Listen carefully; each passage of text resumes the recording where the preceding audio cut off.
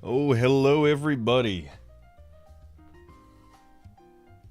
Welcome to the stream today. Hope everybody's doing well. Welcome to the 7th annual Resident Evil 4 professional stream. Woo! Woo! Alright, woo, let's go. Woo, yeah.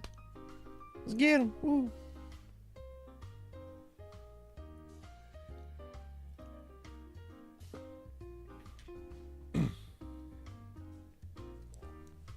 Technically, this started 8 years ago, but the first run back in 2016, 2017 didn't finish until 2017, so oops. Back then, it wasn't intended to be an annual run.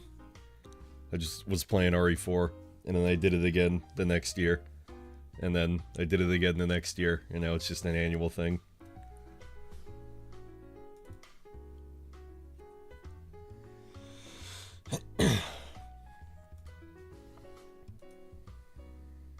And fucking funny. As soon as I like start up here, Kathleen Blot banned somebody with free cheap viewers. Woo, let's go.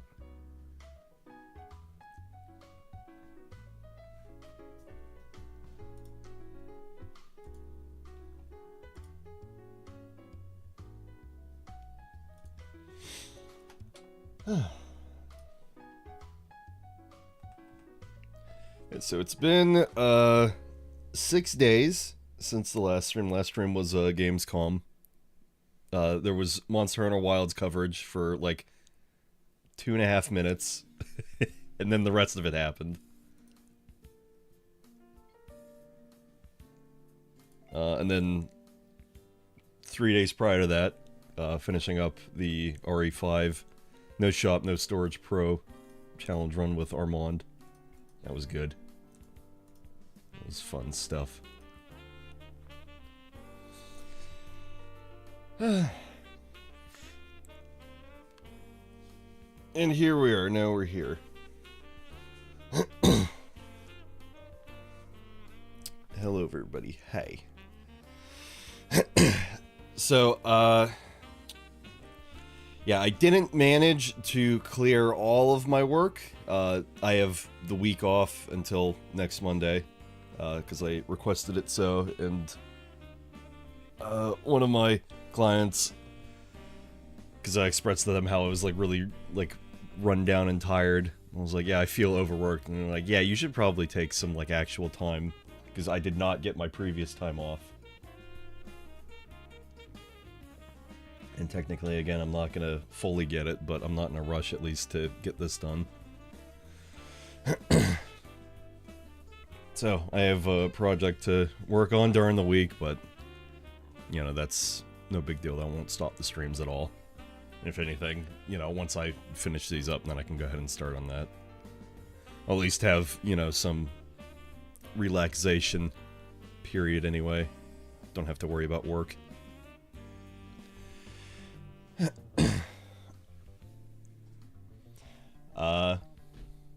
I guess major thing, which before I started, I did not realize that it would copy down below over there, but I have a sub goal for this annual run, which is playing Separate Ways and the little bonus minigame inside Resident Evil 4 Assignment Ada.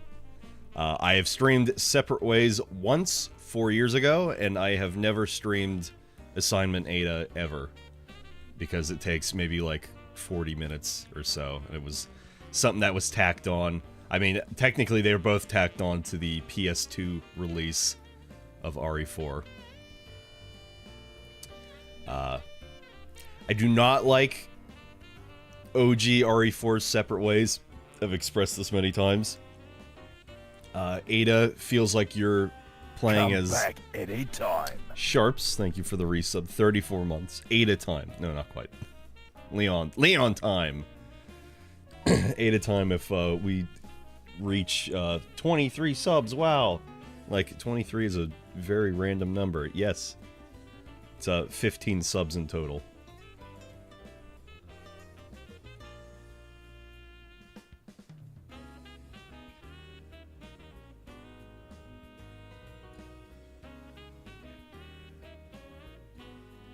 I don't think you're allowed to come. I don't think anybody's allowed to come. Anybody allowed to come? They didn't play, did it?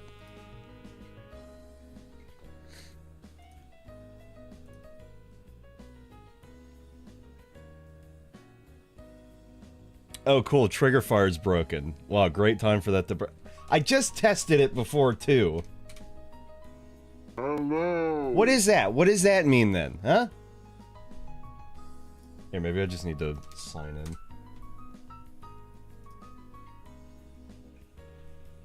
I will hit you all post-mortem with your redeems here.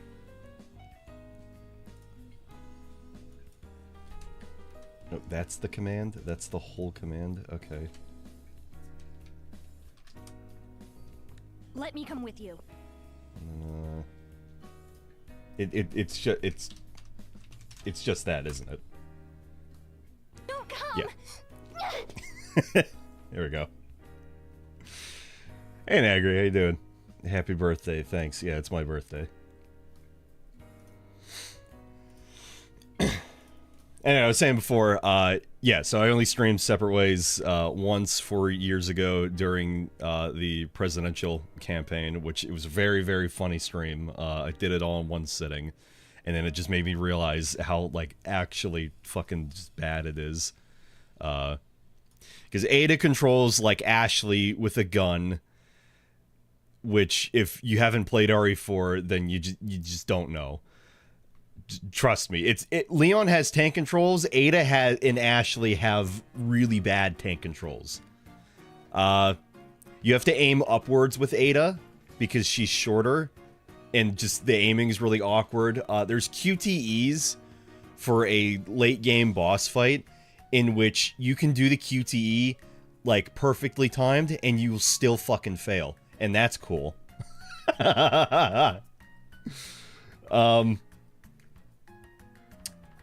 And, of course, with the cutscenes, they are in a low quality because they are not real-time cutscenes. RE4 uses real-time cutscenes back when it was originally on the GameCube, and then it went to the PS2, and then they did not make real-time cutscenes because I think it was... Actually, I don't know why they did that, but they did that. Because there are...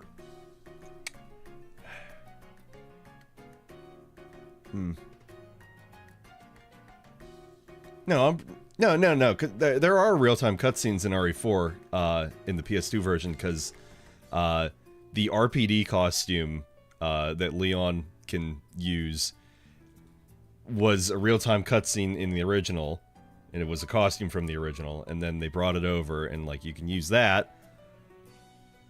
Yeah, it's a weird one. Or is it? Maybe I'm just confusing that. Maybe all the cutscenes in the PS2 version are not real-time. I actually don't remember that. I don't think I have that in my notes. He's uninformed! He doesn't know shit!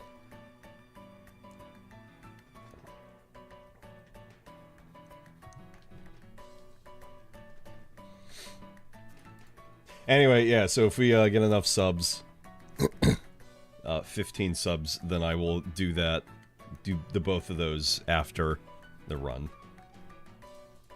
And I added the thing right there. I wasn't intending to have it on the just chatting. I have it added to the just this whole box here. So that's kind of funny that that ended up popping up anyway.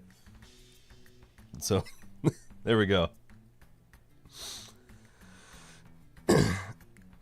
But some quick updates and stuff that have been going on. As of yesterday, I got a new razor. Wow. I got a new razor blade razor from Dollar Shave Club. Because I've been looking at those. I have a Gillette, or I have had a Gillette razor, And the blades on that are a lot more expensive than the Dollar Shave Club, like, resupply ones. And sometimes they don't even sell them, like, on Amazon. So that's kind of an issue. So I switched it over to that, and man, the razor, like, handle itself, it's like stainless steel. It has like a diamondized grip on it. Quite nice. And the blades too are like pretty fucking good, honestly. They feel a lot better than Gillette's. So like even after the first shave, I would like already recommend them, like 100%. And then I also got a new toothbrush. I've had this electric toothbrush for, I think, a couple of years or so. Maybe 3 years, actually. It was some, like, cheap, like, $20-ish one that, like, just itself vibrated. And I kind of wanted to up my toothbrushing game, so I got a like a spinning head one, an Oral-B.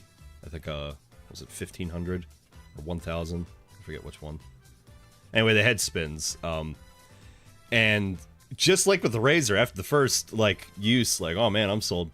After the first use of the toothbrush, it's like it was getting like plaque that I'd have trouble reaching like the back of my mouth and my molars, and like perfectly fine. So like, yeah, I'm sold on the toothbrush that I got, that I bought. I'm already sold.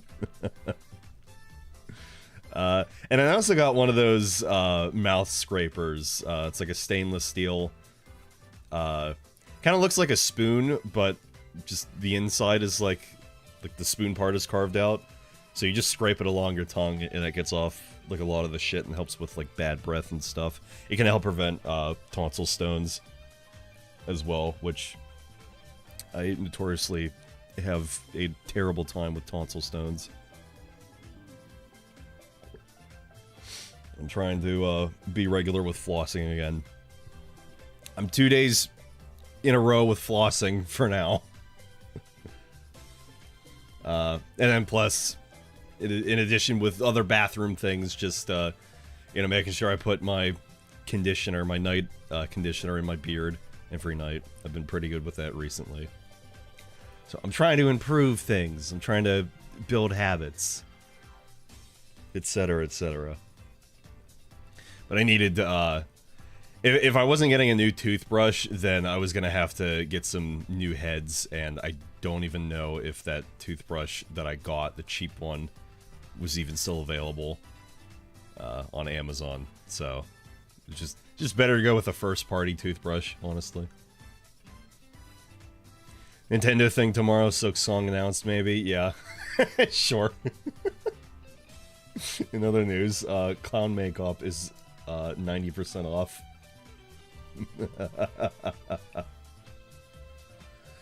Yeah, they're... Actually, it's not just, well, Nintendo thing is actually, yeah.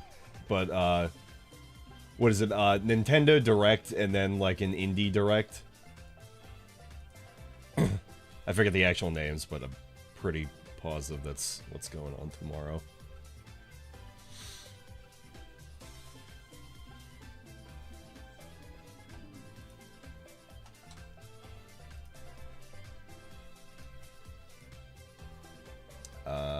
Yeah, I didn't even bother checking what time that starts at, because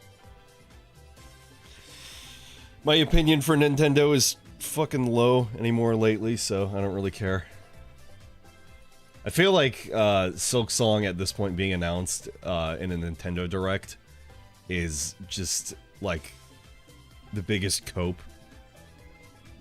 Like, if I were Silksong, I would announce at the Game Awards or Jeff Keighley's SummerSlam Game Jam. Like, for a big audience. Instead of an online pre-recorded event. That's me personally. Anyway, so I have no faith in Silksong. Well, Indie World, well, that's pre-recorded as well, isn't it? I have no hope for it. It just Silk Song will be announced when it's announced. Yeah, it'd be cool to like have it. I haven't finished Hollow Knight, so I'm fine with still waiting. Ain't no skin off my teeth, and I'm tell you, water off my back, and I'm tell you, it don't mean nothing to me, and I'm tell you.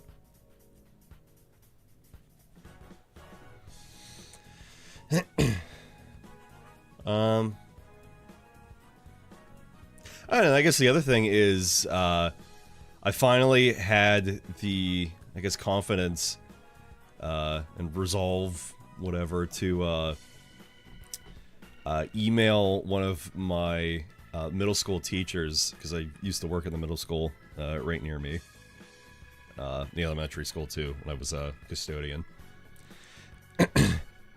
And him and I, when I was working over there, like, you know, we talked when we could, and we talked video games and just, you know, other shit. And it just, he was always really cool to just talk to. I wanted to be a writer at one point, and just, I enjoyed English and language arts. And again, he was just, he was just very nice to learn from, and he's a very nice guy. And for the past like 3 years since I had quit, like I sent him an email and then he replied back, but I hadn't talked to him since then because it just, with my business and everything, I was just, you know, desperately fucking poor and things weren't good. So it's just, I wanted to like be able to come back to him and, you know, message him back, be like, hey, everything's going great. Like, it's just, I even told him myself, like, in my email that, like, oh, it's illogical, but, you know, it's just something I had to do. Like, I wanted to be able to stand on my own 2 feet before I, you know, talk to him again, because I have a lot of respect for him. But he got back to me, and he was like, no, I completely understand. Like, my one friend, for, like, our 20th high school reunion or whatever, was like, yeah, you know, this is the first time I've gone to one of these, and it's like I felt like I couldn't until like I was successful in, you know, some way. So like he totally understood. I got his phone number. He gave me his phone number, which that was cool. So he'll keep me updated on like a time that, or a day rather, that I can head over to the school, and then when he's getting off work, say hi to him for a few minutes. So very much looking forward to that. I'm glad I was finally able to message him. And then the last really important thing here, PC related. So I mentioned, for those that didn't catch it on the Discord, I mentioned that my CPU, I've been talking to Intel, customer support directly. My CPU is confirmed faulty, so I would be getting a replacement. I got transferred over to the warranty section, what have you, and they actually got back to me with the current CPU that I have. The let's get the numbers right here. The i9 13900K is what I have right now. That is unavailable, so they would be shipping me instead an upgrade, the i9 14900K, which is a 0.2 gigahertz upgrade. It's not much of an upgrade. The only unfortunate thing is, like, they offered me a refund if I wanted that, just complete full money refund. Or they were like, if you want to wait, because they're not in stock right now, we can send you an upgrade replacement. I was like, yeah, let's get the upgrade replacement. My computer still currently works, so hopefully that won't be, you know, too far off. They're very slow about responding, though. It's not that big of a deal, but it I probably would have, like, just been waiting for the part at this point, like everything would have been cleared. I'm assuming that I still need to send over my faulty CPU once everything is squared away, because I chose advanced shipping, so I pay it was 15 or 20, 25 bucks for the shipping itself, which is non-refundable, and then I also pay the parts like fee of itself, so like 500, however much the CPU was, and then once they get the faulty CPU, then I get that refunded. I'm assuming is, you know, should still be the case. So now it's just about playing the waiting game. And of course, you know, I've flashed my BIOS already with the update, so I've done what I can. It is what it is. More money for me, more money for you, woohoo! Is the thing doing the thing yet? No, cool. Trigger fire is just fucking broken. Alright, nice. Well, then I can...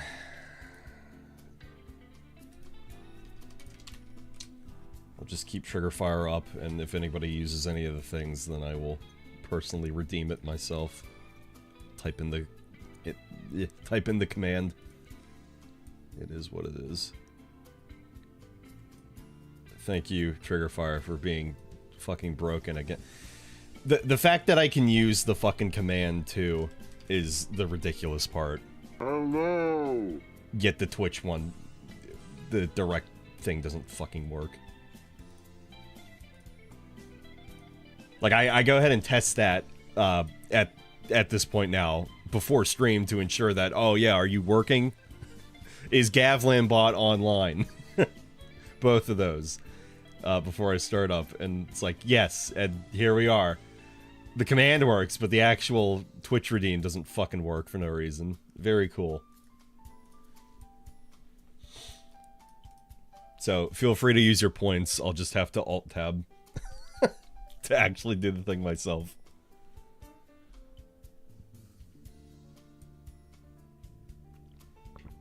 At least everything else is still working.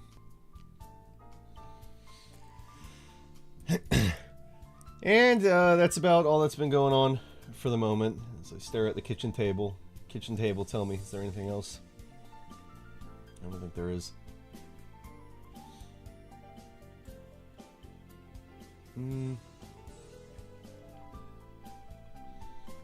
Yeah, that should be about it. Yeah. Yeah, I think that's it. You know, CPU. Toiletries. Off work. RE4 time. So, the front... the beginning of the stream is going to be front-loaded with a lot of fun facts, just for a heads up. And then somebody will come and be like, wow, you just started... You've been playing for 2 hours? Somebody said that last year. It's like, wow, 2 hours and you're only just getting to the village? Yeah. Did you miss the fun facts and extras part? Yes. So I anticipate about the same, honestly.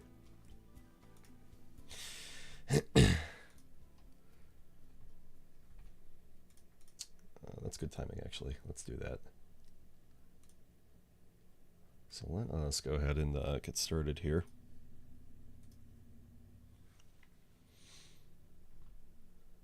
Gonna start up the game, and I think oh, we still have 30 minutes. We'll just go ahead.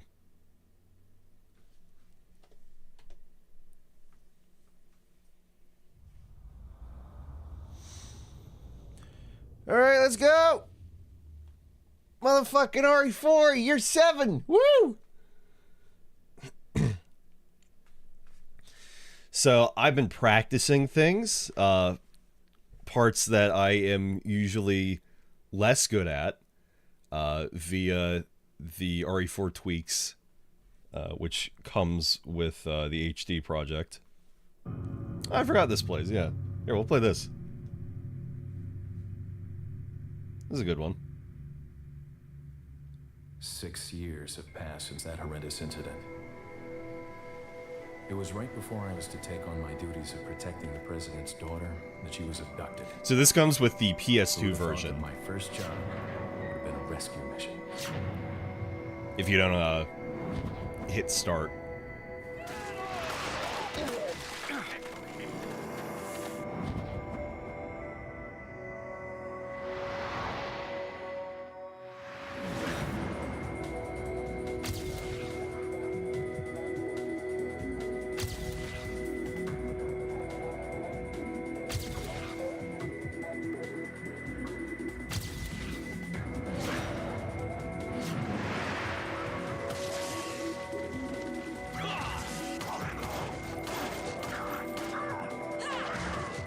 Fucking awful.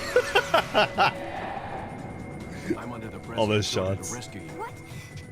My father? On the other side of the bridge. Yeah. Time is almost up. Take out anything that might interfere with our plans. ¡Maldito sea! ¡Mierda!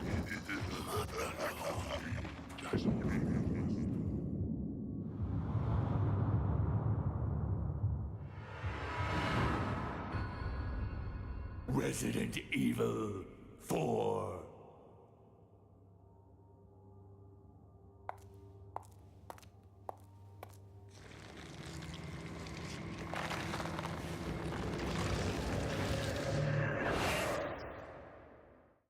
Yeah, shame. Anyway. So the weird gun that Leon was using towards the end of that is the PRL 412, which was added in the PS2 version. I always forget what unlocks that.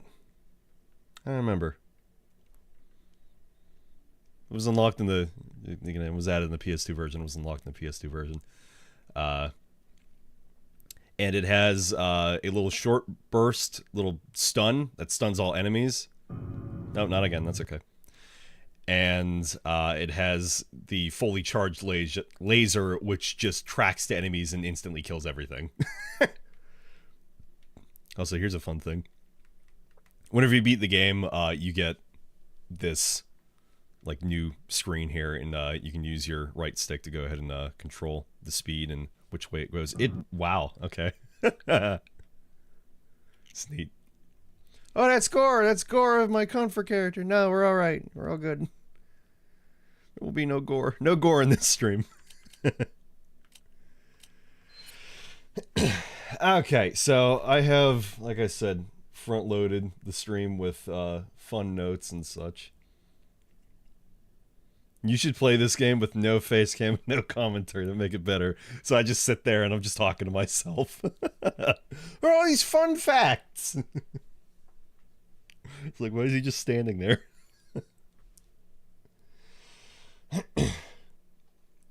Okay, so let's go with let's start with the extras screen right here, and then we'll go into development. So in the German release of the game, and some of these things are things I did not know up until this year. In the German release of RE4, apparently they didn't have mercenaries or assignment Ada for some reason. Germany is like infamous because of censoring, is the reason that was listed. But they were available in the 2016 PC version, which is this version. Germany finally got those, so woohoo. And then the movie browser was not a thing in the GameCube release. That was added in the PS2 version. Same with Ada's report, because that's part of separate ways. The movie browser just being you can watch back all the cutscenes. It's as simple as that. Leaderboards were added with the... I think it was with the 360 and the PS3 versions. But the PC ones are, you know, completely fucked. Like, oh yeah, I beat the game in 2 minutes! A whole 2 minutes. Incredible.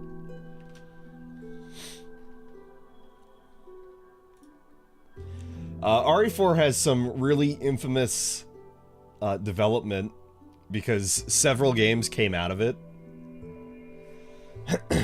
So the games that came out of RE4's development were Devil May Cry, Haunting Ground, and God Hand, specifically. And then Rule of Rose, which is a... let's forget, was that an Atlas game? Yeah, an Atlas published game. Rule of Rose was inspired by Haunting Ground. Haunting Ground being a... not really any combat at all, kind of survival horror game. That both took inspiration from like early builds of RE4, or at the time, as people call it, Resident Evil 3.5. And it just has a similar kind of vibe to Rule of Rose, just the way it is. And of course, Devil May Cry itself, coming out of RE4, also inspired the action combat genre gameplay that, you know, was Bayonetta. And if you don't know Bayonetta, then that's surprising. Bayonetta is a sex icon.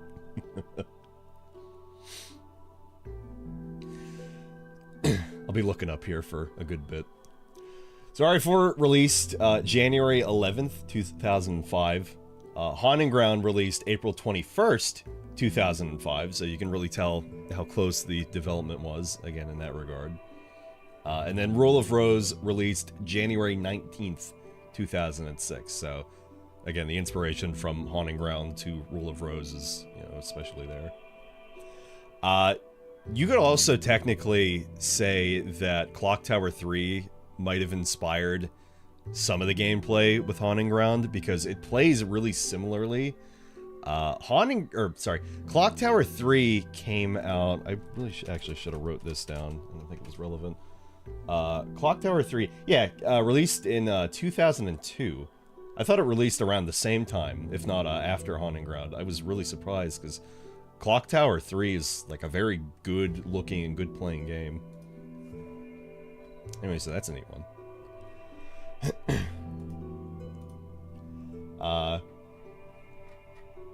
Additionally, with the series Onimusha, which is like a feudal,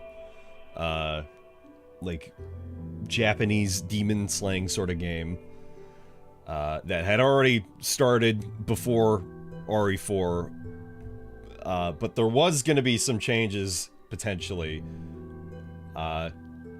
So in Onimusha 3, Shinji Mikami, which is the director for RE4, wanted the game to have RE4's camera, and he was citing that, quote, the game would have been so much better if Onimusha 3 had RE4's camera. So, like, they had to make RE4 first and get that, or rather, Onimusha came first, then RE4. Would have preferred if RE4's camera was in Onimusha 3.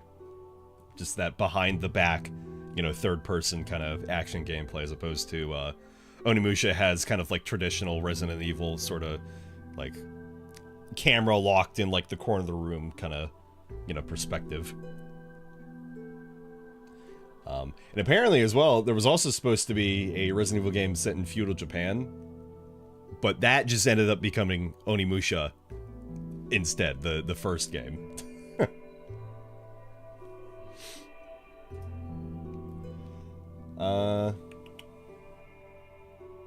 And some additional backlog here.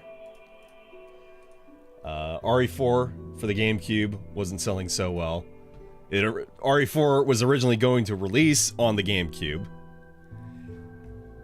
and it was, where do I have that? It was part of a yeah, it was part of a deal called Capcom 5. What the hell is this? This is the backstory. Or do you mean what Barlow said? Hey, Barlow. Play the game? No. Extras and fun facts. Shut up, fucking dumbass. My mom has an issue with her two-factor authenticator app login. Oh, fun. So now she has to contact customer support hotline because the only way to remove the two-factor authentication from the account is with the two-factor authentication, which seems kind of dumb. Yeah. It's kind of like, like I've gotten locked out of several, Hotmail emails through Outlook. And, like, I'll try to, like, get back into them.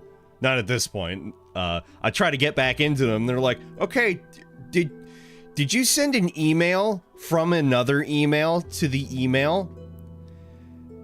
You're asking me if I send an email from, let's say, my main email to, like, a personal email to my side email. Is that what you're asking me? Yes, did you do that? No, nobody in existence has fucking done that. Oh, well then, no. No, that won't work as, like, a login, help. Get fucked.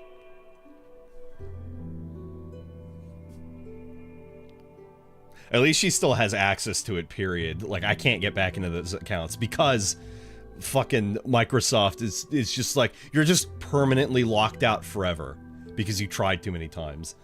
I was, like, this close to having that fucking issue on my main email recently, trying to log into my new phone. Or with my new phone, rather. Which would have been a fucking problem. Surprised you can't remove two-factor authentication from within the account. It's just stupid bullshit. That, like, is... I swear, like, that it's, like, fucking half-baked every single time. It's ridiculous.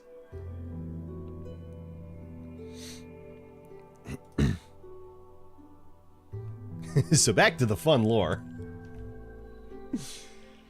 So there was a deal called Capcom 5 where Capcom was supposed to release 5 games exclusively for GameCube, in which they did not because the deal sucked so bad and the games did so fucking poorly.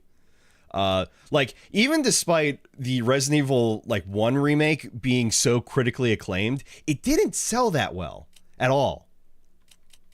Which I was really surprised to hear.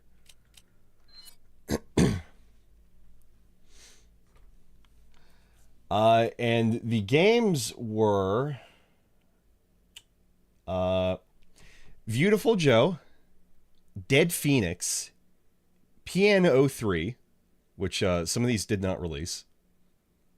Actually, I think Dead Phoenix was the only one that didn't release. I think. Killer 7, and of course Resident Evil 4. To which, apparently, very famously, Shinji Mikami is quoted saying several times, I've never seen this until this year. Resident Evil 4 will definitely release only on the GameCube. If it comes to another console, I will cut my head off.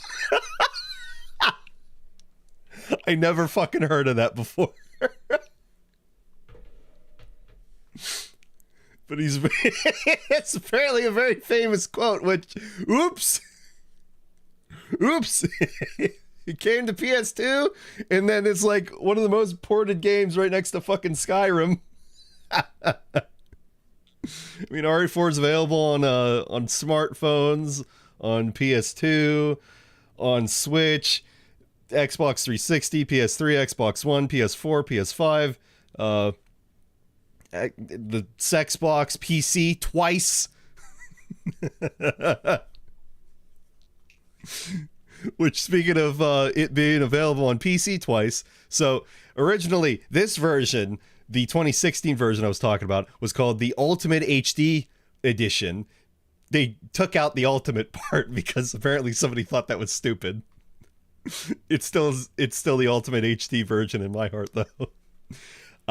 But the original PC version was insanely ported by Ubisoft, of all fucking companies. And it was so bad, it controlled so poorly, but it was like a fundamental like modding point for a lot of people. Like OG RE4 is like, I wouldn't say it's like up there with like Skyrim or, you know, Fallout or whatever, but like there's modding forums for RE4 that are still up to this day. They migrated to a different host, but that was like many years ago. But it's still like all the same. But like, there were a ton of fucking mods for RE4. Like I RE4 was like my way into modding, like back in the day. Not that I mod anymore, but like it got me into like, you know, checking out and trying to mod like Cry of Fear and stuff like that, and try to make like my own Fallout 3 mod. So like that original PC version, which was a pain in the ass to get because I had to burn it to a disk and then install the disk to my computer. And no doubt I fucking installed a bunch of malware, I'm sure. But it was good times. I still have that somewhere around, and I made like my own custom case to it as well. RE4 is my second favorite RE game after RE1. Which RE1? RE1 or RE1? Or RE1 Director's Cut? Biohazard. Which one?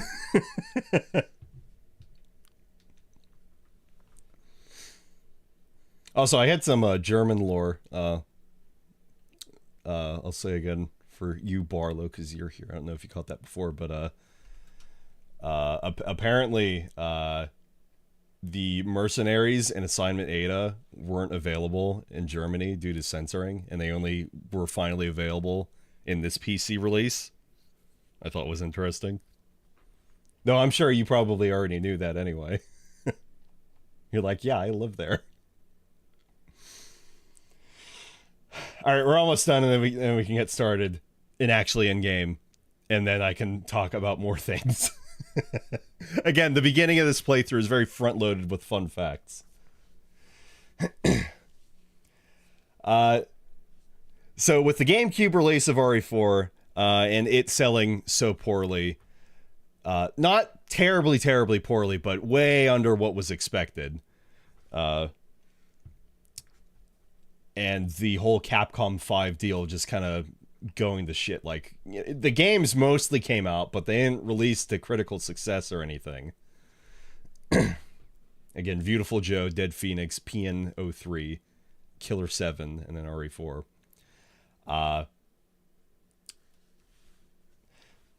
Basically, Capcom backed out of their exclusivity deal themselves without much of, like, anything. So, Shinji Mikami still has his head, I guess. But they just backed out. And then, so yeah, RE4 came to the PS2 and it sold much better. It had an exclusive controller that was a actual chainsaw. It was fucking ridiculous. That's a collector's item.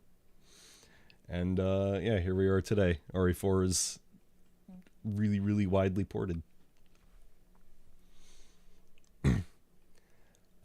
And then lastly, on just pre-game development, I was talking about RE 3.5 earlier, which was like the inner space between Resident Evil 3 and then Resident Evil 4, and how like Devil May Cry and Haunting Ground and God Hand all spawned out of Resident Evil 4's development. With Resident Evil 3.5, there were so many different things that just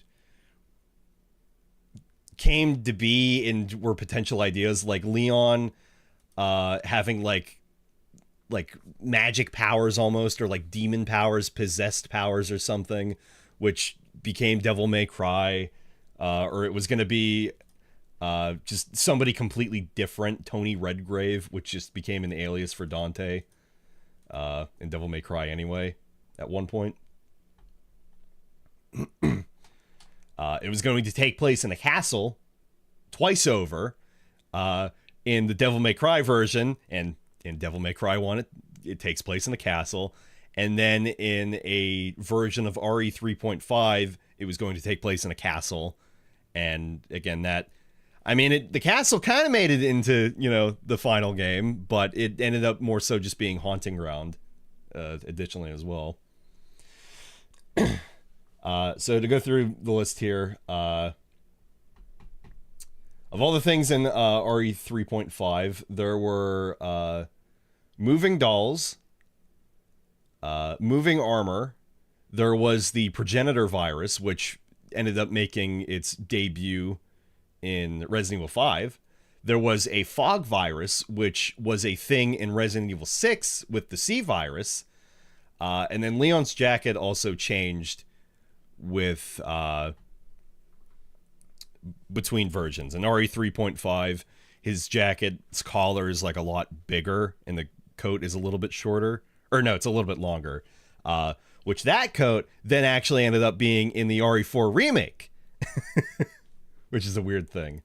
And then even in the Separate Ways trailer, there is a shot specifically that calls back to one of the RE 3.5 trailers, which is this like shot that's going down this giant staircase, which there's a giant staircase in Separate Ways that Ada kind of grapples her way down in the Separate Ways remake, I should say. So it's just really random things that keep coming back from like RE 3.5 and they end up just using later on. Very, very fucking bizarre. There was also a woman that could control a BOW dog, BOW being bioorganic weapon in Resident Evil terms. A BOW dog, and she would be able to use it to attack, which that just eventually became its own game, Haunting Ground, where you have Fiona Belly and her canine companion that she befriends at the Belly estate, what have you, Belly Castle, Huey. So that would have been a weird one.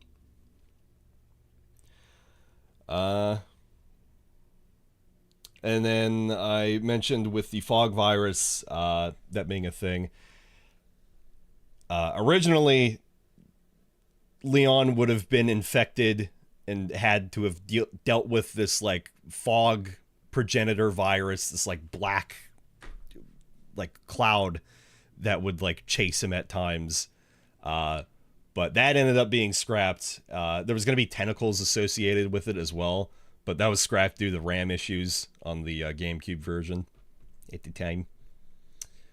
Leon was also going to have hallucinations, and the crazy thing about that is that it would load in two separate versions of a map in RE 3.5.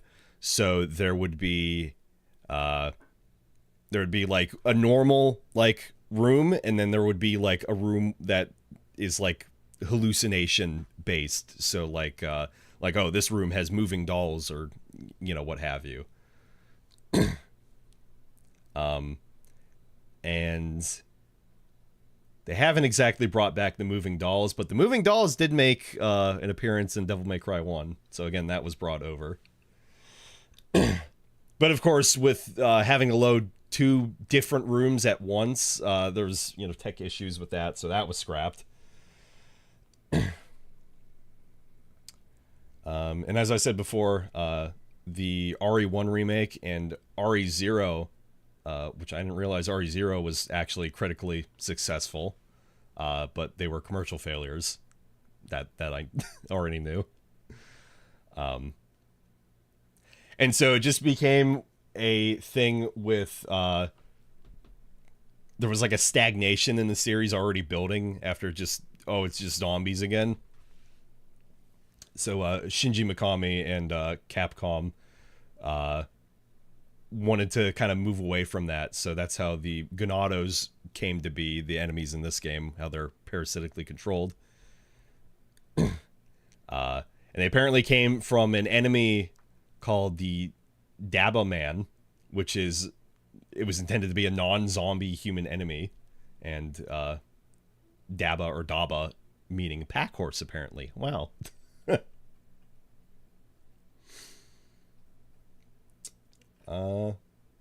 I think that I think that covers the initial shit. So yay. Congratulations everybody for sitting through all that. Sorry, it was just a lot of sitting here and just talking, but RE4 has really fucking interesting development history, and again, that it just spawned so many other games from it. I briefly mentioned God Hand, in just that God Hand kind of came from Devil May Cry with its action combat, and it just ended up being a completely separate project that, from Shinji Mikami, just ended up being Clover Studios, which was just like a Hail Mary at that point. Just, we're going to ship a game that's just going to do stupid things, and we're going to close the studio anyway, so let's just ship a game and just have a lot of fun with it. And boy, did they. There will never be a God Hand 2. A God Hand HD port would be like... it. That's probably not even going to happen. God Hand itself nowadays runs even better on emulator, actually, than the PS2 version, is what I've heard from, like... I think it's Mike Koibe over on YouTube. He's like a super fucking good God Hand player. He's like, yeah, like there's really not much of a reason to play the PS2 version at this point. It's just the emulated version runs a lot better. So there's that. Ads are going to start here in a few minutes, so I'm going to go ahead and run those very quickly. And then we will officially start the run. So thank you everybody for putting up with all the backstory, all the lore of RE4. Again, I find it very fascinating. Again, mostly front-loaded, so there will still be a little bit of stuff, but we'll be able to start making a better pace now, moving forward into the game. Alright, I'll be back in a few.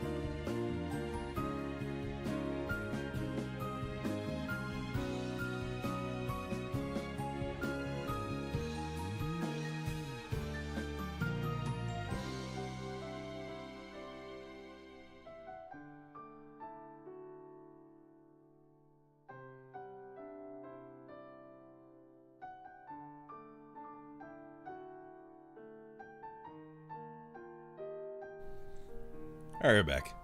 Thanks for your patience.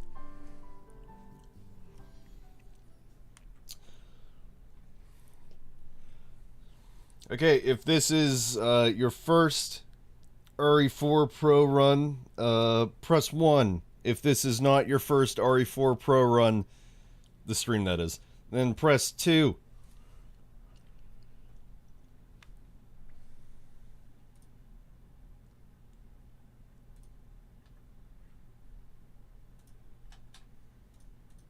Woohoo!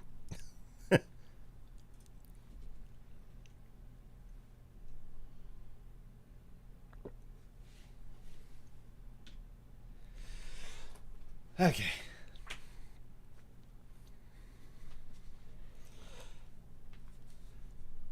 So I have I have this game down to kind of a science. Just I know when I need to use things, I know when I want to use things, and I'm usually not going to get blindsided by anything. I mean, I've played the game, you know, so many times over the years. But as I said earlier, I've been practicing some of the areas that I usually have trouble with via the RE4 Tweaks trainer. So that was nice to do. And just, you know, get a feel for RE4 again, because I only play it, you know, once a year, usually. So, without further ado, let's begin. Resident Evil 4.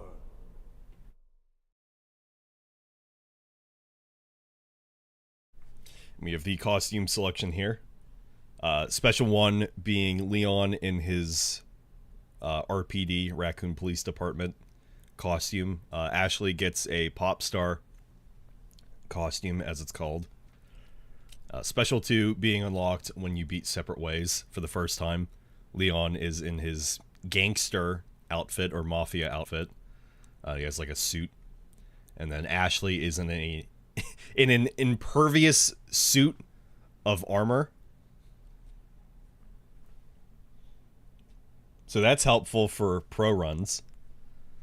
But I'm a pro myself. So we'll just do normal. Which, little backstory for professional being called professional. Professional being professional because there is a movie called Leon the Professional, or The Professional, where I forget the exact name of it, but the main character's name is Leon. That's literally it. Let's start. 1998. I'll never forget it. It was the year when those grisly murders occurred in the Arklay Mountains. Soon after, the news was out to the whole world, revealing that it was the fault of a secret viral experiment conducted by the international pharmaceutical enterprise, Umbrella. The virus broke out in a nearby mountain community, Raccoon City, and hit the peaceful little town with a devastating blow crippling its very foundation. Not taking any chances, the President of the United States ordered a contingency plan to sterilize Raccoon City. With the whole affair gone public, the United States government issued an indefinite suspension of business decree to Umbrella. Soon its stock prices crashed, and for all intents and purposes, Umbrella was finished.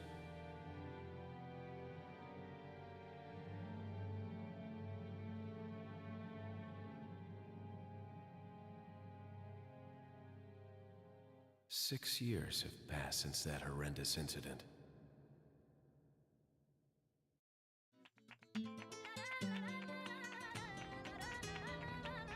I received special training via a secret organization working under the direct control of the president. I was to assume the responsibility of protecting the new president's family. Coño, why am I the one who always gets the short end of the stick? Yo, who are you really? Come on and tell us. You are a long way from home, cowboy. You have my sympathies. Guess that's a local's way of breaking the ice. Anyway, you know what this is all about. My assignment is to search for the president's missing daughter. What? All by yourself? I'm sure you boys didn't just tag along so we could sing Kumbaya together at some Boy Scout bonfire. Then again, maybe you did.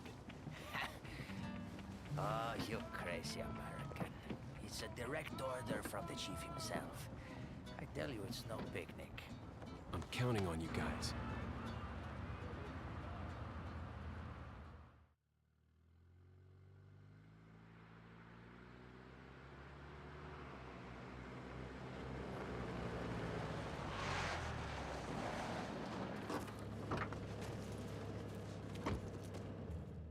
It was right before I was to take on my duties of protecting the president's daughter when she was abducted.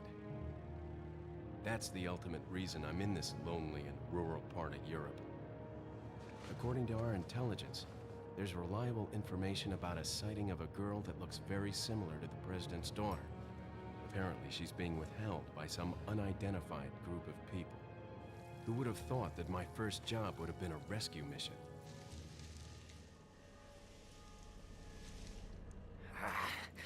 It's freezing. So cold all of a sudden.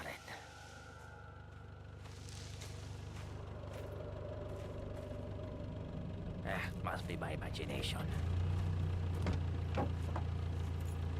Sorry it took so long.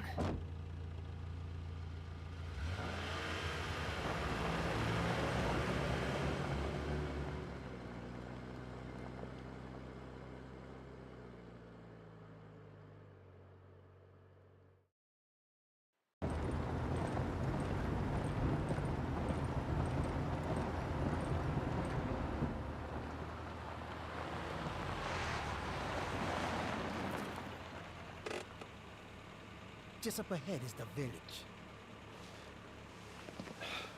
I'll go and have a look around. Yeah, we'll stay and watch that car. Don't want to get any parking tickets. Right. Parking tickets. Good luck. Jeez. Who are these guys? Did you say something?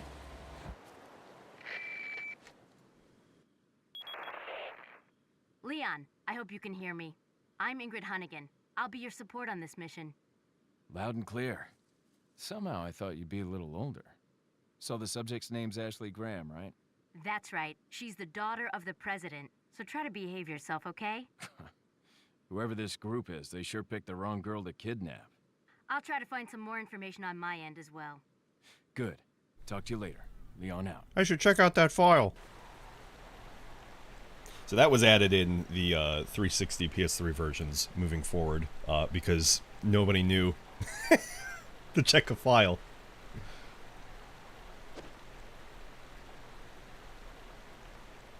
Also, it'll be a little difficult balancing until we actually properly start here.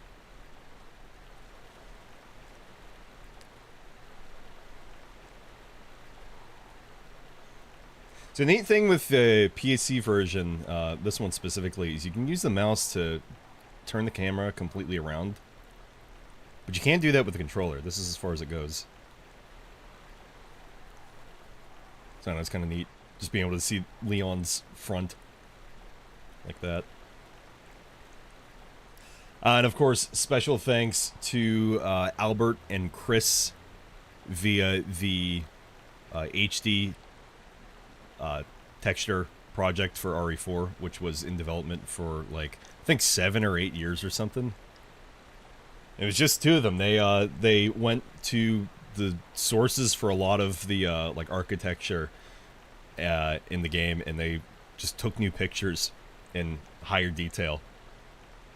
They put a lot of fucking effort into it. And so we have this just fucking gorgeous, gorgeous, gorgeous looking game now. It's when the PC version of this originally came out saying that it was, quote, Ultimate HD Edition, it really, really wasn't. And there were some things that the porters, the developers, Q-Lock couldn't even fix. Which I think recently I had said, and actually I was under the impression for a while, that Q-Lock was the developers that ported the Silent Hill HD collection. And no, that was I have that written somewhere here.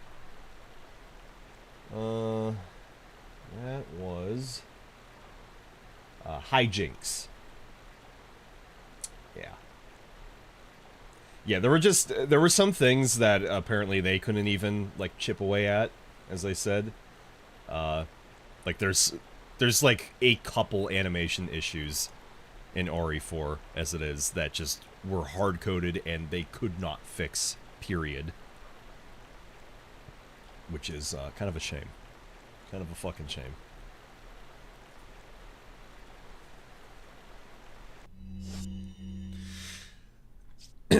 Alright, so inventory.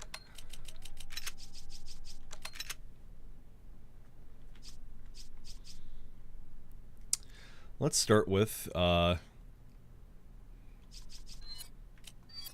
foreground stuff. Handgun ammo, a box of 9mm rounds. Red Hawk. Despite the box saying 30 pistol cartridges, each box holds 50. I'm pretty sure all the boxes just have incorrect like ammo amount on them for some reason, but I love the animal imagery on all of these. First aid spray completely restores health. Maybe a leftover umbrella kind of product. All of the herbs in the game actually that you see moving forward were exported from the Arklay Mountains where RE4 originally took place around. Which is why Umbrella became such a huge company as it was, because the herbs or herbs in the Arklay Mountains had like mystical healing powders, basically. So Umbrella became this huge pharmaceutical company because of those herbs, and like now you'll just find those green and red and yellow herbs just all around the world because they were exported. Like even despite Umbrella no longer being a company. And the handgun. Oh boy, this thing has a lot of history attached to it. Handgun, a standard 9mm handgun. So if you know Resident Evil, then what you might notice is that this handgun looks very similar to the Samurai Edge, which was made by Robert Kendo back in Raccoon City. And the Samurai Edge line of guns were made specifically for Stars. And you can see on the side there, on the slide, it says Kendo. But actually, this gun was produced by the West Coast Kendo store. Robert Kendo's brother, Joseph Kendo. And so that's why it looks so much like a Samurai Edge. And this thing actually has a lot of really neat backstory to that. Let's see here. So the gun itself is called the Silver Ghost. It's based off the H&K USP, the S&W Sigma, and the Ruger P85, apparently. This is what I looked up. And in preparation for searching for Ashley, Leon visited Joseph Kendo in San Francisco and had him design the gun for him. And basically, Leon wanted his own Samurai Edge that Stars used. As I said, it was produced originally for them. The grip is a fucking nightmare, by the way. It's the wood design is the style.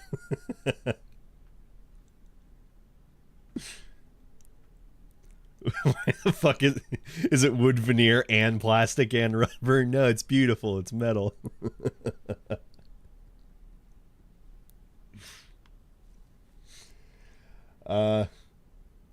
So Joseph turned Leon down originally for making a similar Samurai Edge gun because the Samurai Edge was like such a popular gun that anybody could use, basically. Every Stars member had a custom-tuned Samurai Edge made for them. Like, even Rebecca, the, like, rookie of the squad, had her own Samurai Edge type. They were all made specifically for each one of the members. Which, STARS is basically just, like, the SWAT of, the Raccoon Police Department. That's basically all it was. But Joseph wanted to make the, quote, ultimate tactical gun, and he designed a new one from scratch. And the name of the gun was Silver Ghost, and that originally came from, well, Joseph wanted to call it the Gray Phantom, due to Leon seeing, quote, phantoms of the Raccoon City incident. But Leon decided to call it the Silver Ghost since he felt like he personally disappeared from the world after Raccoon City when the government gave him a job. Because basically it was like, work for us or you're just going to be disposed of. So Leon didn't really have much of a choice in becoming a government agent after Raccoon City.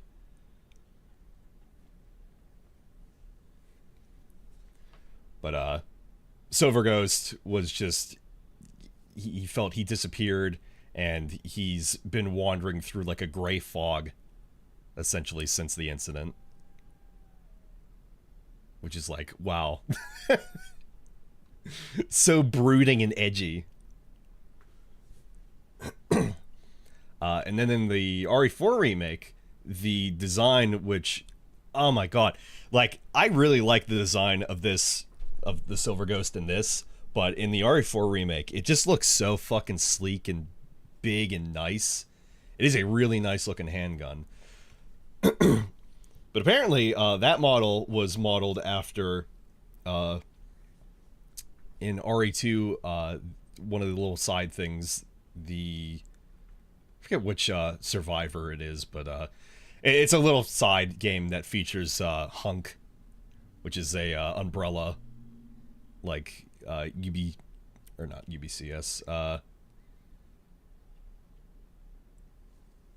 Actually, I think it was. Anyway, he was kind of called in to originally retrieve like the G virus from William Birkin back in RE2, and he ended up being like the only survivor of his squad, basically. But Leon's handgun just looks similar to Hunk's MUP handgun in the RE2 remake.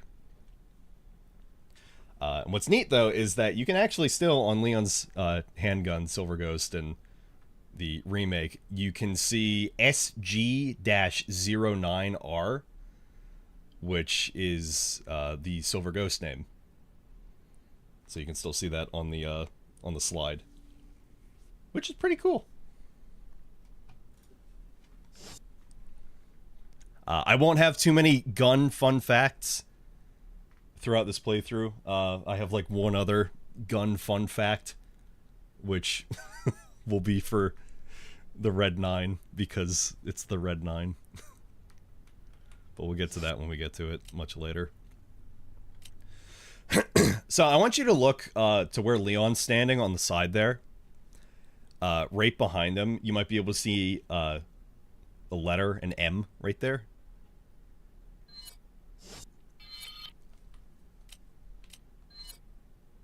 My life has been saved.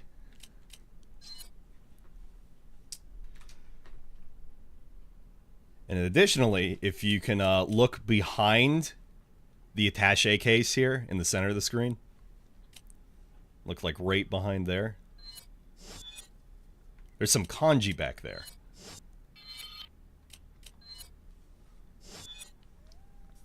Which both of those have real interesting backstory to them. If I can find it in my notes. Here we go. So, the text in the inventory was originally in the GameCube version. It was removed in the PS2 version, and then was added back in with the HD project by Chris and Albert again.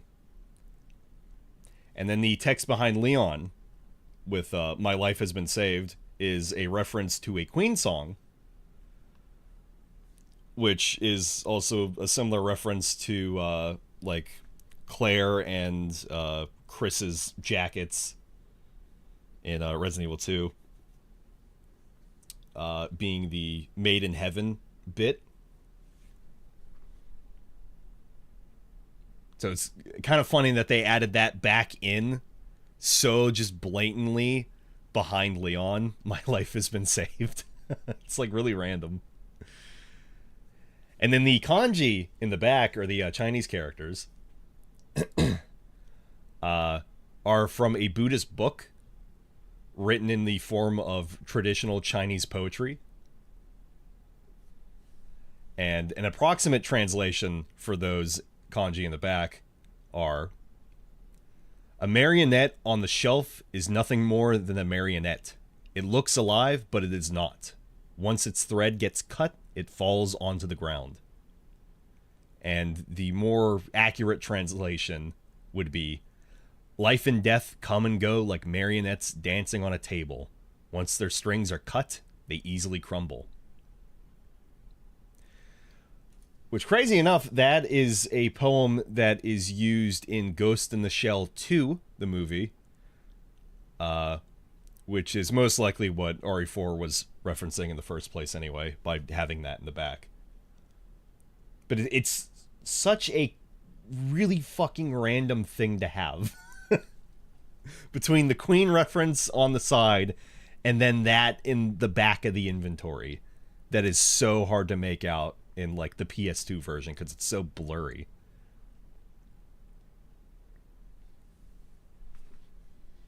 The 3R moniker at the end will often indicate that a weapon is 3-round burst, by the way. I didn't know that. Wow. Dark Souls fun facts abound.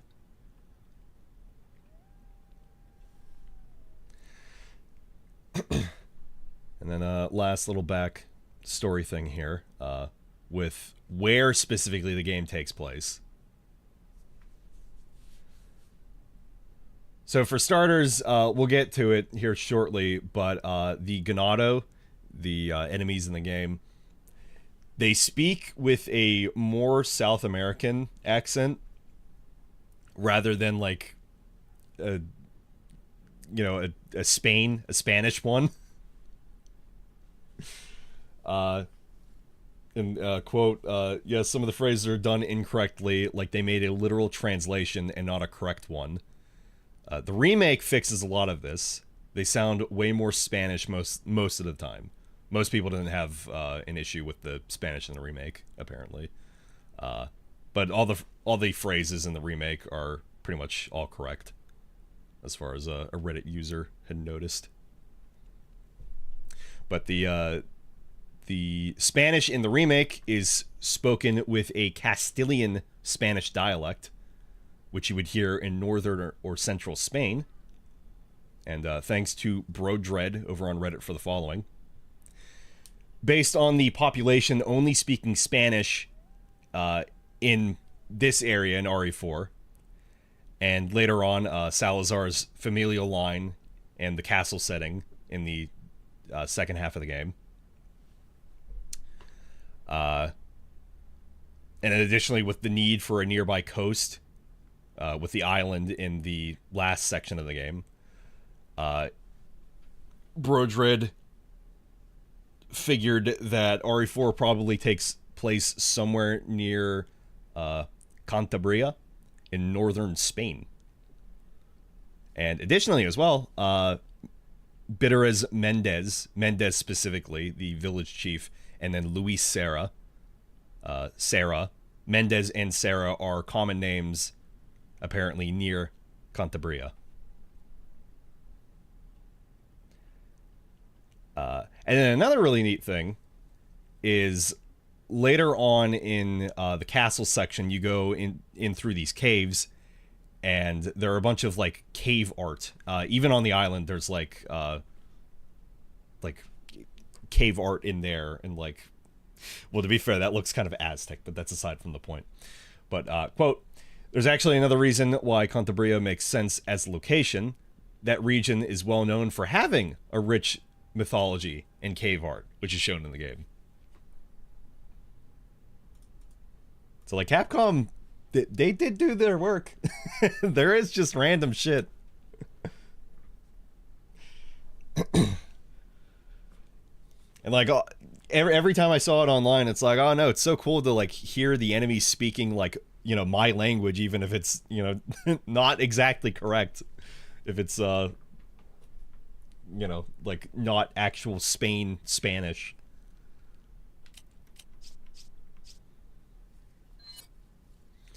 So we got the playing manual here.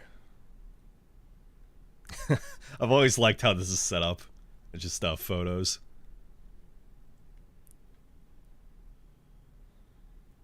You got a knife. Standard position, ready weapon. You jump through a window if you like. So I sure as shit did not see that my first time playing. In fact, the first time I played RE4 on the PS2 over at my uncle's house, I didn't even know how to run, so I walked my ass all the way to the village and then died and then like got kind of annoyed. So I kind of fell off RE4, but then I saw some YouTube videos and like I got back on it, specifically by Ray Pinnett, or Ray Pinot, however he would have pronounced it. But they were basically RE4 music videos featuring Vicinity of Obscenity from System of a Down, and then Stupid MF from Mindless Self-Indulgence, which is how I got into Mindless Self-Indulgence. Which was through RE4. Everything in my life just connects so perfectly, doesn't it? Info on Ashley. Name Ashley Graham, age 20, daughter of the United States President. She was kidnapped by an unidentified group while on her way home from her university.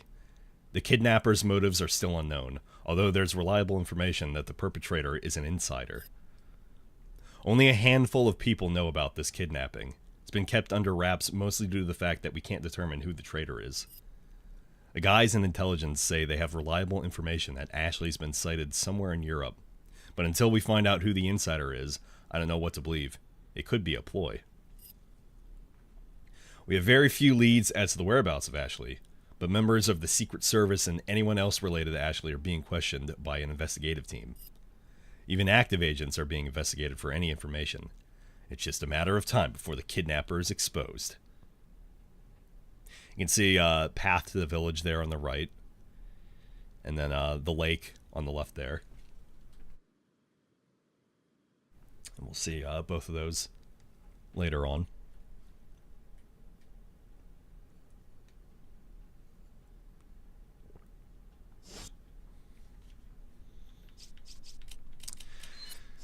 And then lastly, we have this funny looking map here.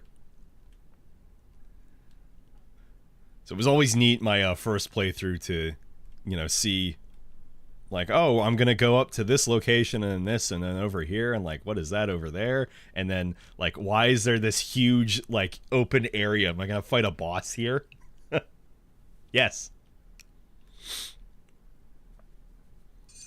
And then odd enough, it has a legend. So you can disable and enable, you know, these. Like, it's kind of almost curious why they even added a map in. Like, there's very, very, very, very minimal backtracking in this game. And, like, I maybe got semi-lost just trying to go back to check some things in maybe my first playthrough, but other than that, it's like having a map is just really odd for this game. Although you can purchase treasure maps from the merchant later on, which will show you the locations of treasures. So like, sure, that works for that. I almost feel like the map in the remake is better used because it just shows you if you fully explored an area and if you missed items in it.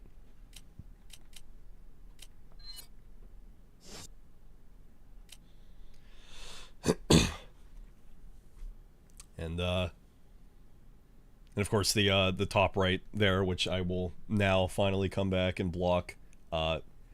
PTAS stands for Pesetas, which I actually have a real peseta that I found years back. I don't remember where, but I have one right here. Neat. You can't really see the writing on it, but it does say peseta on it. And this is from 1998. Wow. So that stays on my desk. So I'm going to block that for the remainder of the run.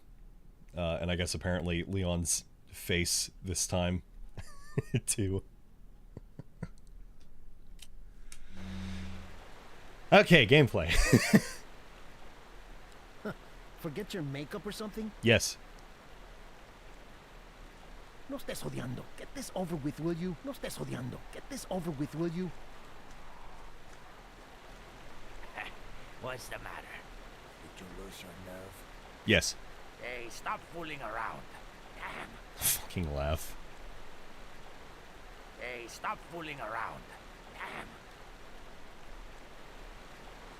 And if we try to go back the way we came. Not that way, cowboy.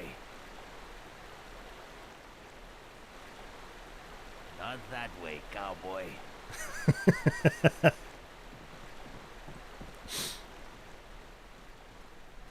Which, if I recall, I think these guys are both played by just not Spanish people.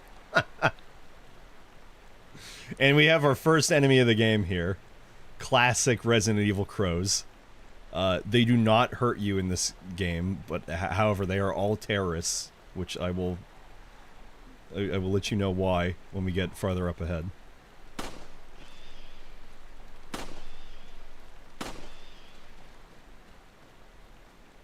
And they drop pesetas because Crow and Shiny Coin and Spinel. Ooh. Our first treasure.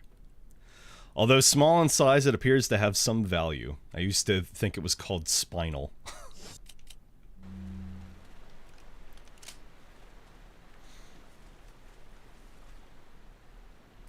Guidepost reads Pueblo. Pueblo means village. The actual name of the village is called, where do I have it here? It's called Val de Lobos, or Valley of Wolves. Wow. Isn't that a fun fact? Isn't that a Dark Souls fun fact?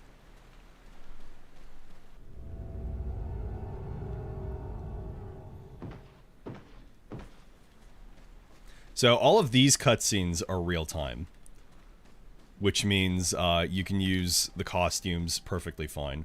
However, really weirdly, without a certain fix with RE4 tweaks, you cannot use the gangster costume at all, and it will only show up like partially working in this cutscene. Through RE4 tweaks, there's a fix for it, but otherwise it won't show up. It's very, very fucking weird. Dude just left his door open. Very small items on the shelf. Nothing particularly unusual here.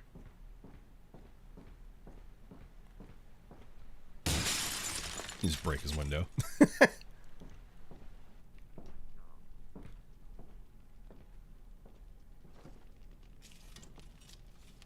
Excuse me. Sir?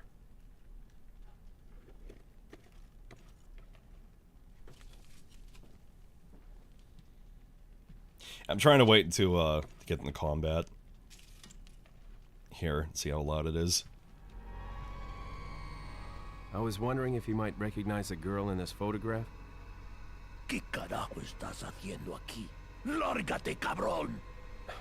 Sorry to abide. What are you doing here? Get the fuck out.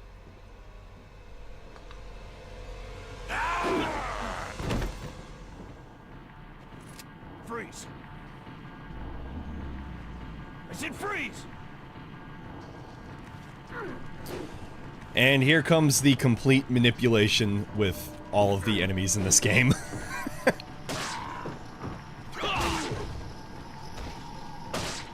Got him.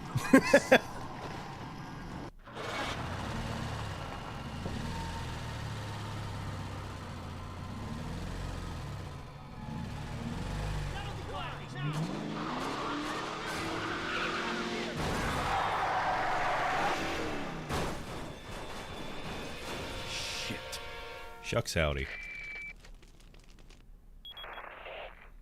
Is everything okay? There was a hostile local. I had no choice but to neutralize him. There are still others surrounding the area. Get out of there and head toward the village. Take whatever measures necessary to save the subject. Understood. Oh, I got handgun ammo off of him. That's actually rare.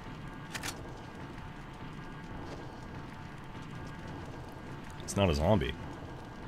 They're parasitically controlled, actually. Something rotten is caked on the table. Seems like someone was eating here until just recently. Something is burning in the fire, but I can't tell what it is. There's very obviously a hand bone right to the left, but yeah, sure. No idea.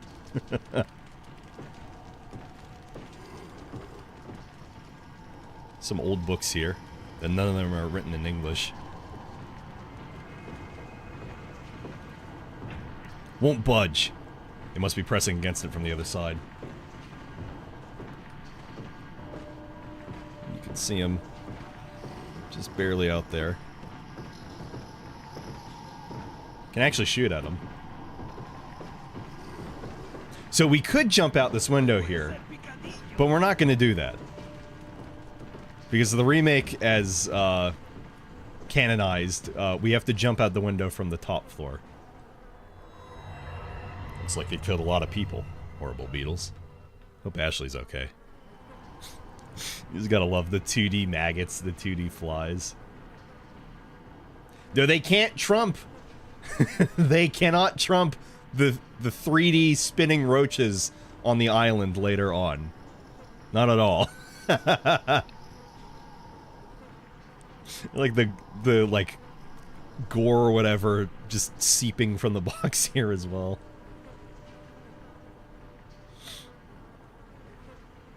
You can probably imagine like hikers or something maybe came through this way. This is like the village's first line of defense, so to speak. Red Hawk ammo boxes might be a reference to American Eagle ammo boxes, which are sold in red boxes of 50. Ah! That's a good one.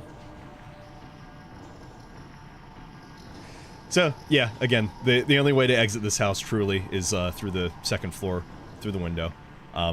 Which I would like to point out as well, there is no bed in this house. Let's just go.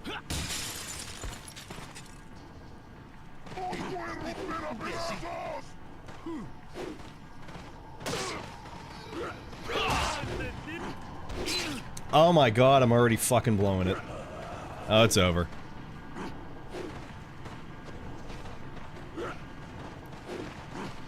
He's not a fucking pro anymore. He sucks.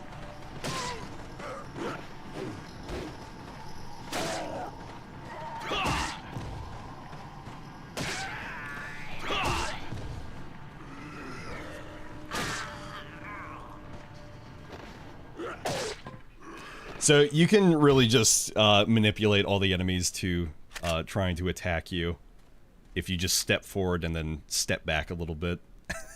It's pretty great.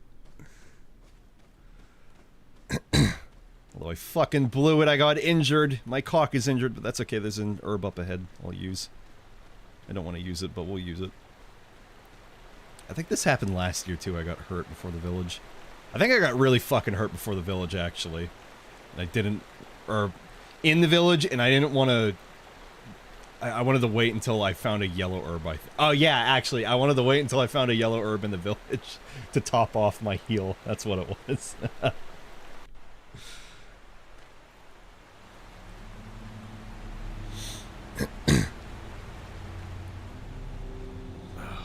No. But Beds aren't necessarily like a thing everywhere, you know, especially in Japan. Yeah, Japan. Well, I know they have, you know, tatami mats. Or the officers. Hope they got out in time. But, like, there's not even a bedroom in that house. You have your front door, your kitchen and living area, and then... What, does he sleep on the stairs?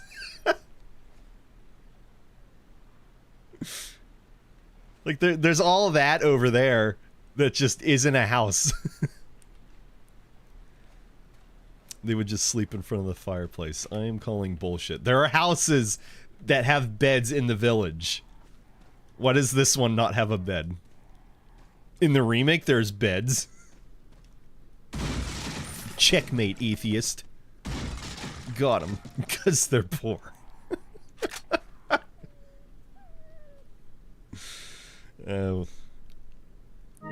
I'll take that and we'll look at it. No IKEA out here. Damn shame. Ain't got no IKEA in Cantabria. Or Cantabria. Green herb. Herb that restores partial health. So like I said, this is exported from Raccoon City. Special healing powers. Wow. Typewriter. Very, very nice looking. Woo! New run! Look at all these saves. Look at all these saves.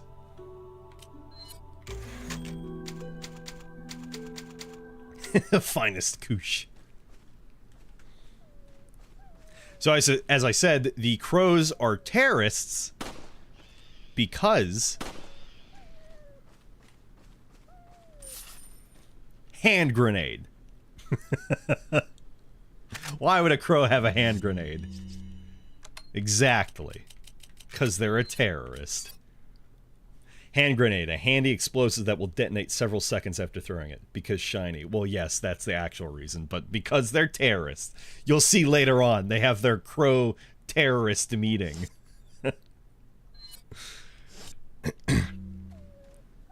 So, a bit of a speedrunning detail about this game is that the... That's through RE4 tweaks. It's nice. You're able to just go ahead and set keybinds, so you can just switch weapons without having to go into your inventory. I'm only doing this for the throwables, which hand grenades and eggs, technically, for cheating. No, not for cheating, actually, at all. So the run speed like this is actually faster than any weapon holding animation. It is not for cheating at all. Because what I would do in every other run is... Actually, even in RE4 Remake, you can go back through those VODs, and I'll, like, holster my gun, because I just like that option to have my gun holstered. So, this is as close as I can get. Having it like this. Banned from all leaderboards. The fucking person that beat the game on the leaderboards, #1, beat it in 2.5 minutes. Shadow fans on YouTube. Looks like a warning of some sort. I have a bad feeling about this. And here we can see the most famous dog in Capcom history. That dog. He also looks kind of like Huey from, again, Haunting Ground earlier that we were talking about.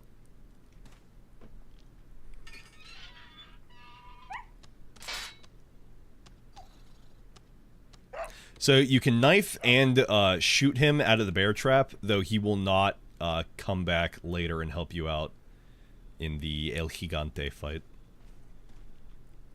Bunch of bear traps all around as well. And then surprisingly, a lot of people don't know about this. There's a red herb back here. I found this back in the OG PC version when I was no-clipping around. And I was like, there's a red herb there? What? Those aren't bear traps, those are elephant traps. But then, but bear trap. What do you mean they're elephant traps? There's not a... I mean, look at the side. The bear trap. Have you seen a bear? These are elephant traps. You want to talk elephant traps? They got fucking dynamite. Tripwires. So you see a dude up there. He's a little silly dude. There's a elephant trap right there. That wouldn't even function. Sure it would. See there. See, you got wires there, and you have a little flashy doodad there, and then you got a switch at the bottom there, and then there's the tripwire, and so that's how it blows up. Of course, though, you can use it to your advantage. Oops.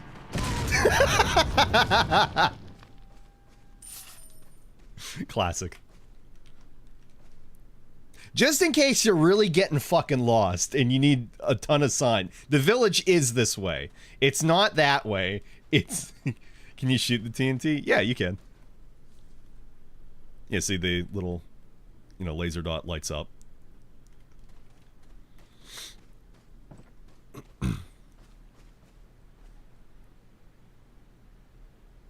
Look at these beautiful leaves.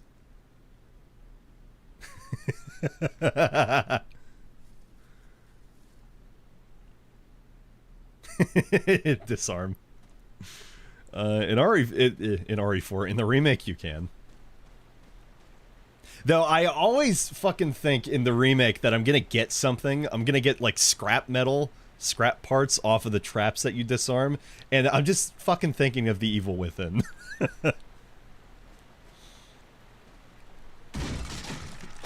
The herb here. Bones and handgun ammo for the villagers that don't use the handguns. And the hand and pesetas and oh my gosh! Woman! Guess there's no sex discrimination here. Better find her fast. Why do they leave only arm and hand bones lying around? That's a great question, actually. Because all the skulls are back in the other house with no bed. So, the Quest 2 port of Resident Evil 4, which is a full VR game, which is very good. I've played it. I've streamed it. Not in its entirety, but I have streamed it. One of the worst streams I ever did, just because the quality was so bad. Everybody was fine with it. I fucking hated it. But, the Quest and ergo Meta Facebook version of this game, weird enough, decided to take out like any adult references and any like sex, etc. talk with it, any suggestive themes. So sex discrimination, that's taken out. It's replaced with a different phrase. In cutscenes where like either like in the codec calls where Leon and Hunnigan are talking, if there's any mention that like Leon makes to, you know, like, oh, woman or whatever, then like no mention of that. In cutscenes specifically, like there are two parts where Luis makes a comment on Ashley's ballistics, her breasts, and that's just completely cut out. So she's just really mad for no reason in just the next shot that you see of her in that scene later on. And then Leon and her, when they jump into a garbage disposal pit, we'll get to it later on, Leon's like, I knew you'd be fine if you landed on your butt. That's taken out. So again, she's just mad for no reason.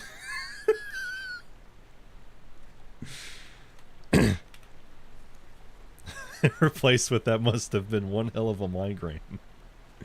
It's just, they tried to do these like censorship bits that just made no sense. Like nobody liked, and it's like, oh, it's just so nobody like makes any fucking comments. It's like I think we're fine.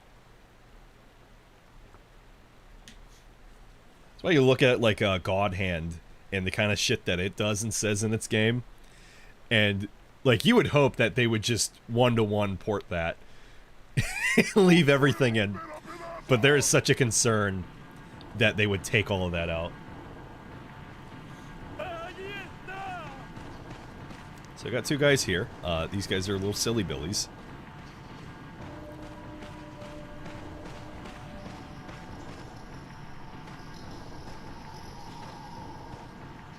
And I command you to stop. Neither of them will go past this line right here. For some reason. This is as far as they're allowed to go. And they just kind of stare at you.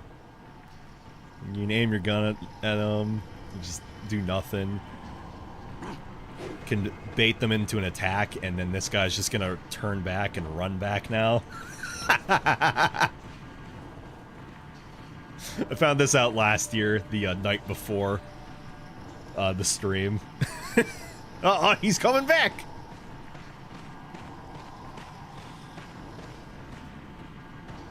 And stop. Now. Stop now. And right now. There you go.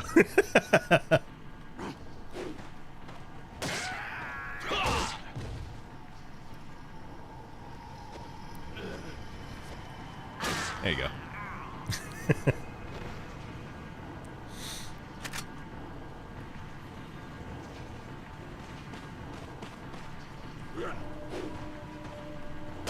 This guy here is one of the few guys in the game that actually have like any hats on or like any additional accessories.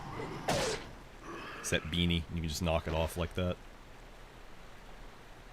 And then as for now, the bodies just stay here, but once we get to the village, they'll start to like despawn into these like pools of blood, basically.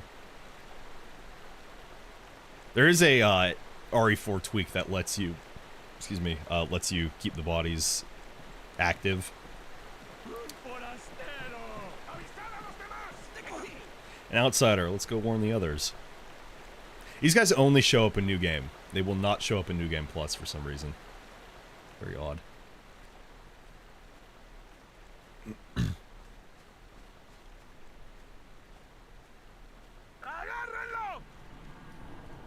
Agárrenlo.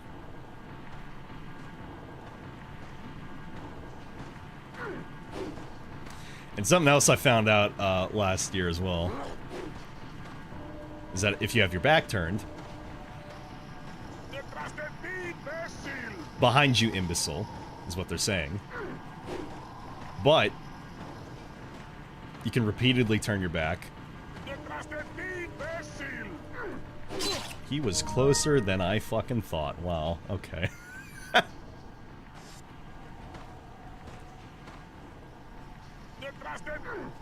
Yeah.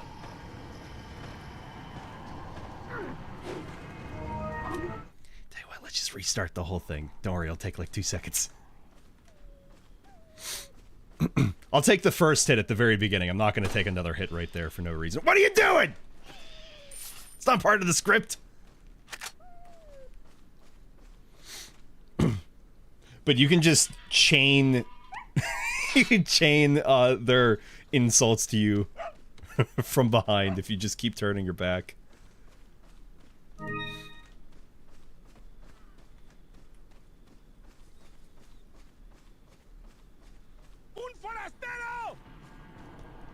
An ad will be starting in 5 minutes, so we'll get to the village gate, and then we'll go ahead and take an ad break, which is fine, because I have to pee.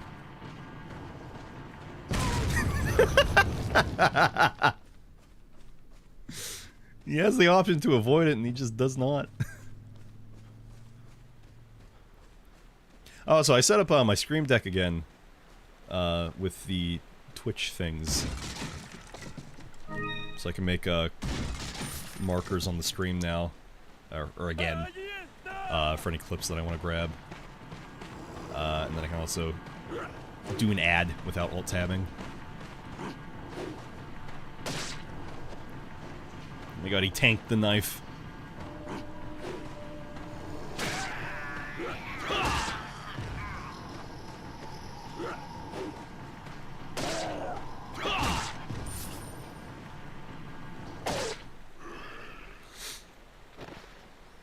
So the knife was really just so OP in this game that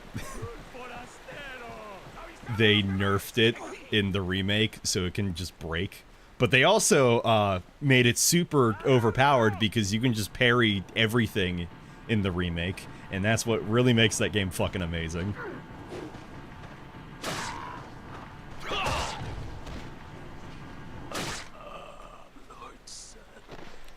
Lord Sadler.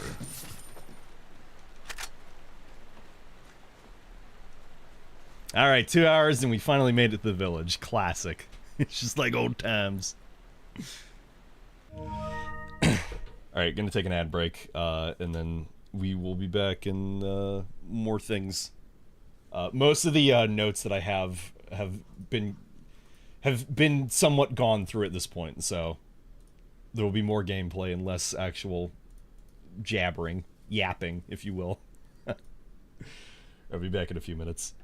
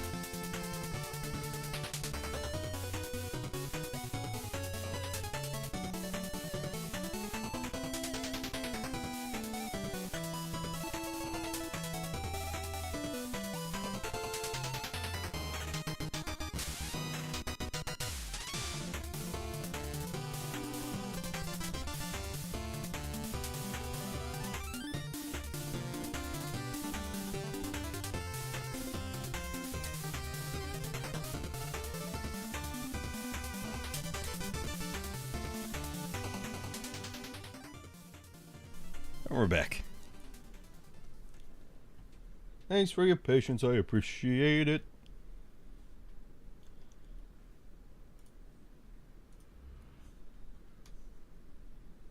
Ooh, that'll be a good one. Next break. Okay.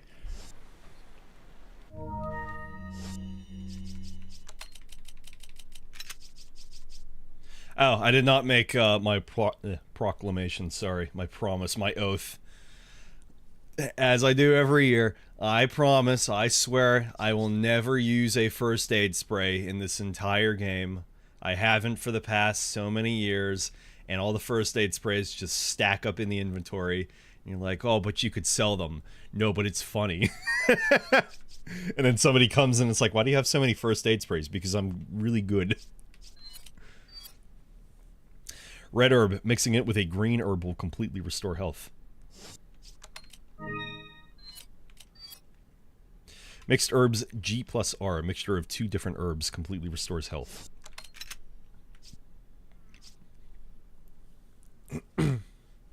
Something I forgot to mention. So if you play on easy mode, and I'm not sure, I'd assume that it's not in the village if you start on easy mode.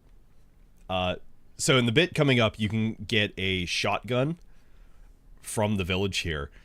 But if you play on easy difficulty, they just give you a shotgun at the start, which is that shotgun that you get from the village. So I don't know. I would assume that they don't just let you have 2 shotguns. But they really did just send Leon out here by himself, a new-ish agent. New-ish, 6-ish years since he started working for the government. But they really just sent him out here with a handgun. And that's it.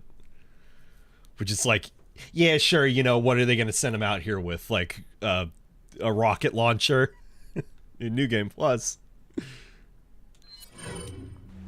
But yeah, it's just, it's weird.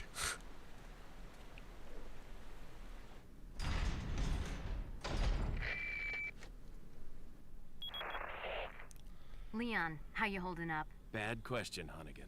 Sorry to hear that. I'm sending you a playing manual. Hope you find it useful. I'll take a look at it, thanks. Playing manual 2, woo! which then, like, you get to the village and they pop this up for you and you're like, wait, there was a playing manual 1? Where was that? Reload your firearm. Kicks. So you can either shoot him in the face or hit him in the knee.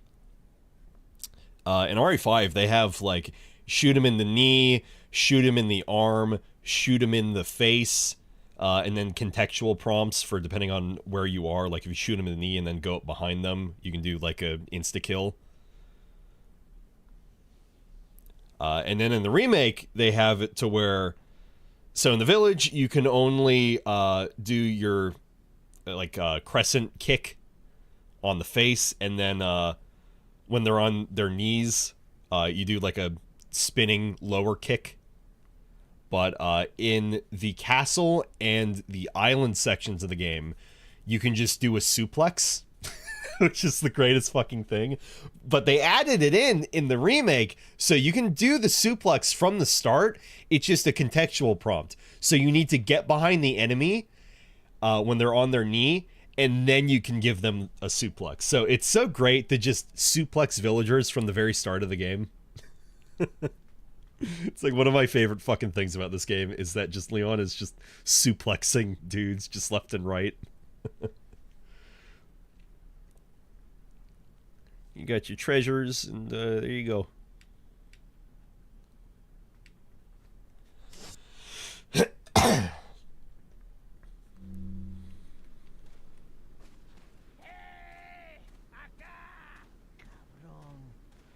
Hey, over here.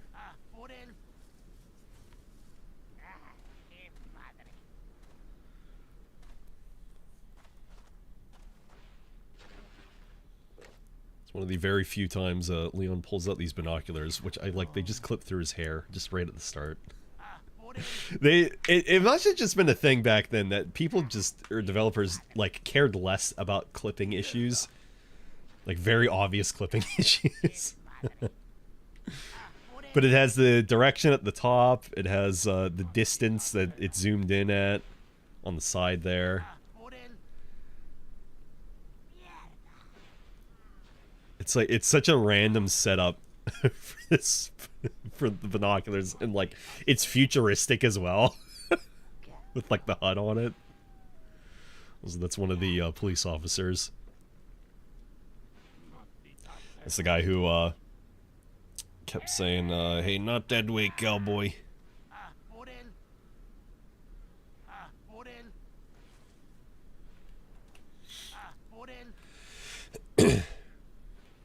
So normally, what I would be doing is I would go to the side here, grab this herb, go to the side here, and then I would wait for the opportunity when she is getting water from over there to then run up that path to grab some extra items that, to be fair, I won't use, but still sneak up it there anyway. And I defend for the first part of this bit from up there on that path. That's what I would normally do.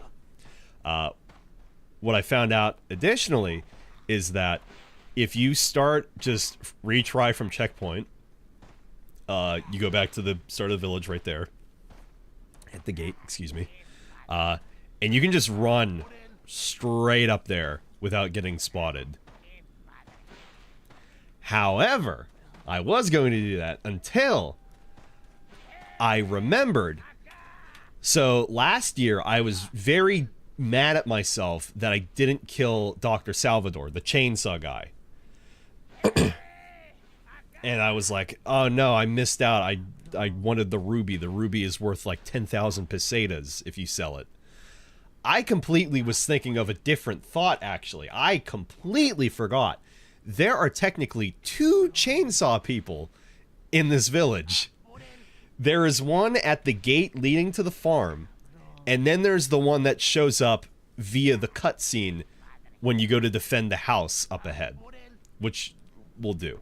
So basically, you can get 20,000 pesetas out of this first section if you just make sure that you kill both chainsaw guys. So what we're gonna do is we're gonna go this way. That guy's gonna spot me and ruin everything. Not that much is ruined, but it's much easier to just hurry up and get up there if you're not spotted. That lady's gonna spot us, unfortunately. That is impossible to avoid. And if you attack anybody additionally, everybody just knows your location. So we'll run past her. Combat will start. Run up this way. There he is. That guy will run. Trip him up. This guy will run. Trip him up. Be a brave little dog.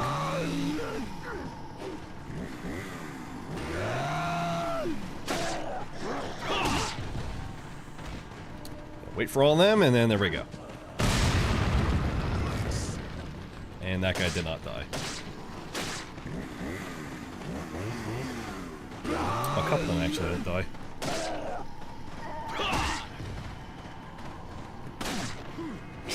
Are you fucking kidding? One thing you can always count on me for, though, is fucking retrying from a checkpoint.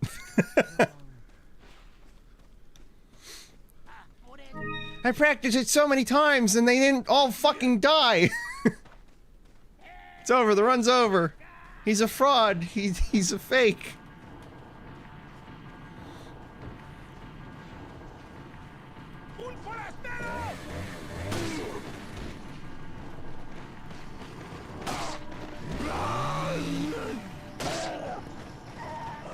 Here we go.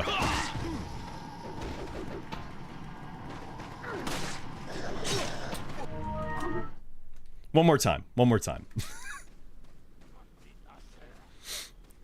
By the way, hopefully the volume is good now. It sounded good. I was just checking when I was on break. It sounded about right. Hopefully it's loud enough. Barlow. Which, by the way, I've been doing that finger lifting thing you were talking about with the coasters. Because I was saying it was, I was saying that my coaster kept getting a bunch of condensation on it, kept getting really wet. So the coaster kept popping up. Just using my pinky to kind of bring it up first, and that's actually been helping. Why did I turn around there?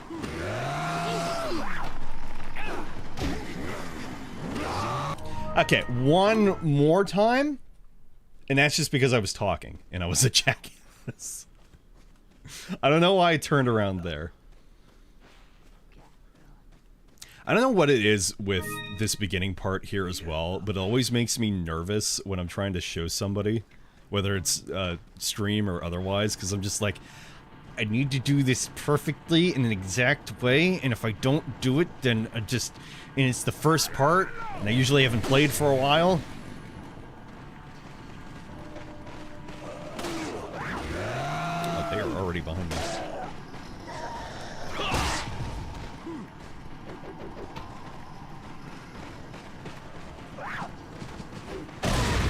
There we go. That's fucking... Yep. Also, I skipped that, sorry. Okay, well, I guess I'll just... I'll deal. There we go. There's a ruby.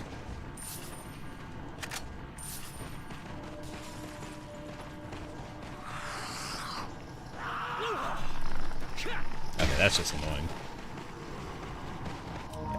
Yeah, one more fucking time. Because the chances of me making it to the house or to where the yellow herb is fucking minimal.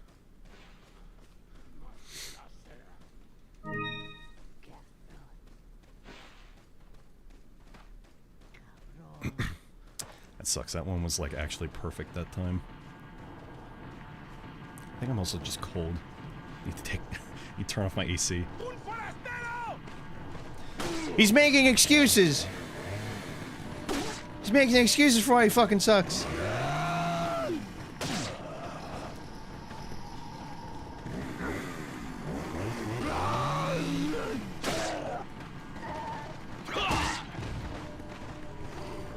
There we go, that's a good one.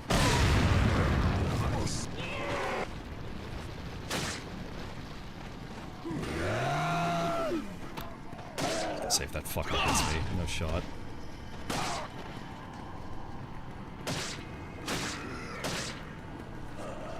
There we go.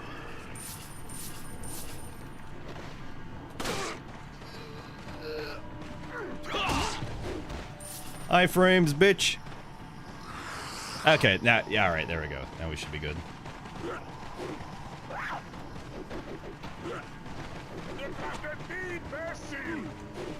There we go.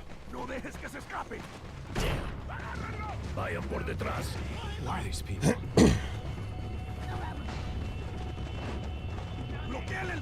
Block his path. I'm gonna go get some coffee.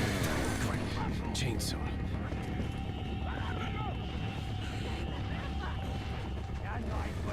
Shit. Son of a... Alright, there should be smooth sailing from here, to be honest. Hopefully.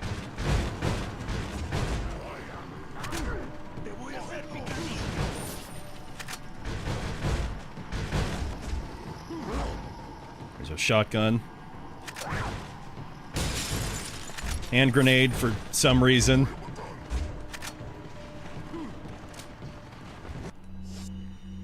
That's actually pretty sorted already. We'll look at all of this after. Wait for that guy. Come over here.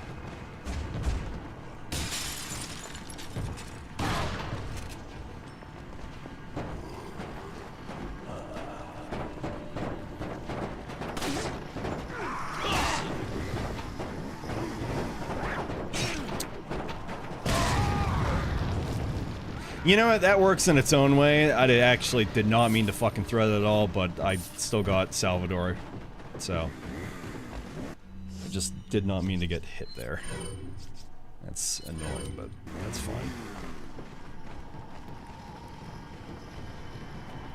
Or at least all still grouped up.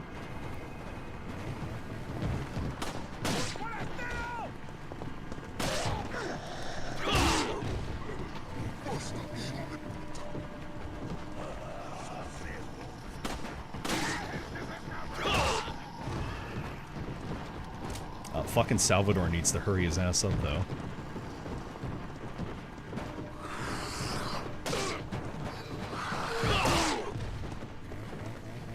He needs to hurry his ass up! Is he stuck? I keep turning around.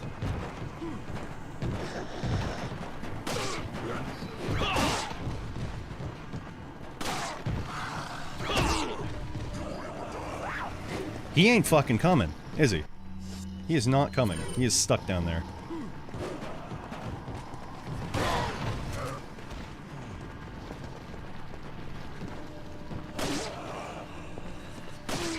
I think he's coming up now. He is not coming. What the fuck is he doing?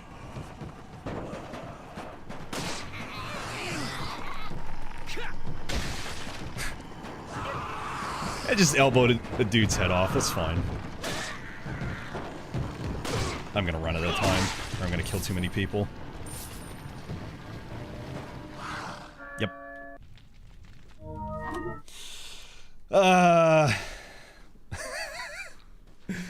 It's all because I threw the hand grenade. I did not mean to fucking throw the hand grenade. We succeeded. We failed successfully.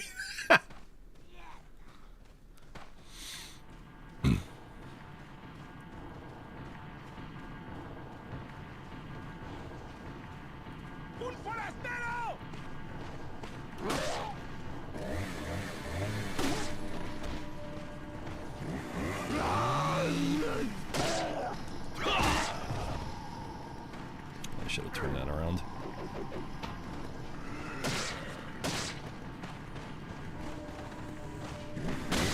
Up. Oh, nice crit. Okay, that's a bad position for all that. Turn this around, though.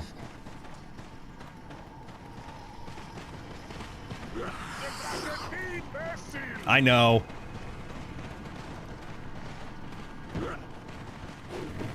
I can still work, actually. That's a good one. That works.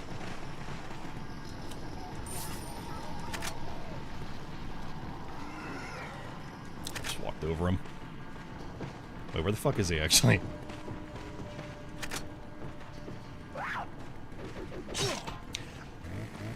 Okay. Alright, okay. I will say this is the most attempts I've done in one of these runs for the fucking village, but I changed up things. Still trying to get good at that.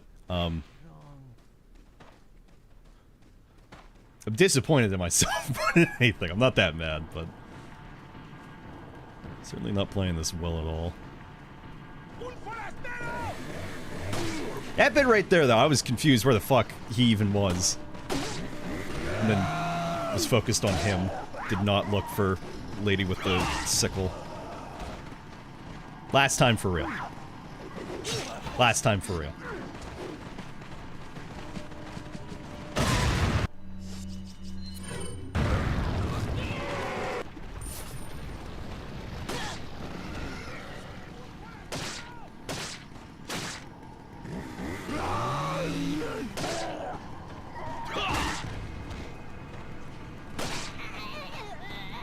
Give me time to say, actually, with the chainsaw Jeff that I technically just had there.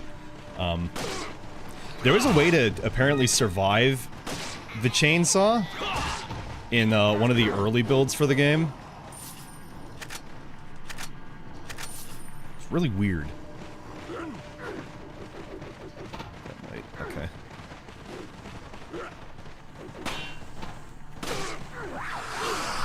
Okay, that's just dog shit. Yep. Okay, we're gonna do two things here. One, I'm going to turn off my AC, because I think that is fucking actually making me cold. I can't play if I'm cold!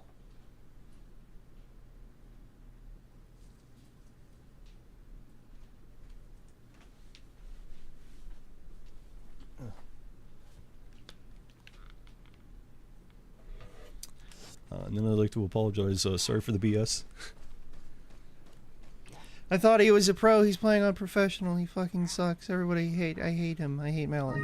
He's the worst RE4 play I've ever seen. He just restarts the game over and over again. I do, but I'm good, I swear.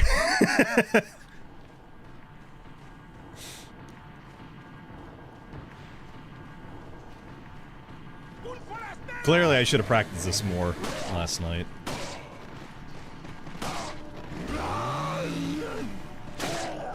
The last time I was practicing was a week ago for this stuff.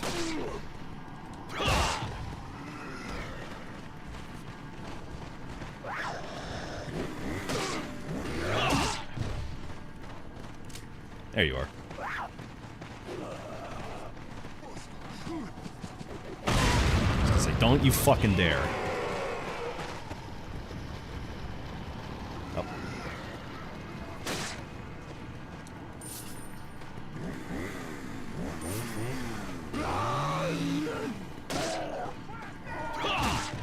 It is risky as hell getting in here with a knife. We're getting braver about that, though. I'd say at this point, I'm pretty good with it. I can hit it pretty good, Salvador. Okay, yeah, everybody at once. You know, we're gonna heal that up anyway, so that's fine.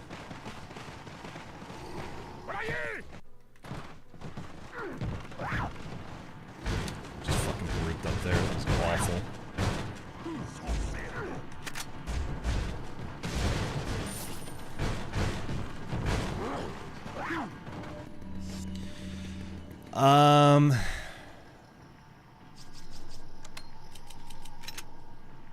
Yeah, that's kind of cringe, actually.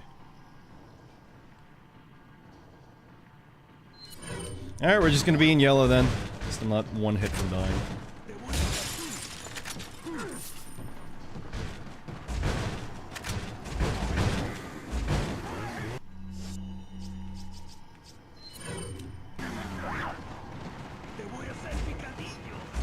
Already hit the hotkey to equip it.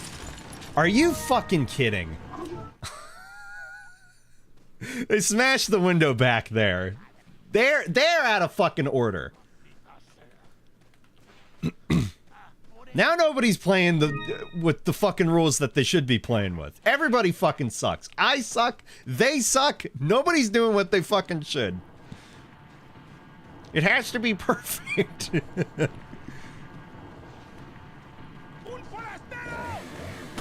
It will be perfect. They just aren't letting it be perfect. Okay, no more bullshitting. This is it. This is the last one.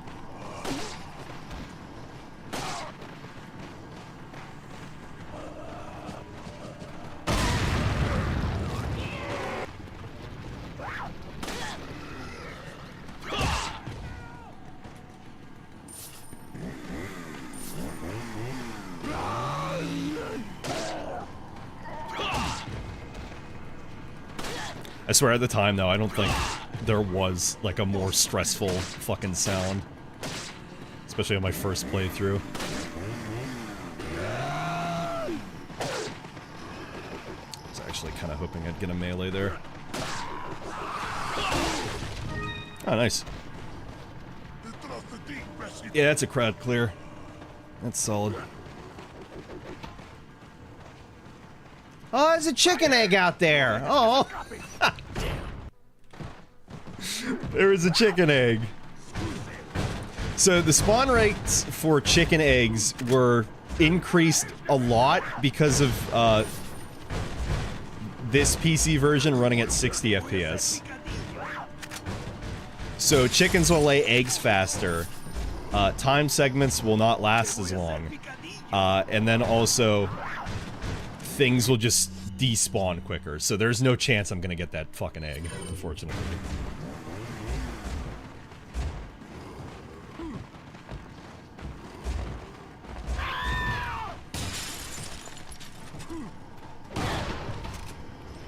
Just in time.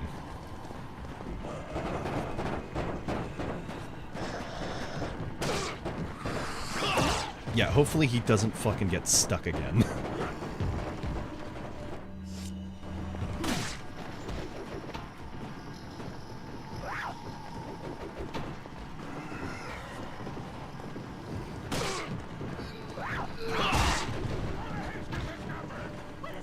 is.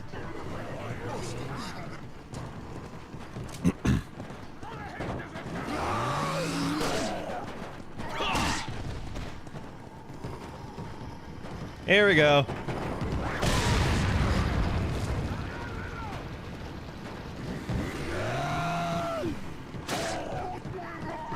Okay, I think we're all set up now. I can actually aim.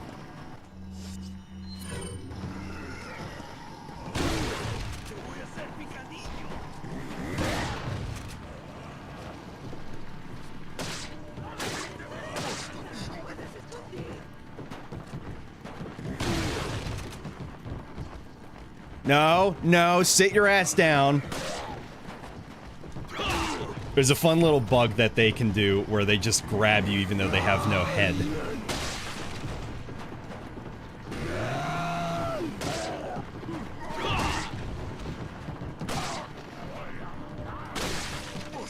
Man, crit's like fucking nobody's business, and that's gonna hit me.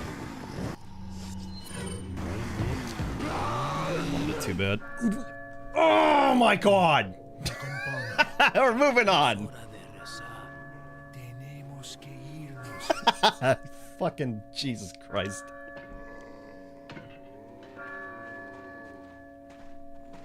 I got got too many crits! Lord Sattler.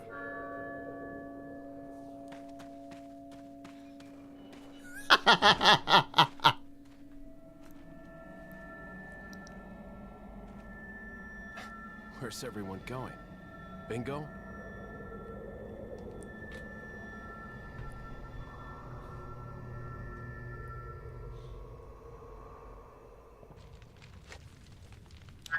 Eh.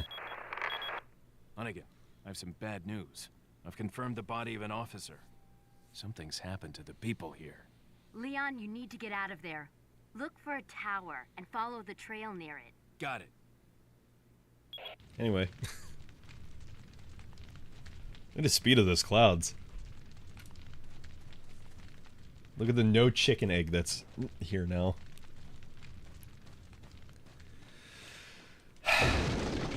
Also, yeah, they couldn't get through there, but Leon just fucking kicks that. It's fine. I'm pretty sure all this despawned. Ah! Some compensation, at least.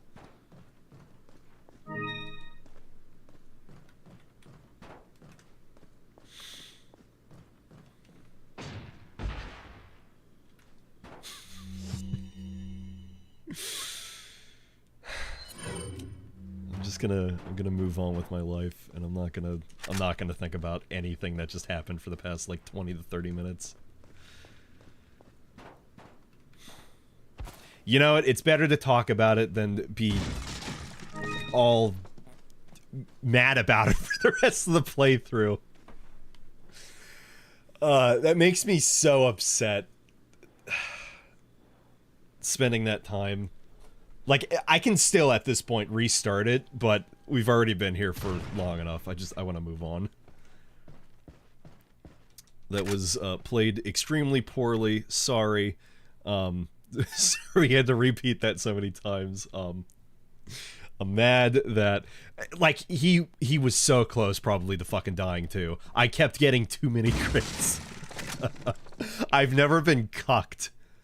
In any of the times I practiced that, I've never been cucked by getting too many crits and then just it ending so suddenly. Because it's either you get 15 kills or you last, I think, 4 minutes. And I got too many fucking kills. I got too many crits. So I'm mad at myself. I got the ruby, though. That's something. It's still worth 10,000, which is how many pesetas you get from the chainsaw guy I was trying to kill. The second one, technically. I got a ruby, though. So, there's that. My cock is injured, though, and I'm trying to think how I want to do this. If I can get 2 white eggs, then we're good. Otherwise, I'm just going to use the yellow herb. Probably with... Alright, I'll see. We'll see. My cock will just be injured for a bit. The shelf is nailed to the wall. Nothing out of the ordinary here. What a sinister looking fellow.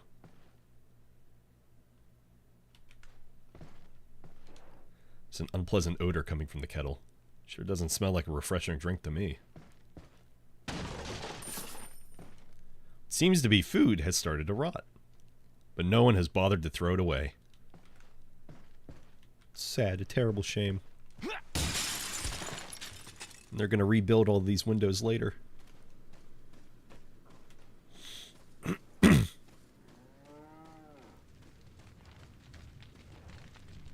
What in God's name? If only he'd come with me. Instead of sit in the car, do nothing. Lay eggs! Lay an egg! He's a little charred. He's getting there. He'll be more burned in a bit, give him time. He won't. He'll just be gone. So, cows. This game has some cows. The cows are interesting. Something I found out recently. So, the cows can attack you, but only if you attack them. I was trying this out and I was like, is it behind them? Is it in front of them? No, it's just you have to have hurt the cows a certain amount of damage, and then they will start to attack you. The thing with the cows in this one is that they don't move at all. They just stay in place. So, 1, 2, 3, and now I can be attacked. Just like that. They will throw their head and try to hurt Leon. And you cannot die to the cows. It'll just leave you at, like, no health, basically. You'll have, like, 1 HP. It is impossible for these cows to kill you. However,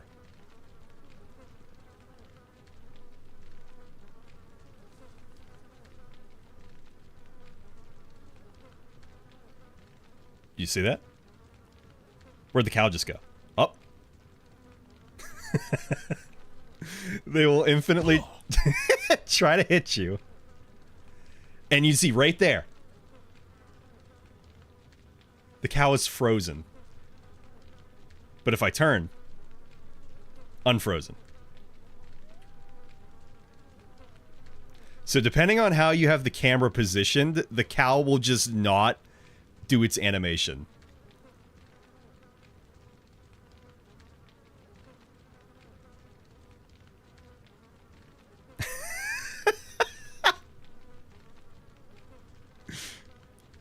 So you can just freeze the cow.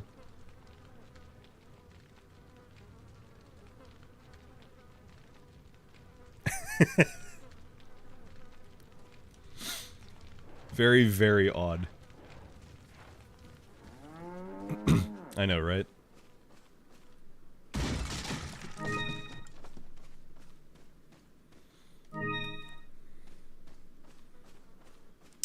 Well, at this point, now that the cow's hit me. Now that the cow has hit me. I'll probably just full heal. Flash grenade is always guaranteed there. Yellow herb is always guaranteed down there. Won't open. Must be barred from the other side.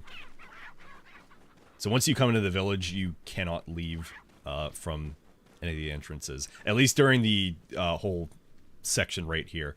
You can go back now. Like back that way. There's nothing like new that's, you know, back there or anything, but you're just allowed to now. But just whenever you first get here, you're not allowed to. Whenever the village defense section starts.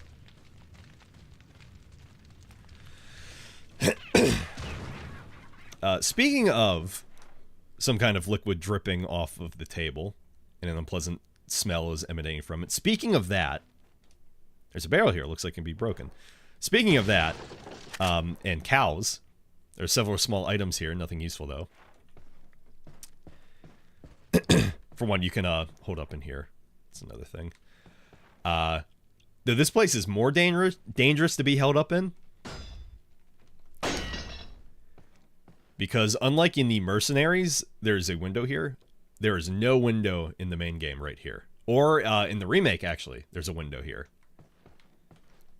They wanted to, in the remake, try to make it so you have less areas to defend from, but you can still just do the same thing I was doing up top on the roof there and still be mostly fine, so long as a Ganado doesn't throw, you know, anything at you, because they're kind of Olympic throwers in the remake. There's a dirty bed here. It appears that the stains are a person's blood. Which, Ganado means, if I didn't mention it earlier.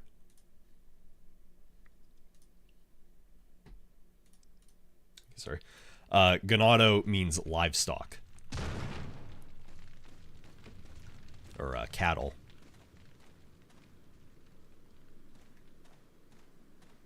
So that's just kind of how they're seen, just as, like, whatever. They're just livestock to be used by, the cult, the Los Illuminados.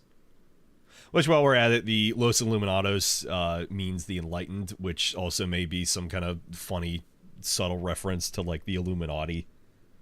The Illuminated.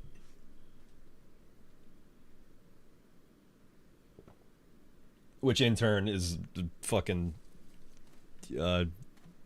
very subtle reference to Lucifer being the Illuminated or Enlightened or whatever. It's locked and won't open. Some kind of symbol on the door.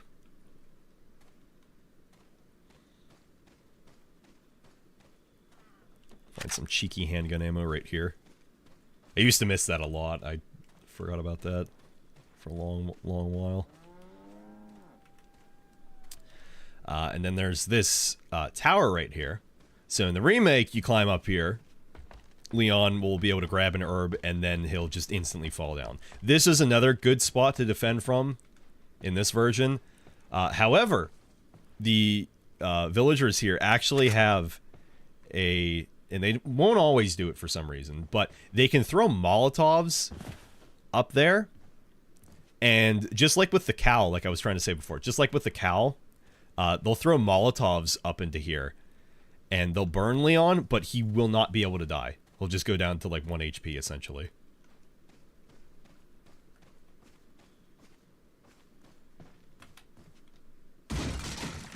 Oh, wow, thank you. Okay, let's go ahead and look at some stuff and sort some things. Incendiary grenade. A powerful explosive that blasts attackers with flames. Why do they have this? Who knows? Same with the flash grenade, or the hand grenades. Use it to blind offenders momentarily. 12 gauge... shotgun shells. I can't talk now. 12 gauge shells. Use them with any shotgun. Heavy field. And they list 12. And you can hold 15 shotgun shells. And then get another animal. So yellow herbs we can use to fully restore our health. Yellow herbs we can use to upgrade our health. And if we have these all combined, mixed herbs, G plus R plus Y, a mixture of 3 different herbs. It increases your maximum health and restores health completely. We can use this as a full free heal, basically. And we are coming out of the village section now with 105 handgun bullets and 21 shotgun shells. That's pretty good. I'm heckin' eepy. Well, if you want to leave the stream up, the stream will be up for a while. I'll be going for a good while. Are you going to bed, Barlow? Is this it? Also, I will not be reloading the shotgun. Because with the OG, you can actually upgrade the capacity through the merchant. But you basically get like additional you get like a full reload of your gun every time you upgrade the capacity, which is nice.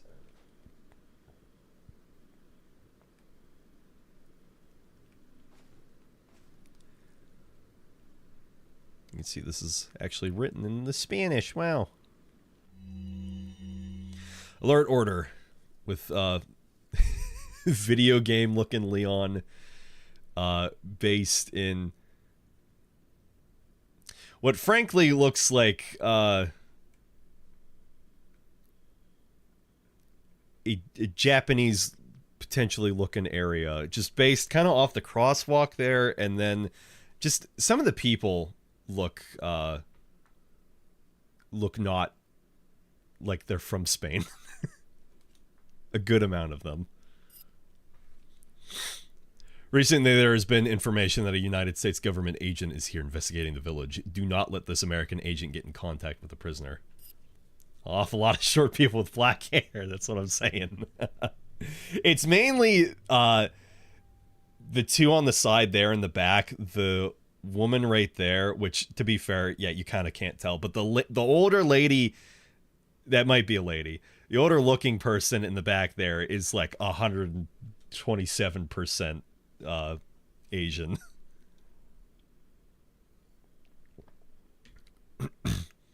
The only thing that throws anything off is like the like steeple or the clock tower or whatever on the left photo is the only thing that looks kind of weird. I don't think that's like normal architecture for Japan.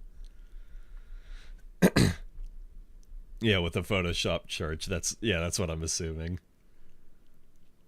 Yeah.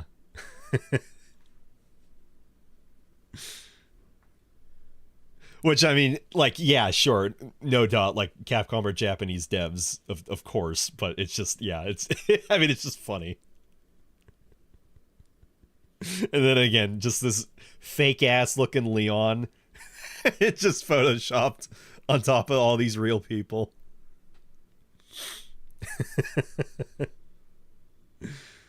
Some of these shots, too, like, right to the side, right in front of him, somehow above him, and Leon's, like, looking confused or something in the bottom there. Like, what is he doing? Does he not know where to go?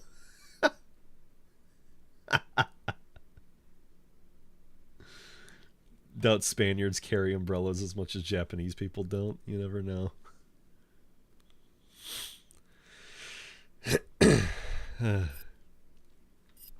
For those of you not yet informed, the prisoner is being held in an old house beyond the farm. We will transfer the prisoner to a more secure location in the valley when we are ready. The prisoner is to stay there until further notice. Meanwhile, do not let the American agent near the prisoner. We do not know how the American government found out about our village, but we are investigating. However, I feel that this intrusion at this particular time is not just a coincidence. I sense a third party other than the United States government involved here. My fellow men, stay alert. Chief Bidores Mendez. As I said earlier, Mendez is a common name around the Cantabrian area north of Spain, or north in Spain, rather. Grania. The sign reads farm. I mentioned last year the me seeing the remake in one eye and the OG in another. I see the past in one eye and the present in another. Like there's supposed to be a bed in here. There's supposed to be a collapsed passageway right here. There's supposed to be a little red box with a necklace right here. There's supposed to be a bunch of food storage and grains right in here. And then in the remake, I'm like, where's the note with the photos of Leon? And it's not there.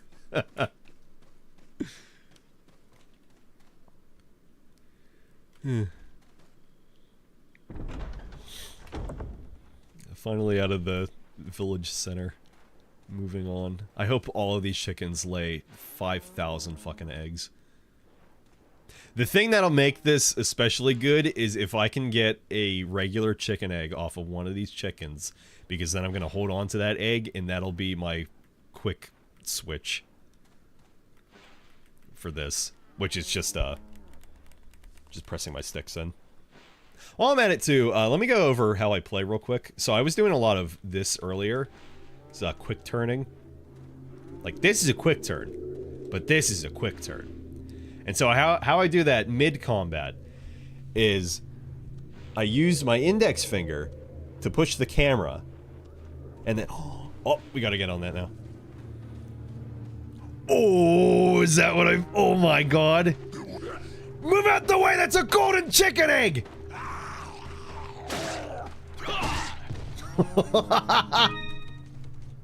Nice.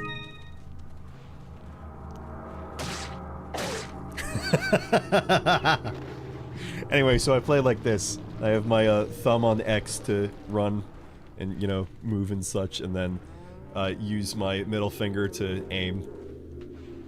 And that's how I play. Whenever I'm doing these quick turns, that's how I'm doing that. It's very, very, very helpful. Anyway, so we got some fucking chicken eggs. Chicken egg restores health by a small degree. And then gold chicken egg completely restores health. This is fucking fantastic. One inventory slot, and it completely restores your health. That is a good one. What is also fucking amazing about the eggs is that if you equip... So there's a white egg, a brown egg, and a gold egg.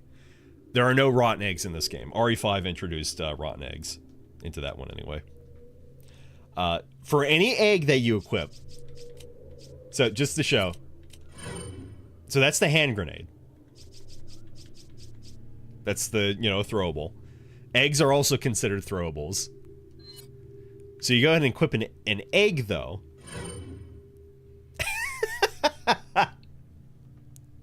Fucking legendary pose.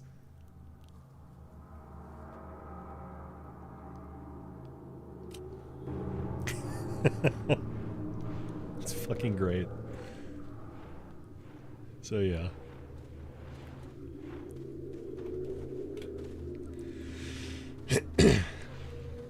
I got so excited I didn't even come in here and save yet.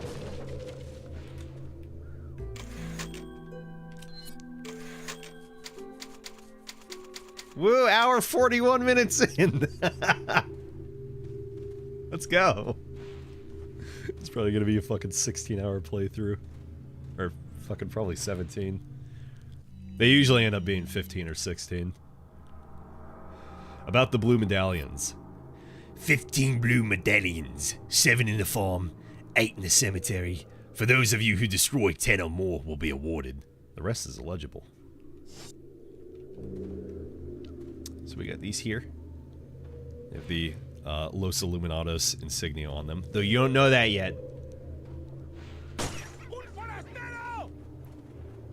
Some people get upset.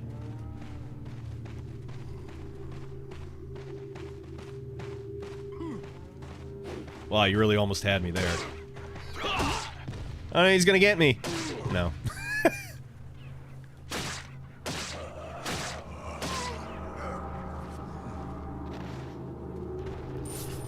I know he's coming, he's gonna get me!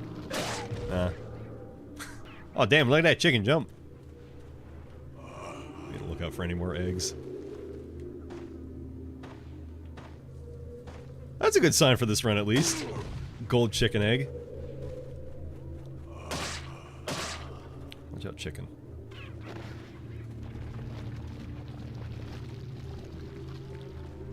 Fucking nice. Okay, and then the other thing with chicken eggs is that, like grenades, you can have multiple equipped at the same time. But like grenades, they'll just be attached to your... to the back. So you just... I'm holstering my grenade. Or my egg. It's fucking ridiculous. Man, it stinks. So you can shoot this and you'll get a less valuable pendant. But if you shoot this, and then shoot this, which I have to reload, unfortunately, then you just get the full value pearl pendant. Otherwise, you get a dirty pearl pendant. They brought that back in the remake, although it's attached to a spinning windmill that's over this way. It can still fall in the pool of manure if you misshoot it. Oh my god, we're in the money! We're in the money!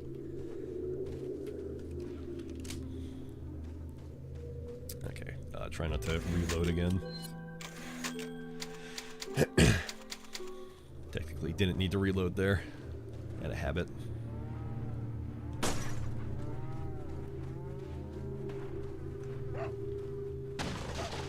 Yeah, hang on, puppy, I'm coming.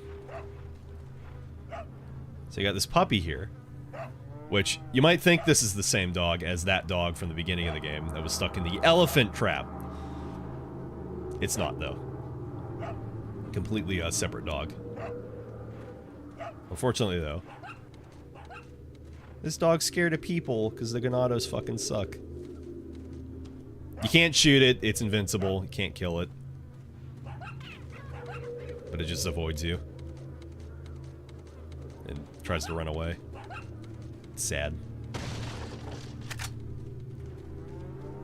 Oh my god! Let's fucking go! 2 gold chicken eggs! And that's starting in 5 minutes.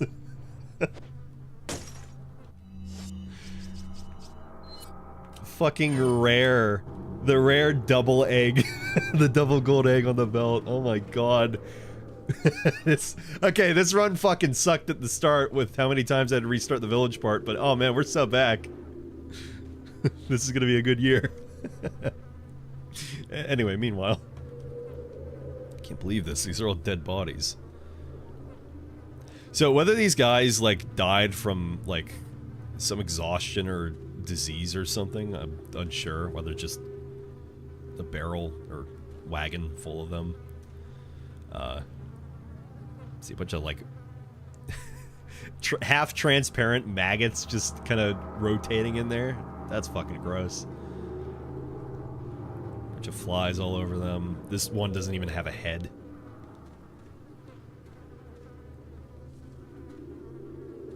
It's like, what was even fucking happening? Nothing here except a stinking pile of manure. It's the same texture that's used in the wagon. I got that one already.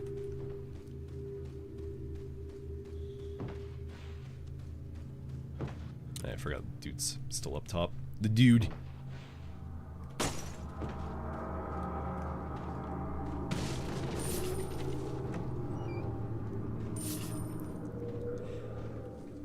Yeah, there's just a guy up top that loves his work more than any gunshots that are very obviously happening.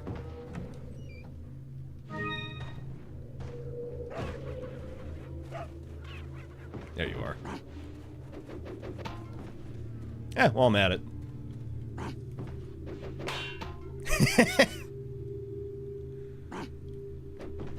Ah, shame.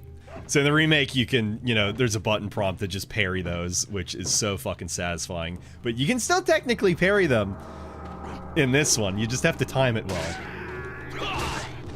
There's also a mod via one of the RE4 trainers that you can install that adds in parrying. And it's like, it actually functions. Surprisingly well from the looks of it. Hey.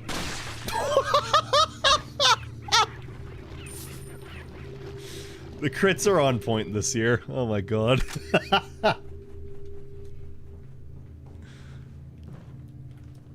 Holy shit. Not even near you, puppy. I'm nowhere near you.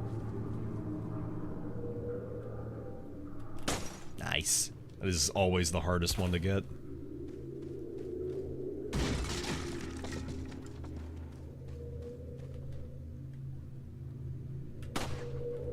Oh, it's fucking over. I missed once. Accuracy has plummeted. We're never recovering from this. Never again. Won't open. Must be barred from the other side. With a little help from another person, maybe I can climb over. Gosh, I wonder who that could be. Louise Sarah.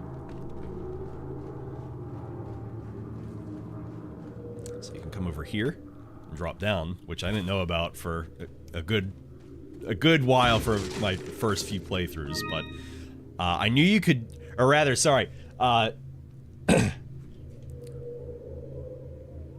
actually. I didn't know you could come down here. I thought the only way through was by knifing this over and over, but if you just come back through, you know, the way that we just came, you can just push that like that, and there you go. Easy peasy, lemon greasy, as it were.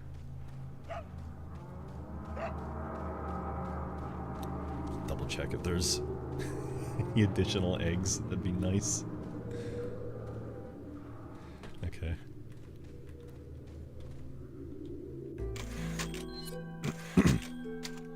Alright, ad's about to start, so pause it here, and we'll be back in a few minutes. See y'all shortly.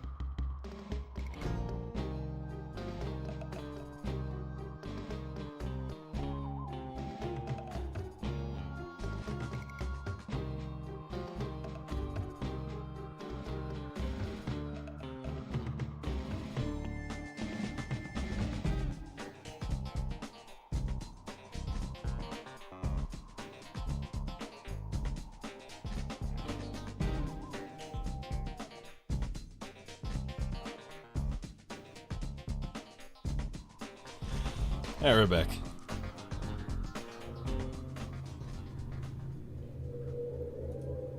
I've been adding a bunch of new game songs to the game OST playlist.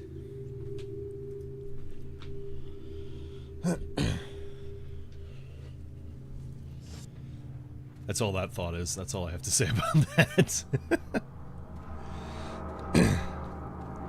But I appreciate y'all being here, hanging out.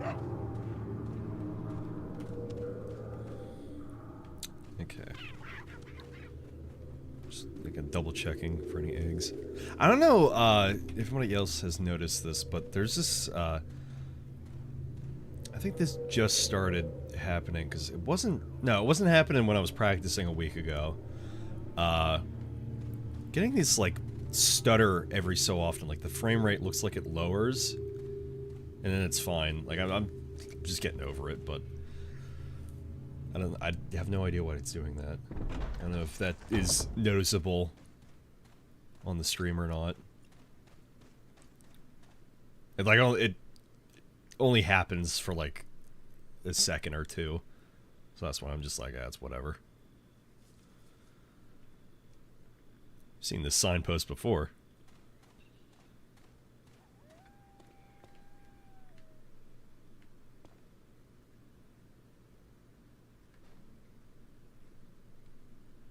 Big old different looking rock. I'm sure it's nothing.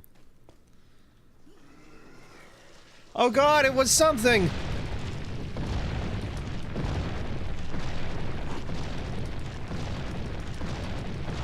This fucking sped up animation.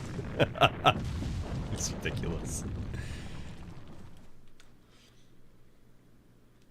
You have these guys up here, which you can kill, but you cannot get to them at all. I don't know why they did that.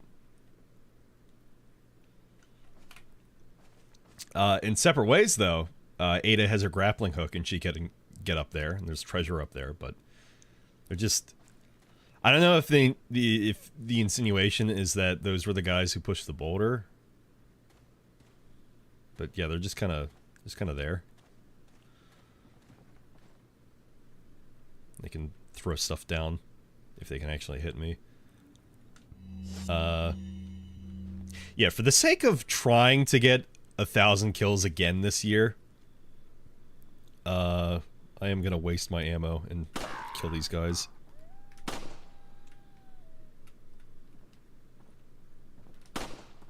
It's just very hard to fucking actually hit them.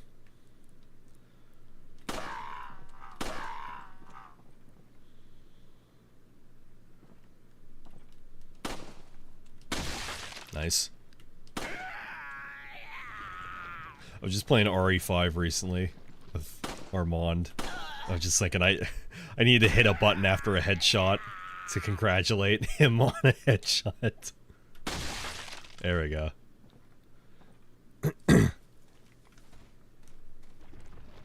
Yeah, and then they drop shut up there. They drop shit up there, and you can't get to it. What the fuck's the point? There's no way up there. And up ahead. Look at that. Spinel. There's a bunch of bats! Oh, it's a bat!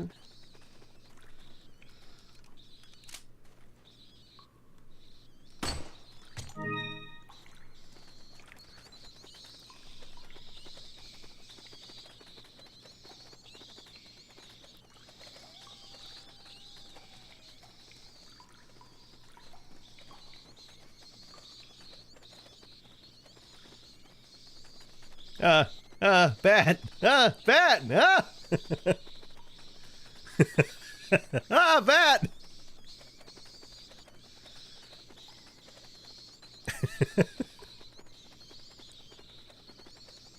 don't know why he does this. So the bats are kind of funny too. I believe in this case... Actually, I'm not sure about this one, but there are bats later on, and they will just infinitely spawn if you kill them. Funny enough, you go ahead and knife them or hit them once.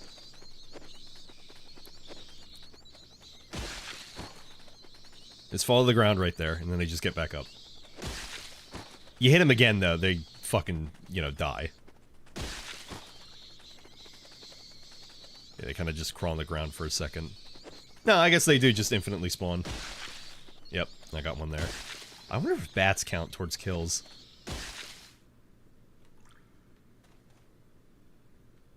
Yep, there's more. They fly from fucking nowhere. Oh, these ones aren't making noises, though. That's weird. And this one's just flying in a fucking circle. Yeah, so he's fine.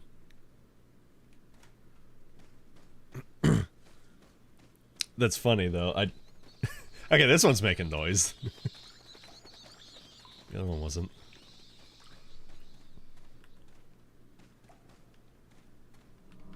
Again, the same signpost.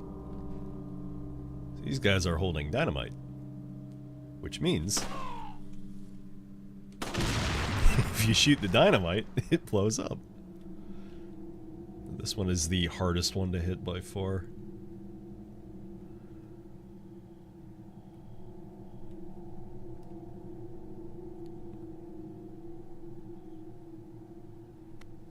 It is so much harder than you would think to actually try to hit this.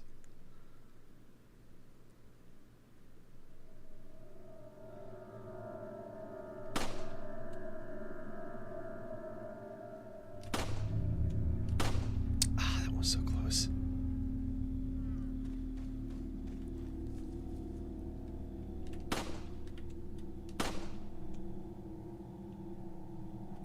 There it is. Okay. Oh, that was close. Yeah, alternatively, though, they can light up the dynamite. It's actually easier to hit once they have it lit. At least I feel.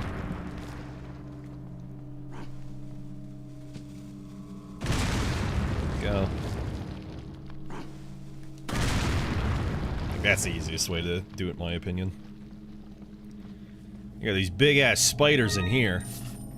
Look at that fat boy.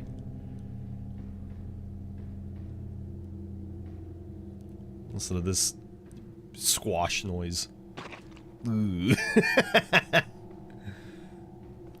Oh, got another one. Oh, I didn't show it earlier, but you can also knife the elephant traps.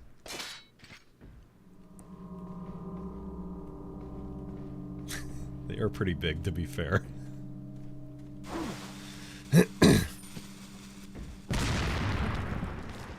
No, but then I gotta reload.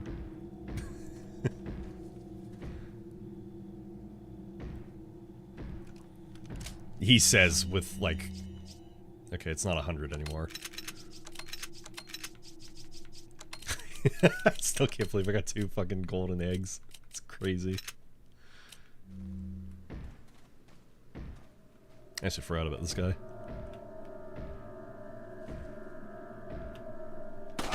Nice! Oh, that's a great shot.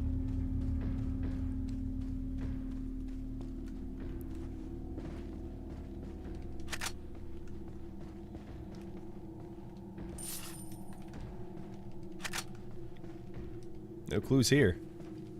Door's nailed shut. Bunch of old books. Look like magazines.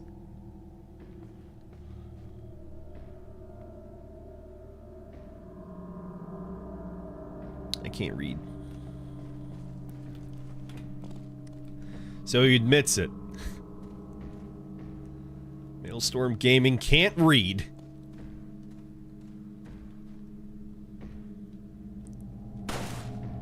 Bird's nest.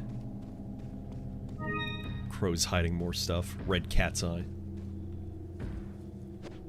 Random box over here. Didn't look at some things. Shotgun, a 12-gauge pump-action shotgun. Don't leave home without it.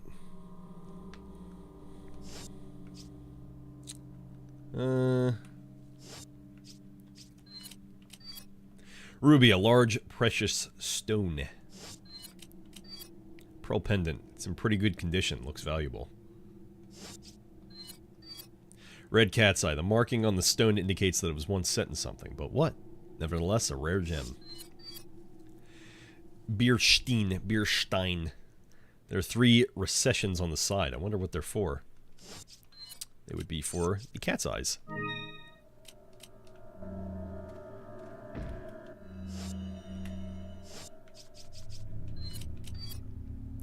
Bierstein with R, 1 gemstone has been set in the side. All the treasures in this game look so fucking pretty. Looks so good.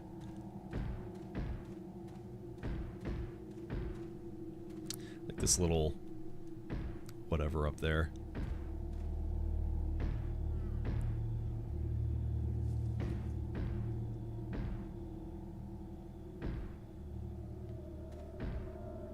Oh, did they just repeat that right there? I think that's the same thing right there, actually. Or almost.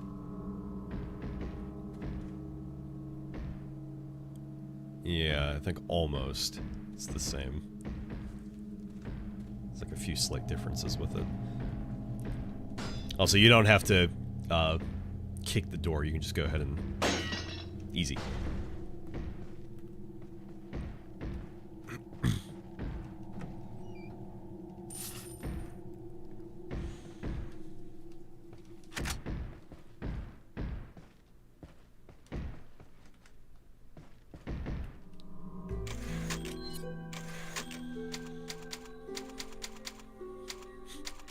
Love you can just hear this banging, this random banging from all the way fucking out there. Unfortunately, this isn't the remake, so you can't crouch. However, this game is also funny, so you can do this. Just shoot the wire. Easy. You've seen the movies where they, you know, shoot the rope. Like the guy's being hung and then they shoot the rope. It's easy. It happens.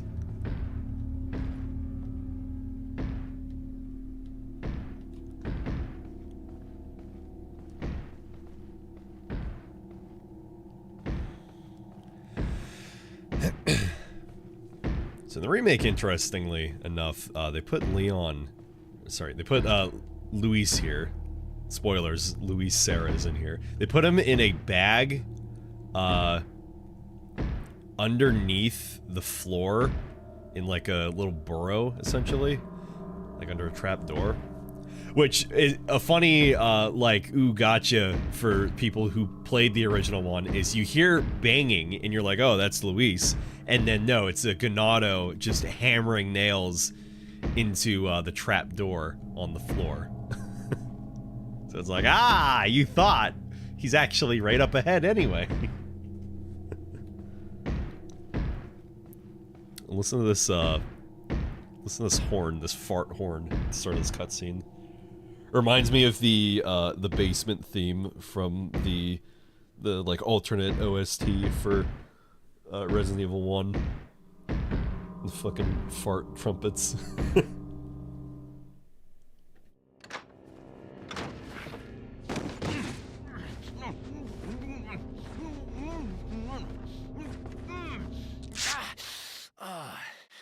Little rough, don't you think? You're not like them? No. You? Okay, I have only one very important question. You got a smoke? Got gum. Perfect. The big cheese. What?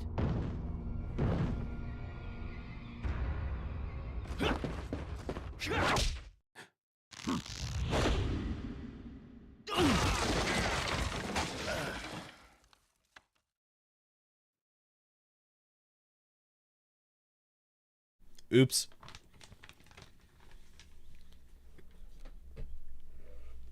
I'm eating beef jerky.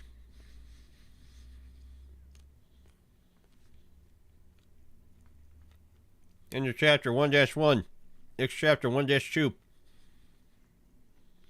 1 second.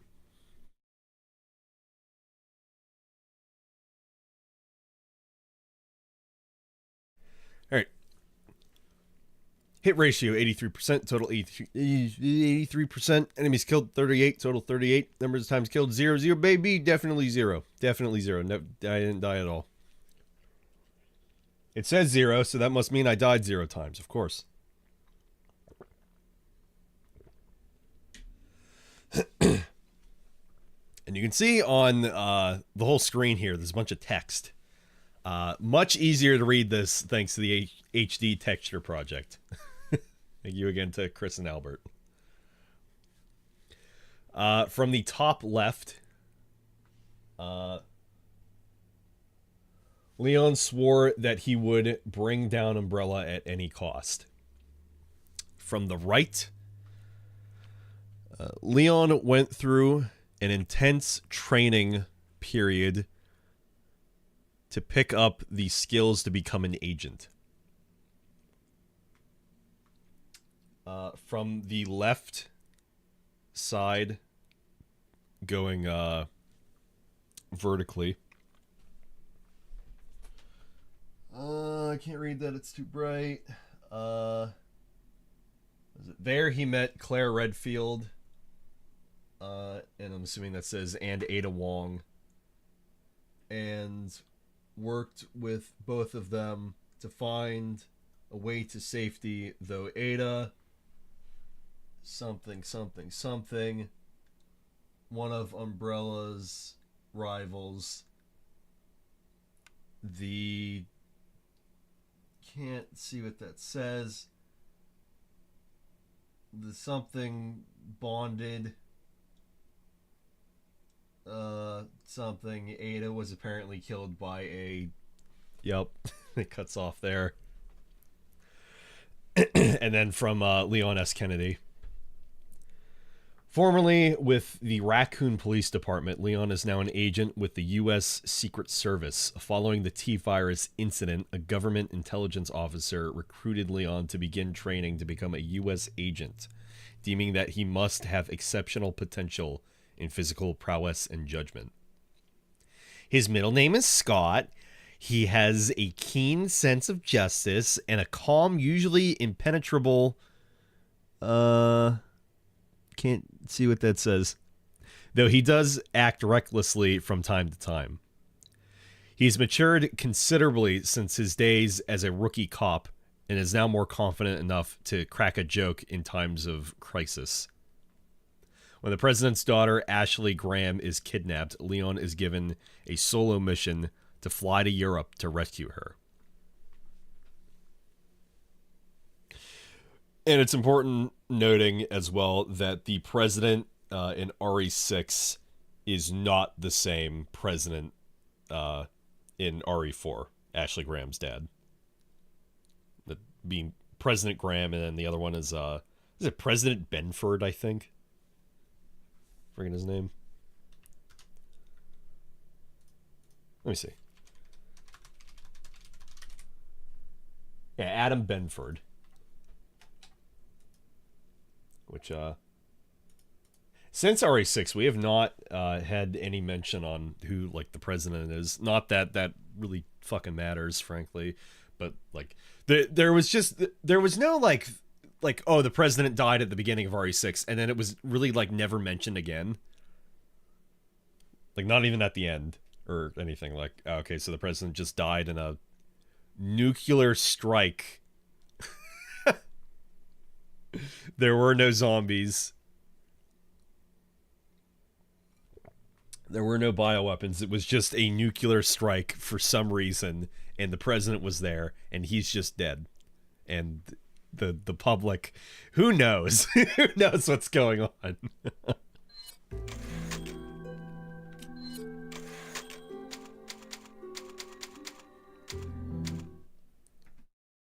feeble humans.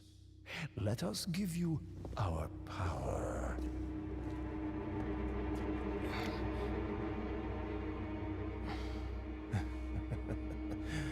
Soon, you will become unable to resist this intoxicating power. That's the Jarl of Whiterun.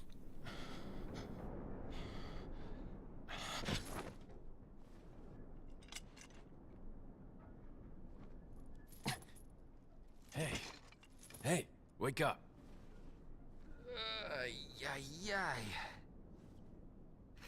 Crawl out of one hole and into another.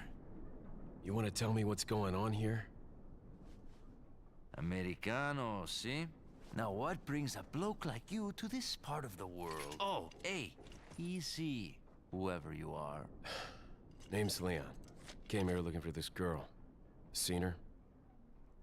What, are you supposed to be a cop or something? Nah, you don't look the type. Maybe. Okay, let me guess. She's the president's daughter? That's too good for a guess. Want to start explaining? Psychic powers. Nah, just kidding with you, amigo. I overheard one of the villagers talking something about the president's daughter in the church.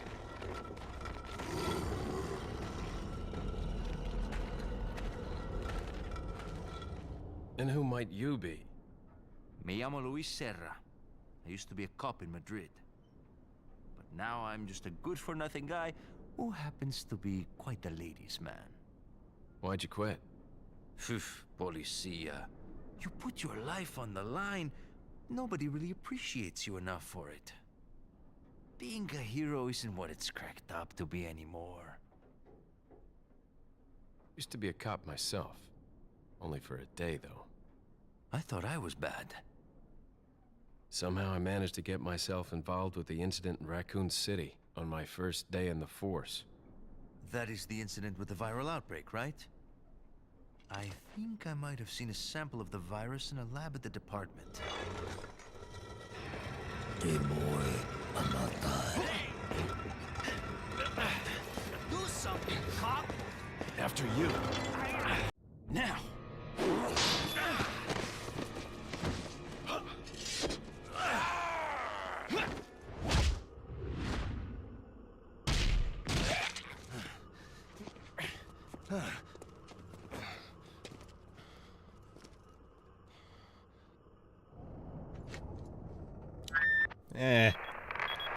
It's Leon. Sorry I couldn't get in touch sooner, but I was a bit tied up. You're okay, right? I'm fine. There was a male civilian held captive. According to him, Ashley's in a church somewhere. What happened to him? He managed to escape. Do you have a fix on the location of that church? No, but apparently there's a secret passage in the village that leads there. I'm heading back to the village. So Elise mentions a sample of the virus at a lab at the department, and like that doesn't really, like, it's like, what, wait, what are you talking about? And of course that coincides with, spoilers, Luis later was working under Sadler, but he wanted out, which is why Ada ends up here, because she intercepts his email trying to seek out like an old college friend to try to help him out of this, but he had already died, apparently. And so in the remake anyway, when Luis asks you gotta smoke and Leon says got gum, you gotta smoke is actually the code word, so Leon knows that, oh, this is the person who came here to help me, versus, oh, got gum, oh, this guy isn't involved at all, who the fuck is this? Is this like another alternative way out of the cult, basically?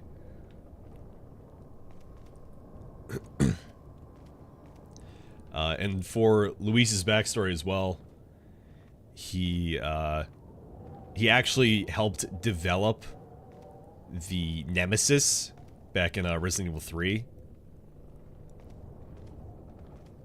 And then in the remake, you can see, like, him... he's, like, directly in a picture with a bunch of Umbrella employees.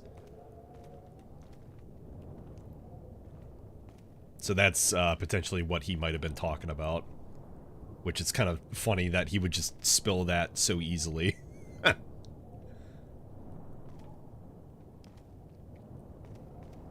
aside from that, we have Leon without his coat now.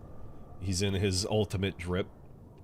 I think at this point, like, I really like the coat, and the coat is really nice.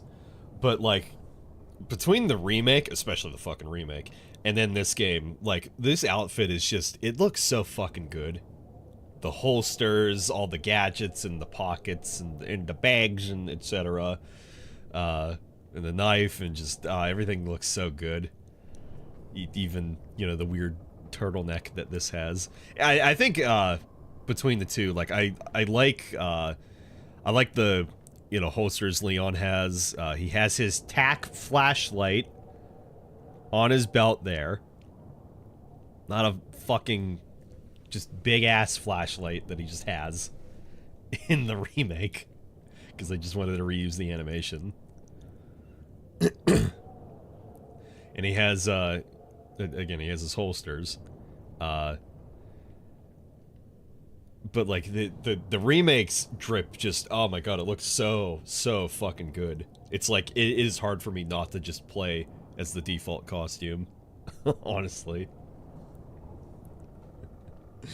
And I was mentioning this to Armand recently in our RE5 run. I don't know if he's still here, but yeah, I was pointing out about Leon just duct tapes his knife to his holster.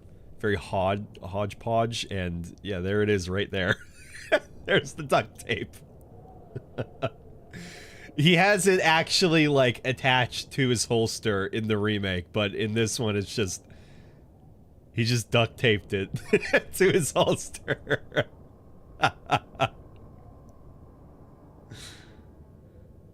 It's like they really couldn't have, like, added that for him. Like, he's working for the government and he's like, oh, I gotta have my knife. The fastest way for me to draw it is from the side of my chest, and yeah, I'm just gonna duct tape it.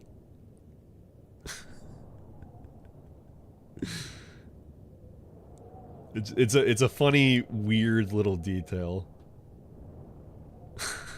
Like, there was no...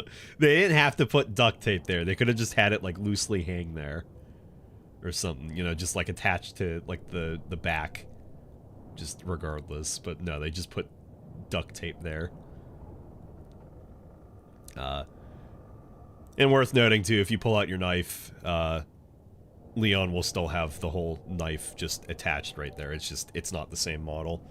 In the remake, though, you can... because you can have different knives. You can have, like, boot knives, kitchen knives, Leon's knife you got from the RPD. This knife is not, obviously, the knife that Leon got from Marvin back in RE2 Remake. And technically RE2 as well, the OG. It's just a knife, but I really like that they added, like, oh yeah, that's Marvin's knife from RE2. Even though there's no fucking way Leon made it out of RPD in Raccoon City not using that knife once, even though he would get grabbed by a zombie, and then it's like, oh yeah, use the knife. Like, he just doesn't use it then. Because it would get stuck in a zombie, and then you can't get it back.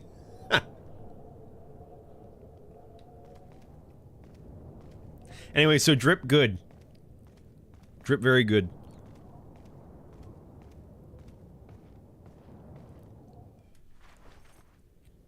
Over here, stranger.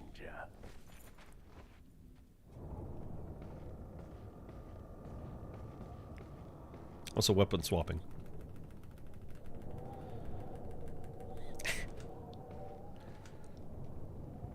Rifle ammo.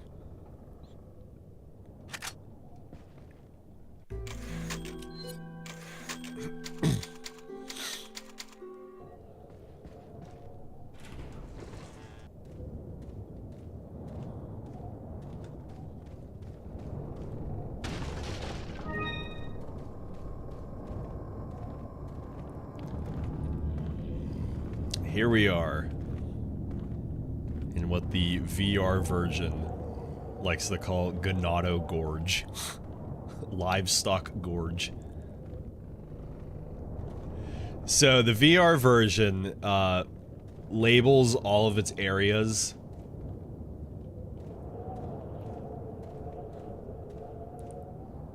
before you go through like the doors. So like if you go back through the doors at the end of this area into this area, then it just calls it Ganado Gorge.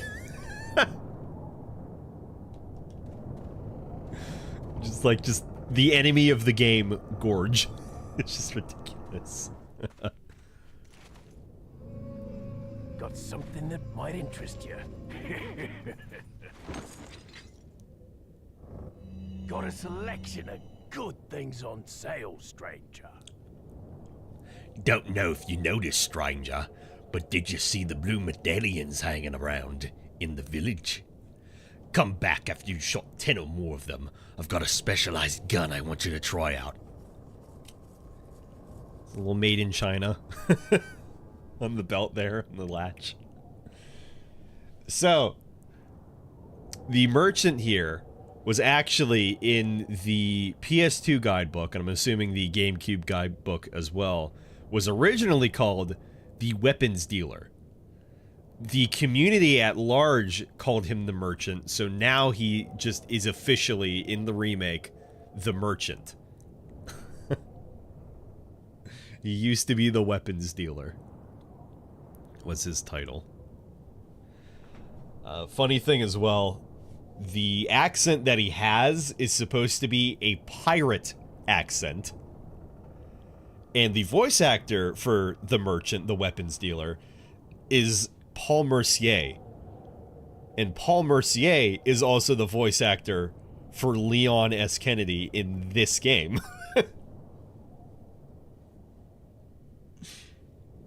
Which is very, very funny once you know. Like, yes, the the Merchant and Leon are voiced by the same guy. They are not voiced by the same guy in the remake, though. They're voiced by two different people. But the pirate, like, accent was such just a funny thing. And it's like, it... People thought it was so funny that just... They really went into it in the remake. So, they really went into it with the remake so that, in the shooting gallery area, it's pirate themed now. So the Merchant is like officially like, oh, he's just a pirate. Kill the bot, yeah. Stream Elements did the thing, the bot's dead. Or you just announcing, kill the bot! Kill them all! Because yeah, the bot's dead. Got banned. What are you selling? Okay, so... What are you selling? Rifle ammo. Ammo to be used with any .223 caliber rifle. Yeah.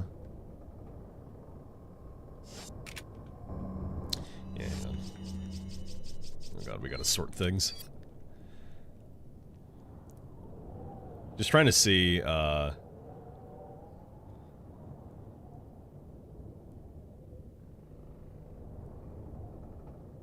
No, I don't think it says how many cartridges are in this one. But it says 50? 50 centerfire rifle cartridges. Okay, so this doesn't hold fucking 50. No fucking shot it holds 50. This is the one where the amount is actually completely fucking off. It holds... I always forget. I think it's, was it 10? I think it's 10 to 20. That's completely fucking wrong.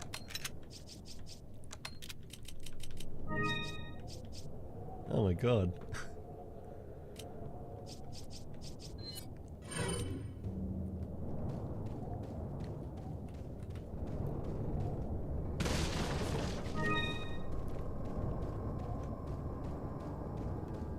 can't...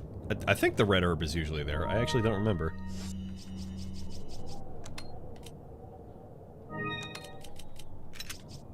Yeah, we are quite good on healing items right now, though. Sort that in a moment here. Welcome. Hello. What are you selling? So we are not going to need a rifle until the second part of the game, second section with the castle, so we can just go ahead and sell it. Is that all, stranger? It'll help us with space for now.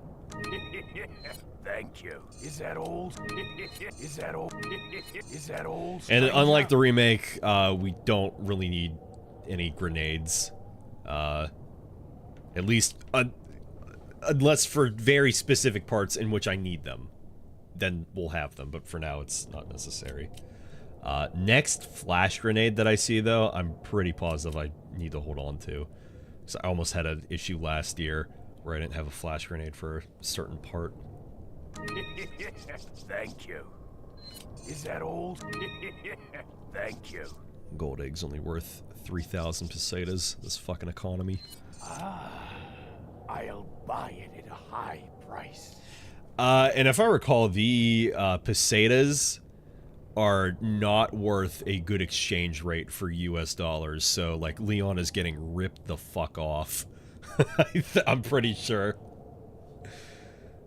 It's like, oh, I came back with hundreds of thousands of pesetas, and it's like, maybe a couple $1,000 USD.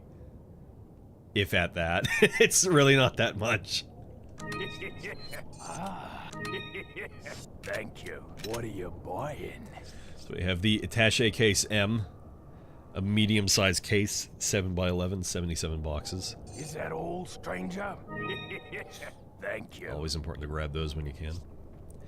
Treasure map, village, a map that shows locations of valuable treasures in the village area. Don't need this because I know where everything is.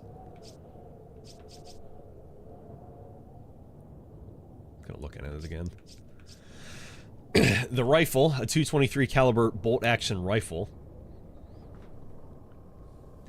So in this game, you just get the scope with the rifle. And there is an upgrade for, you know, upgraded scope. A custom scope for the bolt-action .223 caliber rifle. Mount it to see your enemies closer. A must for long-range shooting. You're never far enough away from an enemy that you need to use this. And the way I use rifles is I use them to get rid of parasites. Which, usually I'm using this at close range anyway, so you don't need to buy the scope. You never need to buy the scope. It's completely pointless. In the remake, if you want the scope, then yeah, you should buy the scope, because the rifle does not come with the scope. So you'll be aiming in first person using the notched-in sights that are just on the rifle. And I mentioned earlier about some hard-coded things that just the game had that Q-Lock was not able to fix. The bolt-action rifle and the semi-auto rifle we'll get later on are two of the things that are hard-coded that can't be fixed.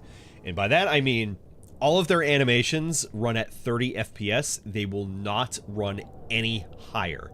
It is impossible for them to fix that, apparently, without having to, like one thing holds together a bunch of this, and then if this is changed, then a bunch of other things fucking break. This is one of those things they could not chip away at. So, whenever you shoot with the bolt-action rifle, you obviously, I'm not sure what the actual term would be, but, you know, you use the bolt, you cock the bolt or what have you, every time between animations. That is in 30 FPS, and the reload animation is in 30 FPS. For the semi-auto rifle, only the reload animation is in 30 FPS, but it's so obvious that it's in 30 FPS. It's very hard to not notice.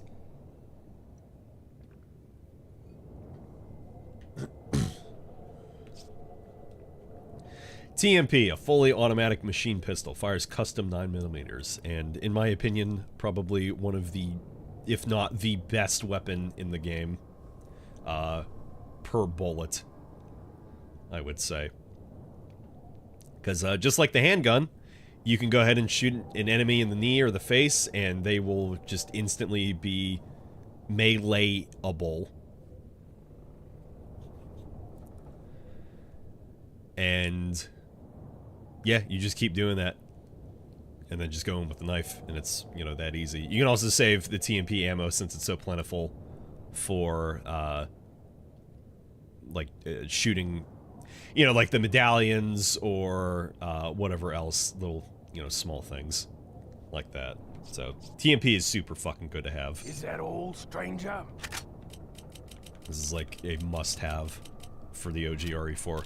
In the remake, I feel it's much less worthwhile, in my opinion, with the inventory space that you have, and then enemies don't stagger after one shot in the head or the knee. Not even on the normal difficulty, which I think is a fine change. Personally, it's not that big of a deal, but it definitely lessens my appeal for the TMP.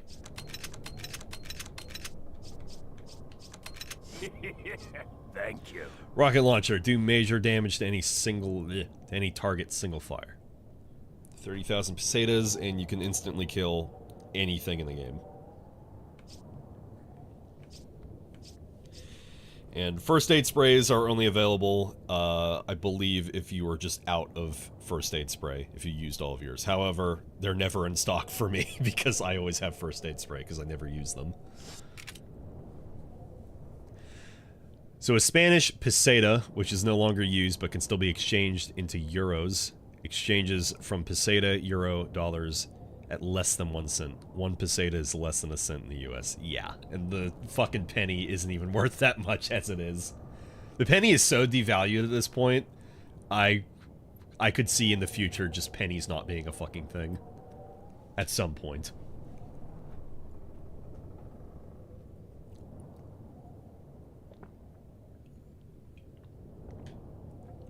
What are you buying? This is why we tried to avoid reloading as much as we can. Is that all, stranger? Is that all, stranger?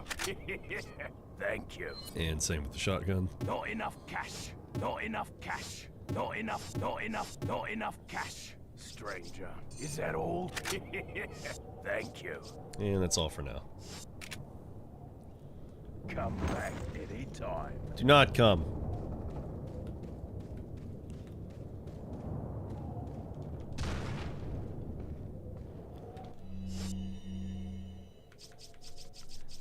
Resort these a little bit, and then I'm gonna have to resort them again because I'm gonna get more herbs in this area. Oh man, I'm still pogging over the 2 fucking gold eggs we have. It's great, fucking fantastic.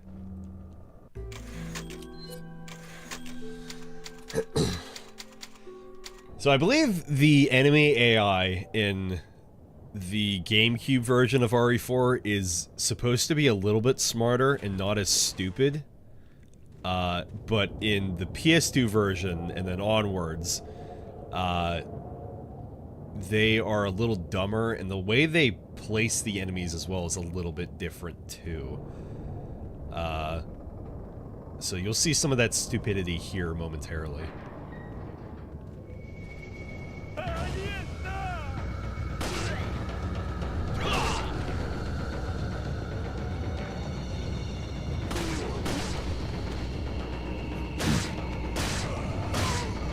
Easy. Here they come. Here's my favorite guy on the fucking planet. There they are. Both of these guys right here.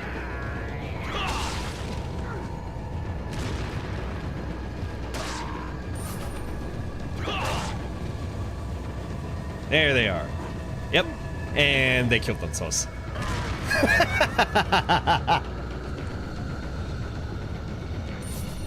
Fucking classic.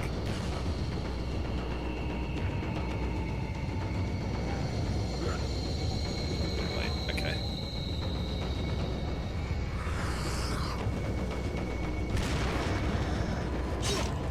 Go figure.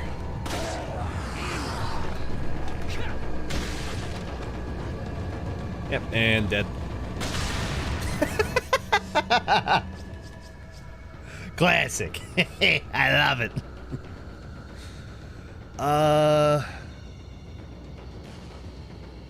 that at the end? No. No, I'll just use an egg. Give me an egg. I need an egg. Much appreciated.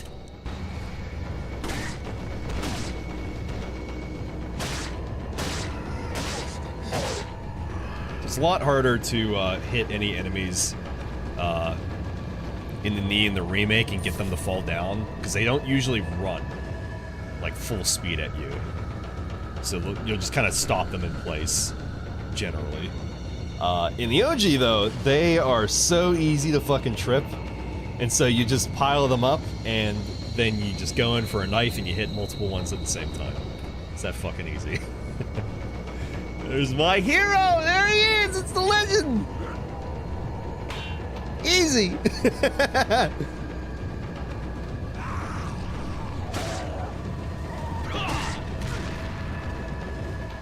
was gonna say, if that fucking hits me. Save me! My hero! Save me!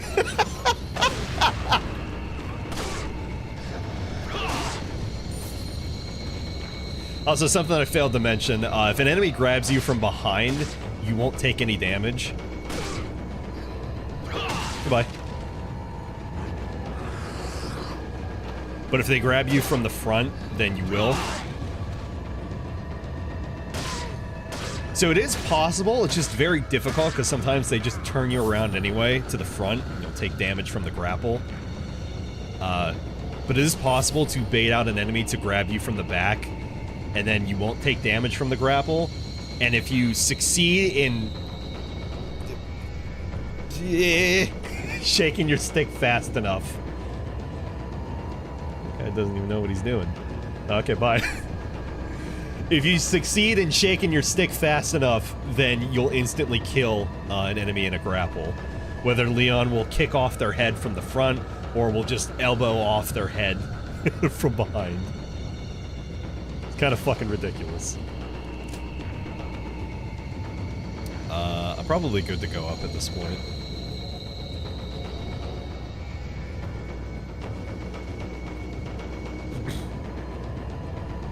Equip my eggs to run faster.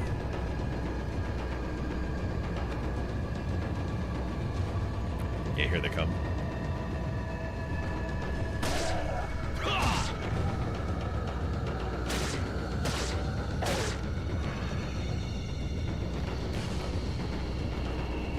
Here comes the fun part.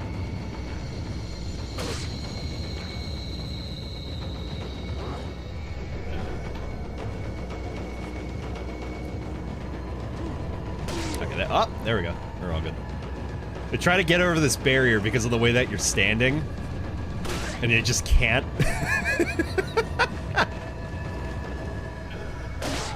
Oh, that guy made it over.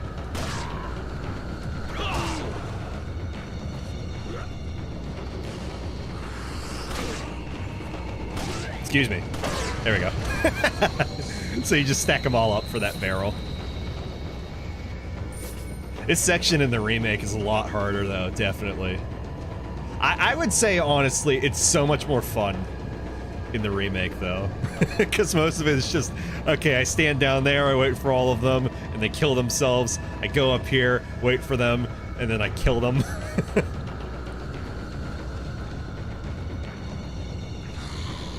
And then this, they just try to go over the fucking barrier. You just stack them up. I don't know who you're hitting.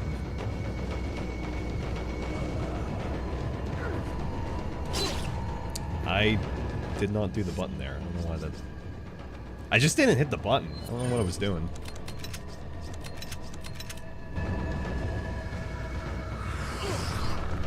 Okay, that fucking pole got in the way. Are you kidding? Stop turning around!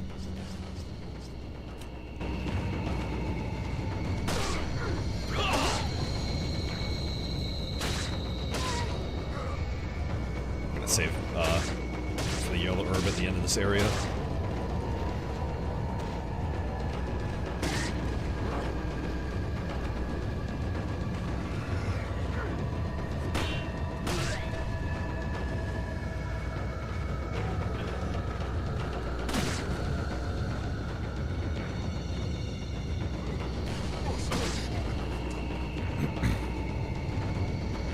They want it so bad and they can't have it. They know they can't.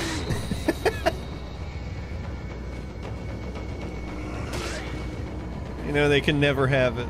Oh, that guy might got it! Oh, they got it! I'm not.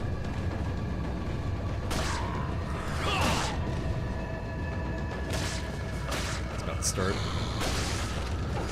Oh, nice.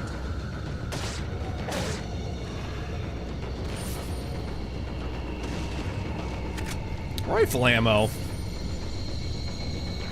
I don't think that's guaranteed. I don't know why I got that. So you can't go down that way. Actually, that might be a good idea. Normally I go through that way. I really want to grab that yellow herb, so I think I'm going to go this way. Yeah. Wow, great fucking shot.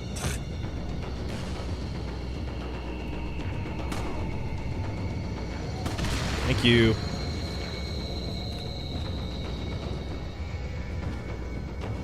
Doing different things, and that's not good. Hopefully this will be fine, though. Yeah, next locker.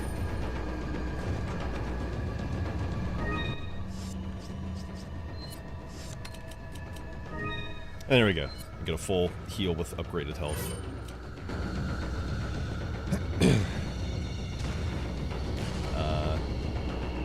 Yeah, I can't go back up that way.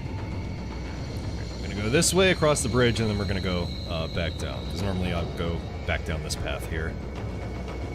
Yeah, it seems like everything's fine.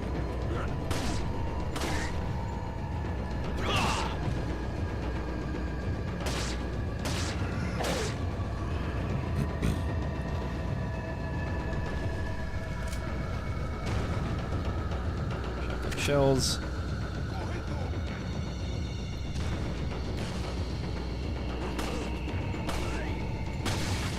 Nice. So many crits. That's TMP. Nice. That's a good one.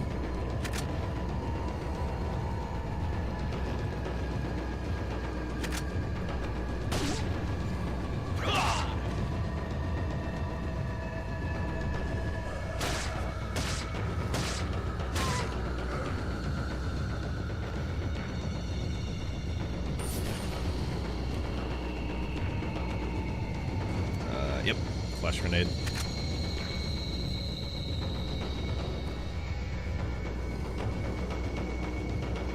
Sometimes a guy at the top of this ladder.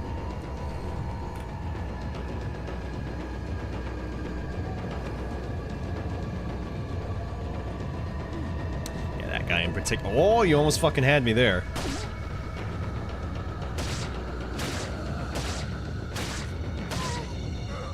I think I'm getting too used to the remake, that I'm just able to, like, avoid damage a lot easier by just parrying, or, you know, just being able to move easier.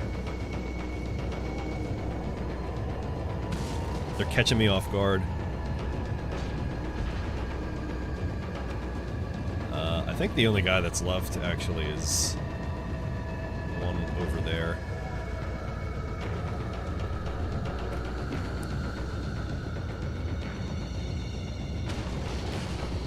Thanks.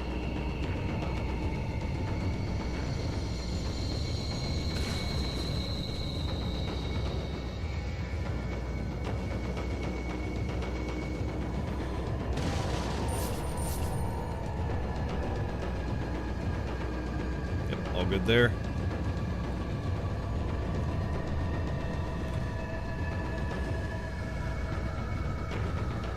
Hi.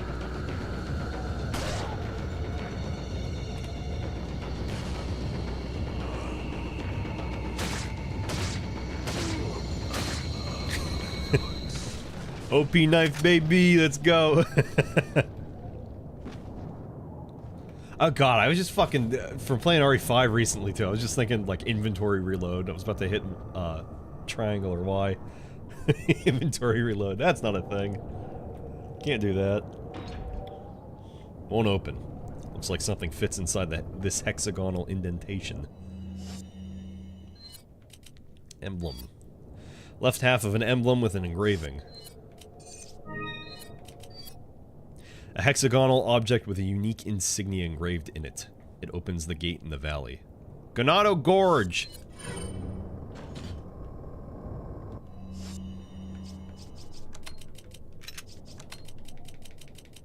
And stocked up on shotgun shells, that is always nice. And ad break is right there. We'll be coming back through this area, actually. We will have to. It's just a thing with the run that I never like doing, but it's just good for inventory space and selling off everything. But alright, take that ad break, and we'll be back in 3. See y'all in a few. Kill the sound!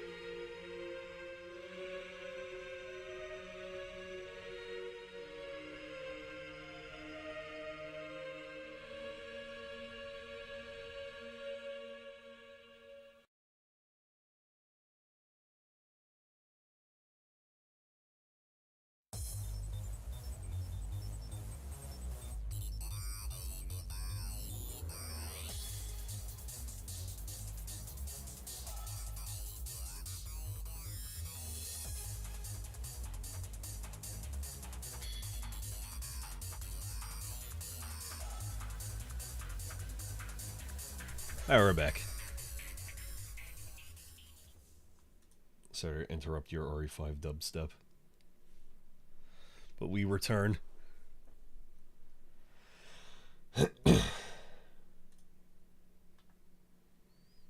Ooh, that's a fucking pog one for the next break. Alright.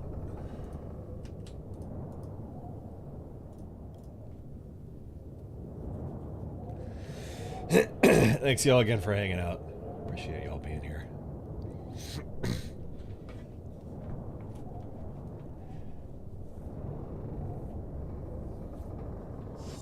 I feel like the RE4 annual streams tend to be, at least towards the beginning, more on the quiet side. Which, that's all good. I'm still playing my favorite game of all time, Forever. So I'm still having a good time. I like this little area here.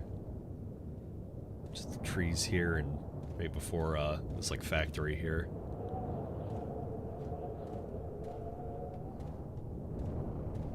They got garbage bags and they got a barrel. They got TMP ammo for some reason. Yeah, the villagers using the tactical machine pistols. I remember it. Yeah, the Amish people using the machine pistols. What, you didn't see that? You never seen an Amish use a tactical machine pistol? Where you been?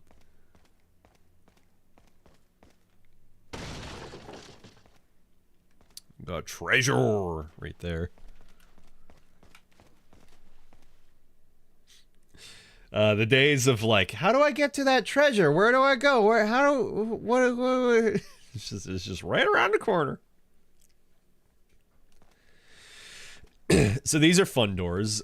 We have one potential keyhole, two potential keyholes, three, at least one definite keyhole, and then a fourth little view thing for the door. And then we have the actual handle right here that doesn't have a keyhole in it. Wait, nope. 5. We have 5 keyholes on this door. Let's fucking go.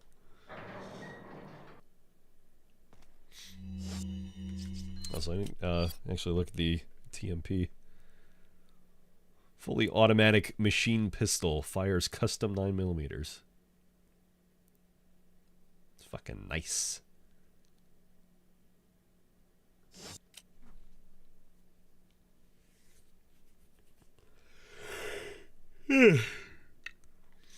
Also, if you really want to look at any of these guns and like really think about it, why does the fucking shotgun have a laser sight just attached directly into it? Which villager, which Amish villager was like, I need to get a laser sight on this? Thank goodness. But who wanted that?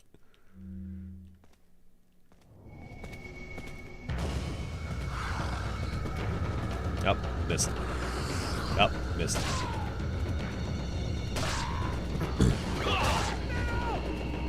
Careful!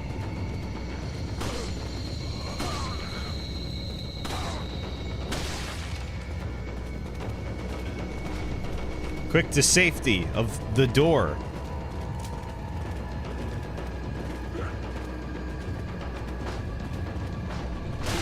Hi.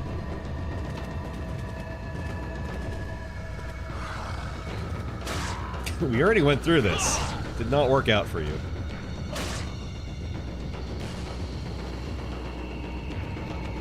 Nice, more TMP. They give up? What happened? My god, they were waiting and this guy's stuck.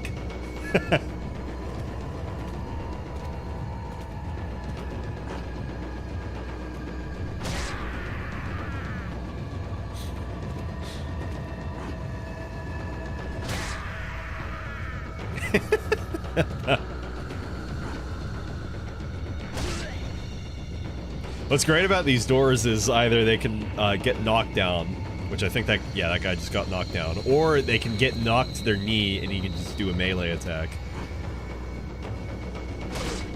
You can't kill a guy with the door, though. There's also a bug in the original GameCube version of RE4, where there's a section that you play as Ashley in the castle, and you can still enable it through RE4 tweaks in the menu on this version here. But if you get a zealot from the castle to get on their knee when you're playing as Ashley and you have the RE4 tweak enabled, then you can have Ashley do a suplex against them. They removed that in, you know, in versions moving past the GameCube one. But it's quite funny.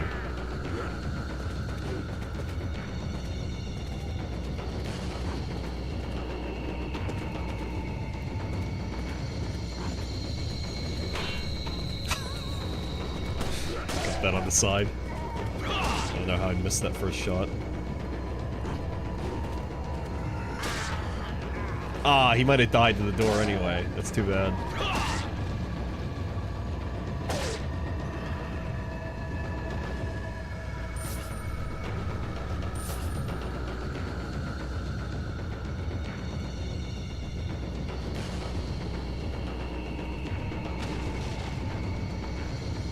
To the window! Caught you. That was a good one. This is one of the very few spots in the game where you can take cover. Actually, this is the only spot in the village where you can take cover in. And you will not be able to take cover until near the end of the game. What was he just looking at?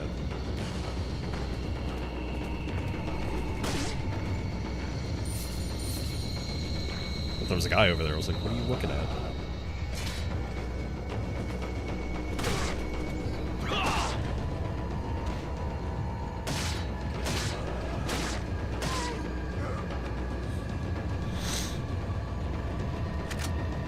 Man, they're really giving it to me. I'll take it.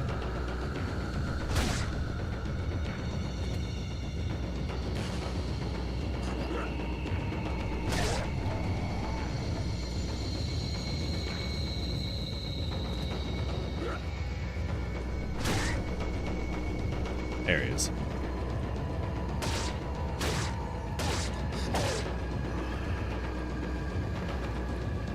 And that's it.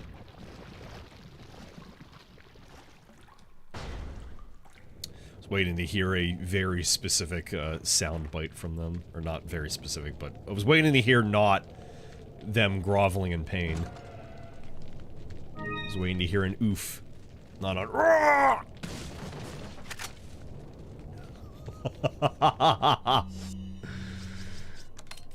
Give it to me. Give me all your TMP. Give me the TMP. If I said 150 earlier, by the way, it was 100. I forgot. Sorry. Jackal. Custom 9mm ammunition. For use in submachine guns. New. See. Newt, Ohio. TU. Does it say how many? 50 cartridges. 100! They're all wrong! They never stop being wrong. I'm gonna sell this. I'll just keep that there for now.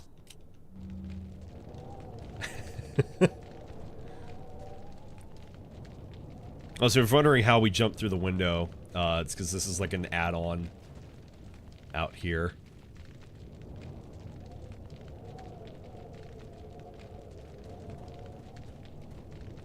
I think the God Ray's right there. That looks really nice.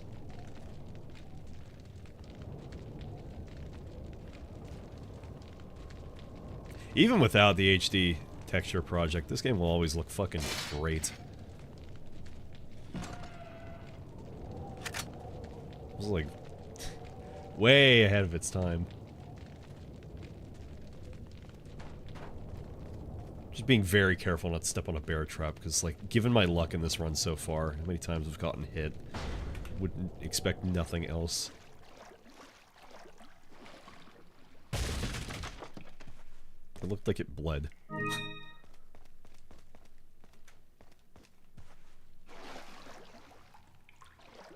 So, I forget which versions, but there, I think the PS2 version might be one of them, if that's the only one, but, there just isn't water right here.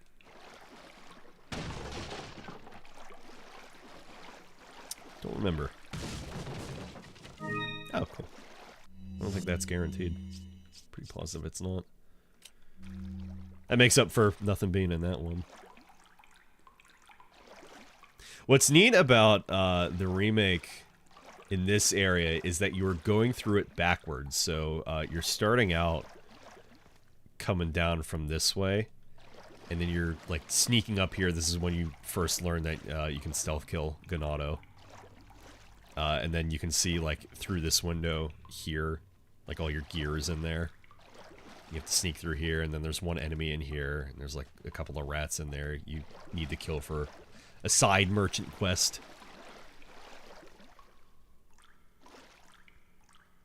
And this looks like TMP ammo, but it's not.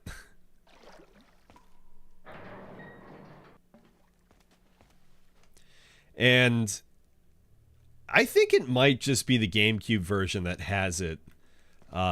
There's an enemy down here that walks up at you.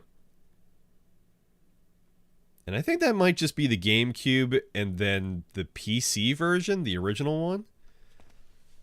Because the more I think about it, I think the PC version might have been more based on the GameCube version than the PS2 one. That's the PS21, for the record.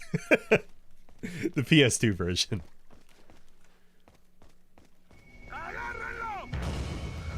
Shut up. Goodbye. He's dead. Got him. Leon jumps down here fine, but no, that guy. It's over. Who wants to go fishing? You guys want to go fishing for some bass? Ooh, that's a good one. 2 for 1. Okay, here we fucking go. So this is why we're going to need to run back to the merchant to get a few extra pesetas to sell.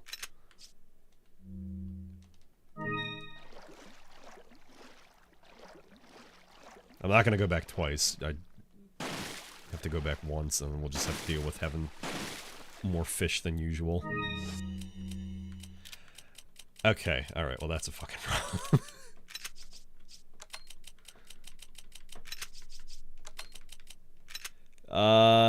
No, there's no way I can finagle another fish into there. So long as I don't overfish. Yeah, now we're full up.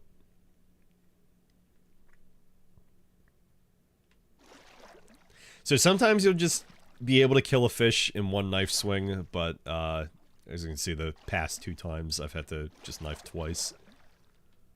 It's better to expect that you need to do it again than have the fish just flop and then swim away. But they got rid of this little fishing area in the remake. So, where you were jailed up, like in the cutscene at the beginning of the area, you're jailed up in a door through here. And then the ladder is broken here, ladder's broken there.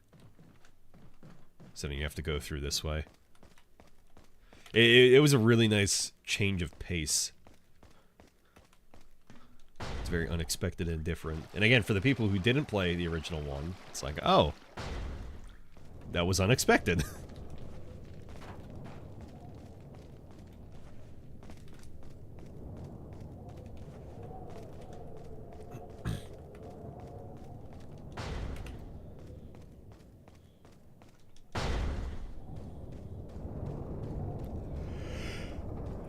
And yeah, you come back through here. Things will just be different. Different, but nice.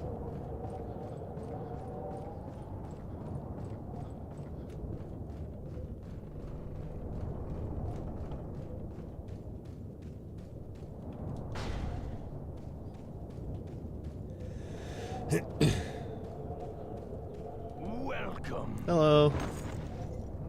Got some rare. So, stranger, any luck with the blue medallions?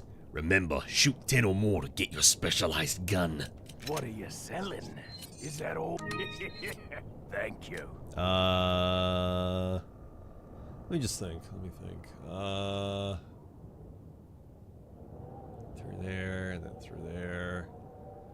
It's probably better I just hold on to one of them. Thank you. Just in case. I don't want to end up again like last year. Is that all? Is that all, stranger? I didn't look at the bass. There'll be another chance to look at them later. Thank you. Is that all? Thank you. Elegant mask. A mask with 3 divots like something might fit inside. What are you buying? Nothing. What are you buying? Upgrades. Come back anytime. What was especially nice with the remake is how much you can fish is surprisingly a lot in the remake. 'Cause remember when I first played and I got the fish charm where fishes heal like 100% of your health? I was like, okay, well, there's like 2 fishing areas in the game. The one that we were just at, and then the one at the lake, and that's it. But for one, the amount of fish that they provided throughout the lake area in the remake is a lot. Because they got rid of, like I said before, they got rid of the ladder for the fishing area that we're going back to right now. They got rid of that ladder, so, like, you can't fish there. But they added a lot more fishing spots in the remake, just in the lake. And then they also have a little fountain area in the castle you can fish from, which is very surprising.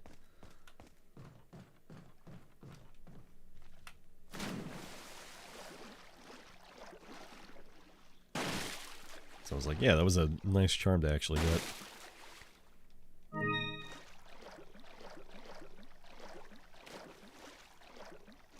I almost feel like with being able to get these fish and stuff, it like feels very like Metal Gear Solid 3 Snake Eater in that way. That Leon is like, oh, survival by any means, especially fishing. I mean, the eggs you could even say could be a thing, but Snake Eater didn't have eggs. But like, there's fish that you can, you know, get here. In the remake, there's snakes, so you can literally eat vipers. So that just adds to it. Not to mention as well, the addition of the whole like codec radio system feels very just Metal Gear inspired. It's very weird, interesting references that they just have. Actually, this would be a good cause to use the TMP for.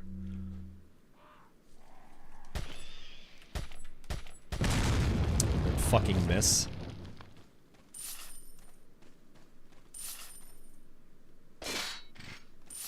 He's so old he can't shoot anymore. He doesn't even know how to play. Does signpost mean more booby traps? Yeah, just right here and then no more.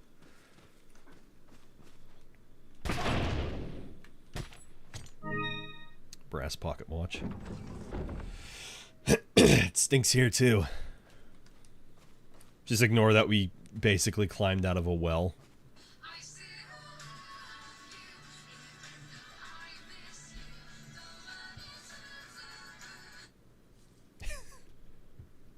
I like on my Google Pixel, they just list, it's a scam. Likely a scam.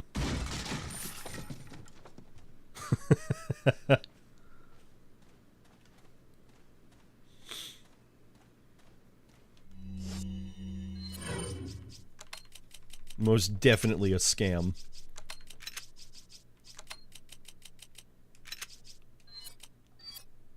Black Bass restores health partially.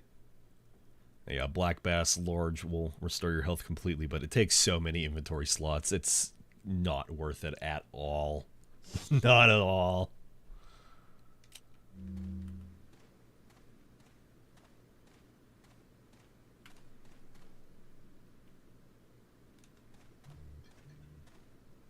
Oh, cool. I got a voicemail from Scam Likely. Oh, that's exciting. Hang on, let me see what Scam Likely says.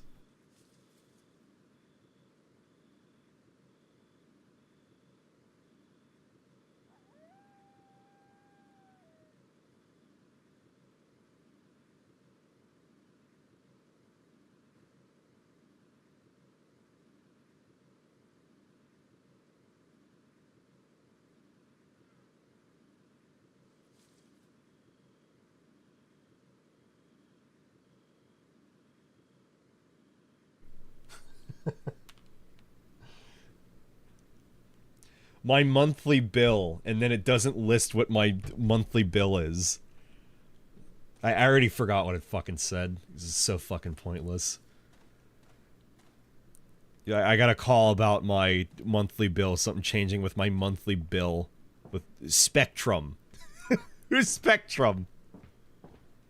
Also, this house has no door! But thankfully, they have the crystal ball door right up here. And the blinking candles. It's a large crystal ball. It looks like it rotates. Oh god, this is a difficult puzzle. I don't know if we'll be able to solve it. Okay, I solved it. The remake, it's a little bit trickier. They got like little air bubbles that you have to rotate it around and find the Illuminatus insignia. It's a little trickier. Ooh, unbreakable story-based window.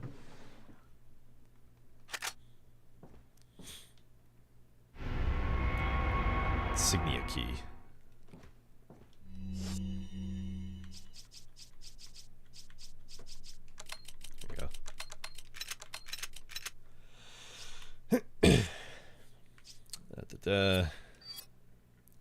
Brass packet watch. Brass packet watch. There are signs of use, but this brass watch may still be worth something. A mask with 3 divots, like something might fit inside.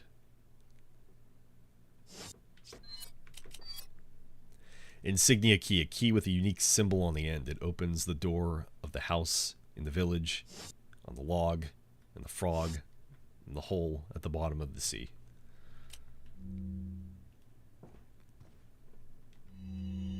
Yes, Mendez writing on his red paper with his fucking white pen. Chalk. So, in, I guess, some versions of the game, or whether it was just very faithfully translated nicely with the HD texture project, but previously you'd be able to read what the note says somewhat through like the background here for some notes. This one is, you know, completely in Spanish, but the original one, yeah, you'd be able to read, and some of the words would, the wording would just be completely different.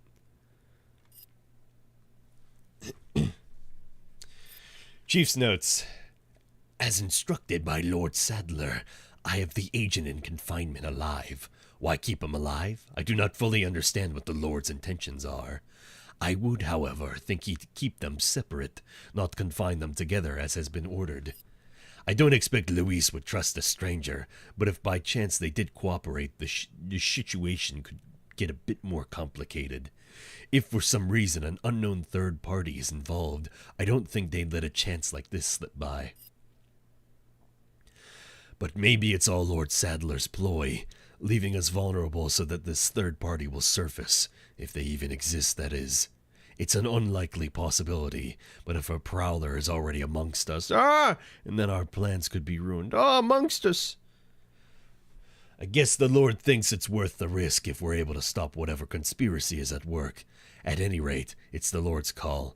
We will trust his judgment as always. Y'all motherfuckers should have killed both of them immediately.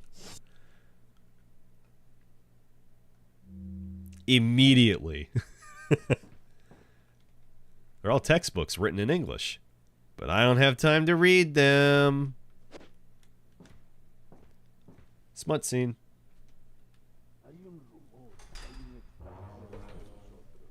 Nuestro jefe te cuidará de la casa. Si la plaga es mucho mejor que la nuestra. Tienes razón.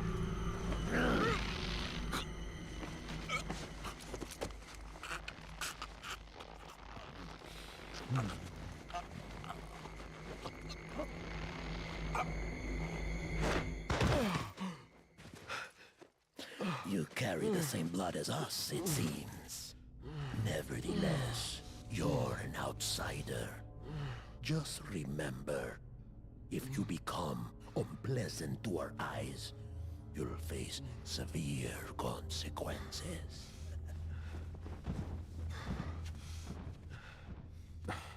What? Same blood. And that is the only time he talks in game. Ever.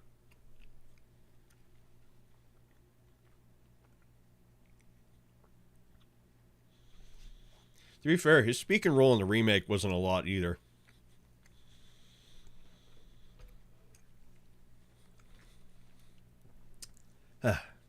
Beef jerky. It's just plain beef jerky, by the way.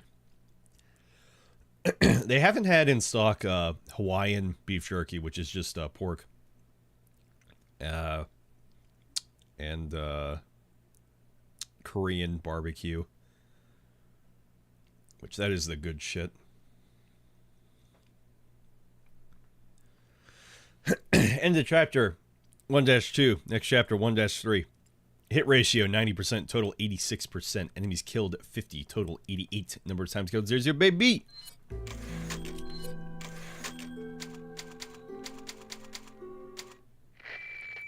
Hello. Leon, I've been able to get some new info that might help you. Fill me in. Apparently, there's a religious cult group involved. They're called the Los Illuminados. Los Illuminados? That's a mouthful. Anyway, I had an unexpected run-in with the big cheese of this village. But you're okay, right? Yeah, but he could have killed me, but he let me live. And he mentioned something about me carrying the same blood as them. Whatever that means. Carry the same blood. Huh. Interesting. Anyway, there are more important things than solving riddles right now. You're right. Hurry and find that church, Leon. So I think this is a good time as any to, again, one, mention Los Illuminados means the Enlightened, but also apparently they're called the Los Illuminados. Apparently they're called the Enlightened. As we'll see later, the giant El Gigante. The El Gigante. And while we're at it, while we're talking about the Illuminados and specifically Las Plagas, which is the parasite that's used to infect all the villagers and the zealots in the castle, and then the militia islanders on the island.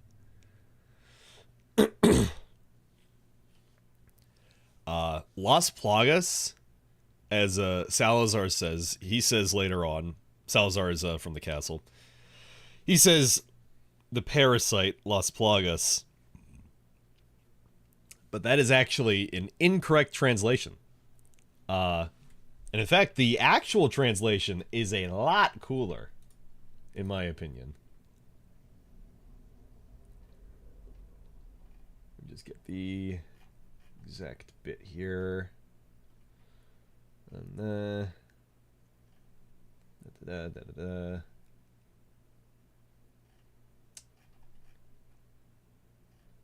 is it at? Yeah, here we go. Las Plagas. Oh, and special thanks to Decaf over at GameFAQs for all of these enemy names and the translations for them. So, Las Plagas actually translates more accurately, or it should be La Plaga. I'll just read directly from here. Las Plagas, or Los Parasitos, the parasites that take control of their hosts. And then the plague, the parasites.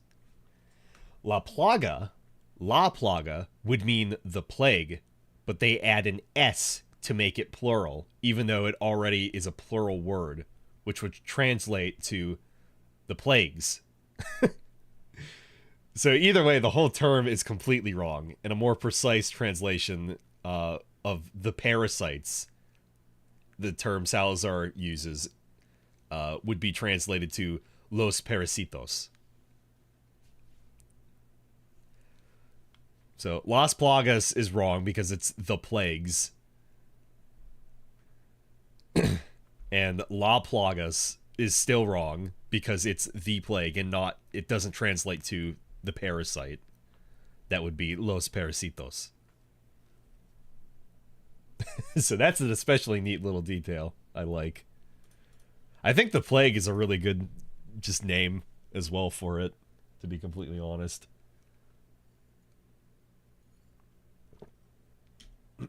Like I like, you know, Las Plagas, the parasite, but Las Plagas, the plague is pretty fucking good. Big stretch. And then I've been meaning to mention it since the village. So there are two different radio sound effects that play at times. There's the one that just played, and then there's the one that like played after the village fight, where it's like it sounds like really loud and just like grating on the ears, versus the one that just played. It's just like, you know, a little bit of static. The other one is like a screech. I think that's a better way to phrase it. So the screech is actually the original GameCube sound. They then changed it in the PS2 version to be the one that you just heard, the static. But then the HD Texture Project brought back the GameCube one, but they just swapped them at different points. So that's very weird. There's also some stuff with picking up items in the game as well. I might as well mention, just talking about very minute things with GameCube and PS2 versions.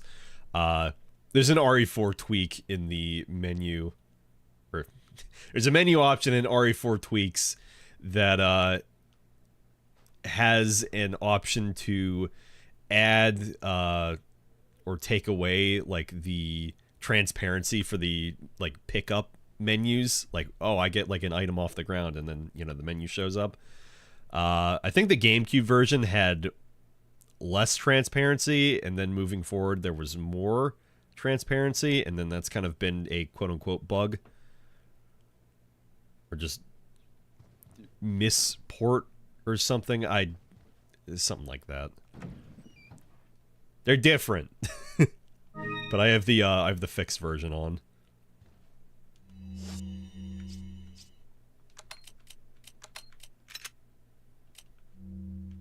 Anyway, secret cutscene.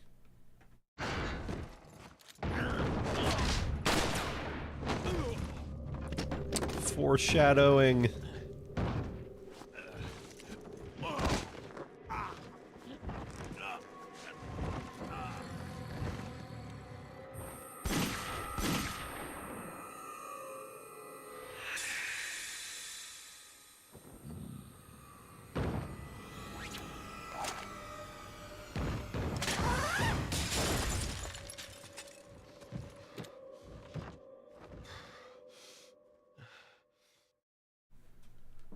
Always loved Mendez's huge fucking weighty steps. Woman in red, somehow so familiar.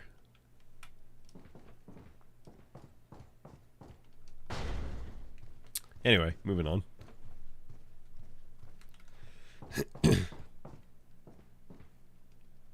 Must be a painting of that church. Hope Ashley's still okay. Everybody's favorite Ganado. This guy. Taking a piss. Piss, boy. Piss. Looks like they use toilets. Guess they're at least somewhat civilized. Hey, Reef, how you going? Man, just need to go for a piss. So, they only have a urinal. In the remake, they have an actual toilet. Not like this. It doesn't have like a flusher. It's like, you know, Amish pit toilet. You got a bunch of shit just flowing up from it. Looks great. In separate ways, though, you have a woman in here. And obviously it's a urinal, so how's that working out? This is also a fucking awful looking toilet.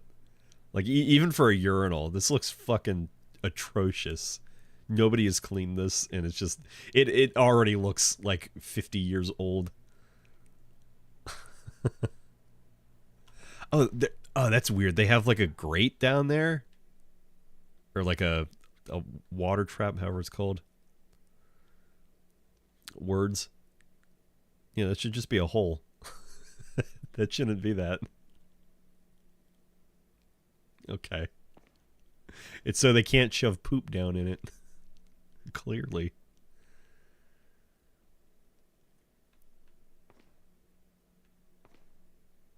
This bathroom fucking sucks.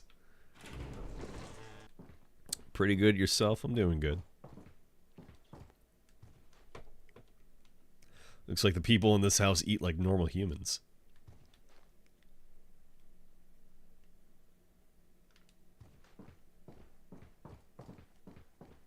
Just a ton of Sadler pictures. I guess I didn't really look at it. Picture of Mendez up here.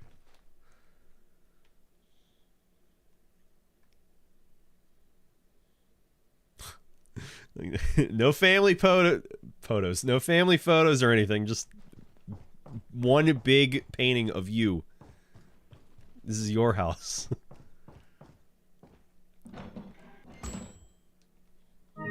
Brown chicken egg. Now we have all the colors of the rainbow. Restores partial health.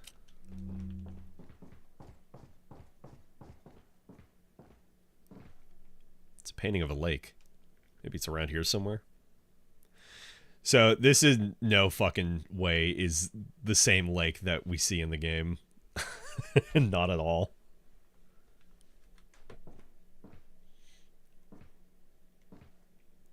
Also, this is a awful fireplace. It doesn't go far back enough, and it just sits on wood. Unless, like, it's bricked up on purpose. But it doesn't look like that's the case. And yet again, the fucking Amish with the grenades. Oh, I get fucking banned. Looks like the people here carry out their lives like ordinary people. They even read books like people.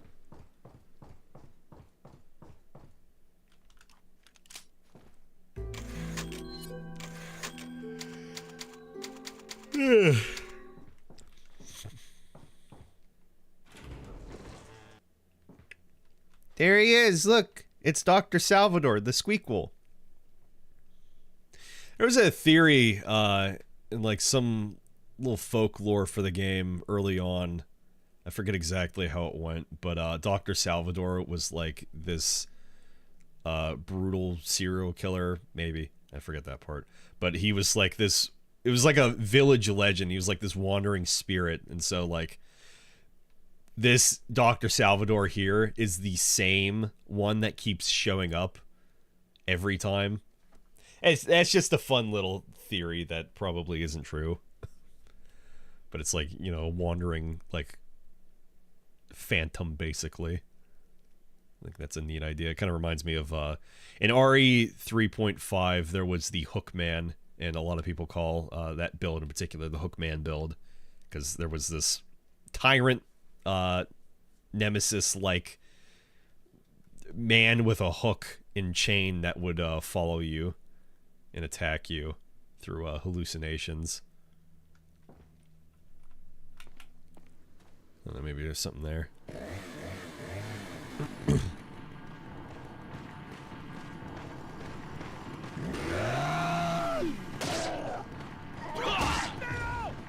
The foreigner, the outsider. Well, he wanted it. He tried.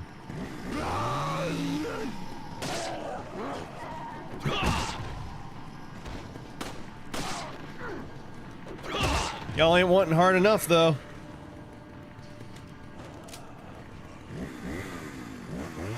I guess named Punch God. Oh, that actually worked. It was a Hail Mary.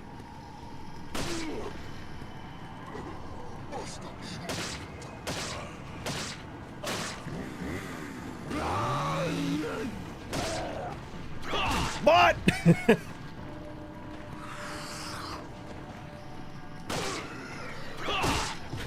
Die, bot!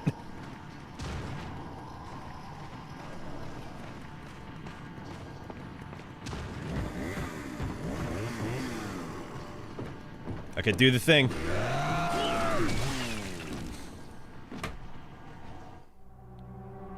Oh, that's a rarity.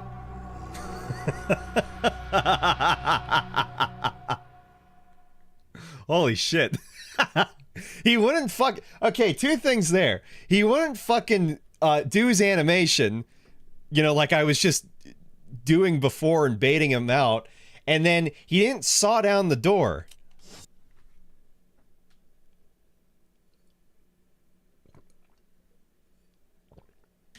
That was weird. Anyway, rare chainsaw death. Except it doesn't count because I reloaded. So it's still gonna say 0 deaths. Get fucked.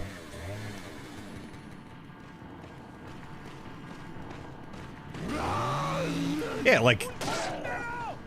That's supposed to be his range, and he just didn't have the range, and I can't turn around because then he's gonna fucking insta-kill chainsaw me.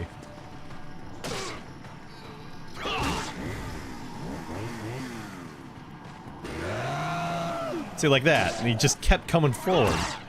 Should not have done that. I think this run now, like last year was just, oops, all plagas, but this run is just the AI just trying to make me look bad and break all of their own rules.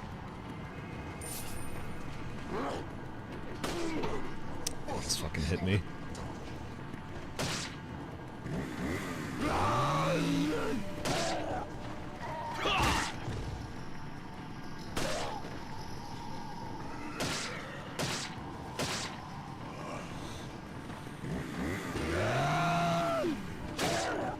You know, here's a fun fact about that chainsaw death.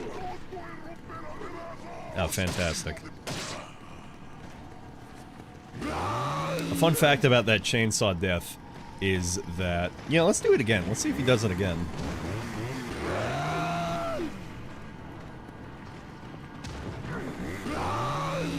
Okay, no, he was just being an asshole.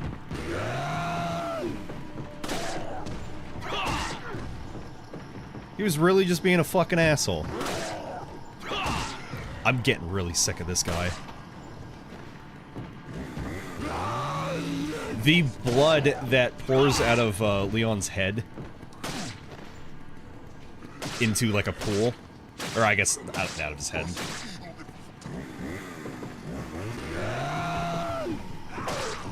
Out of where his neck was. That was close. I thought he was going to do it again there. Okay, you know why I thought the ruby with the pesetas, with the chainsaw in the village earlier? That's why, because he drops a ruby. I was just thinking that before I killed him.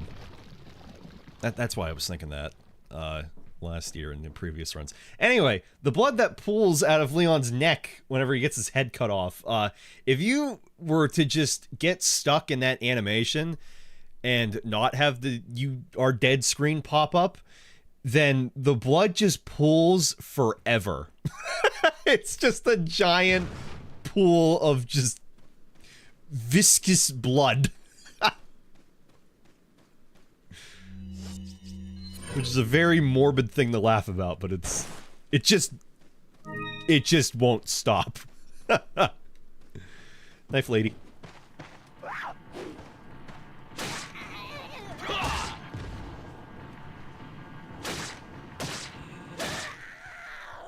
It's quite funny.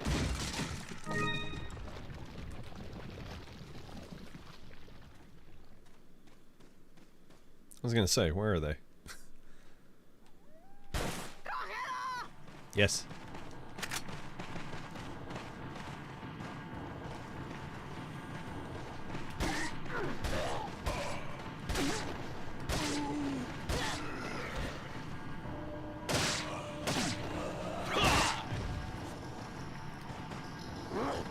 See, this is why they changed the fucking knife. Who are you hitting? That's just bullshit.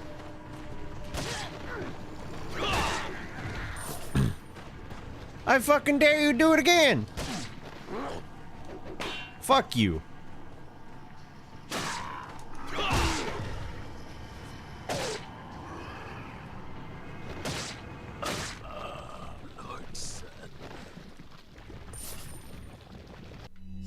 Turn around and say it again! Turn around and say it again! Little bitch!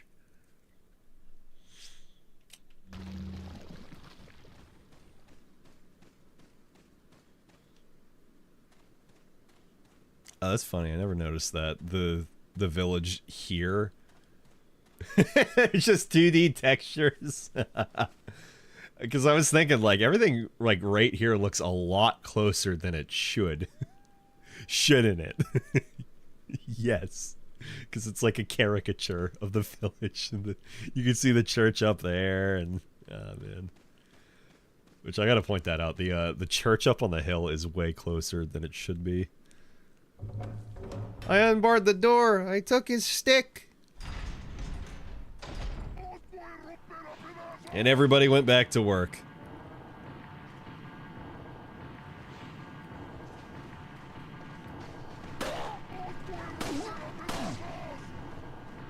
Ah, close.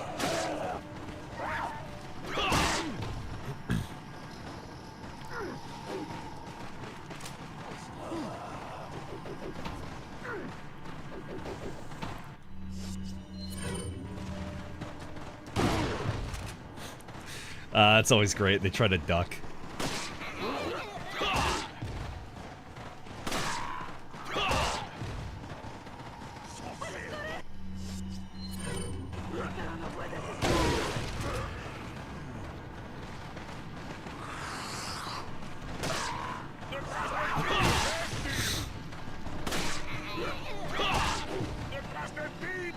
I am not an imbecile. Shut up.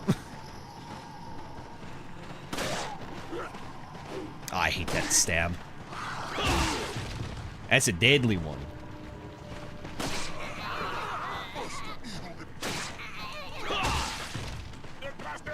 I know!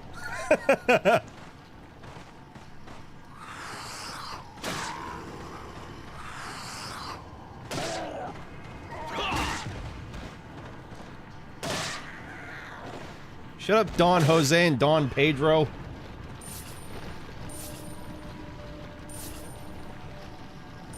I think there's one guy left up on the roof. On the roof.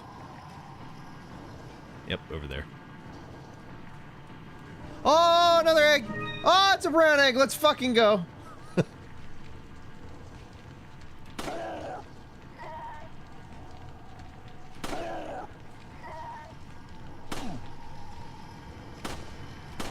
Up. Accuracy in shambles.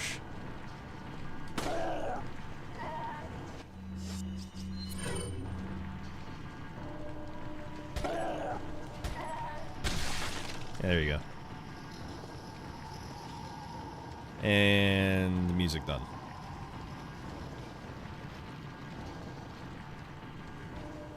Who the fuck's left?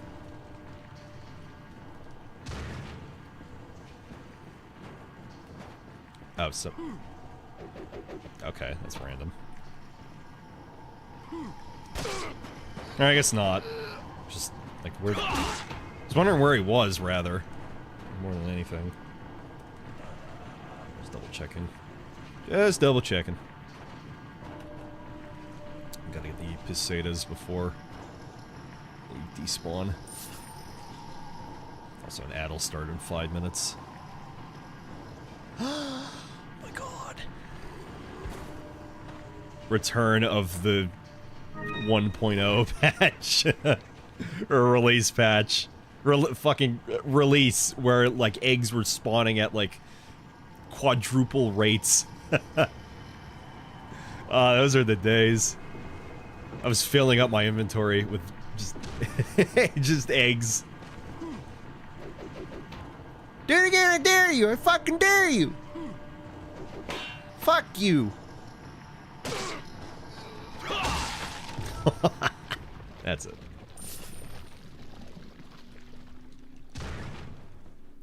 Yes, everything's still broken, but we'll come back later and it'll be fixed. It should. If I don't have dementia.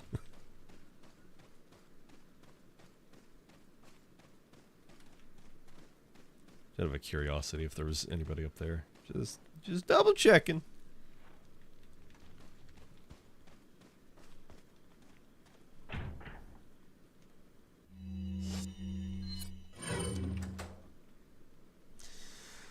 All right.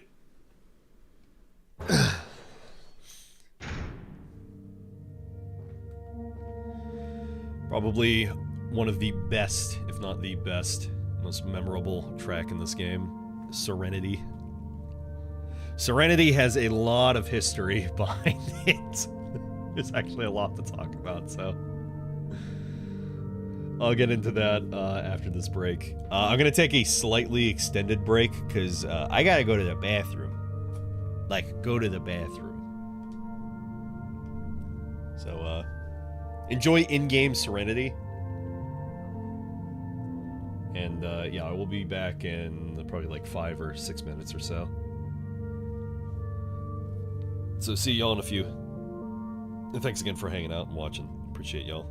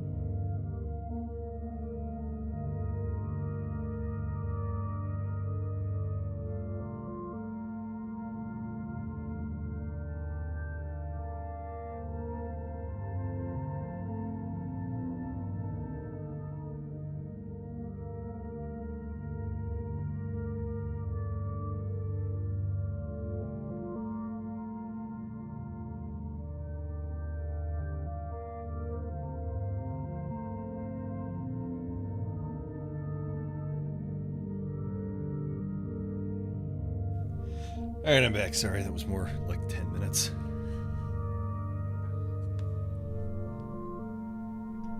Okay. So, you've been listening to Serenity. However,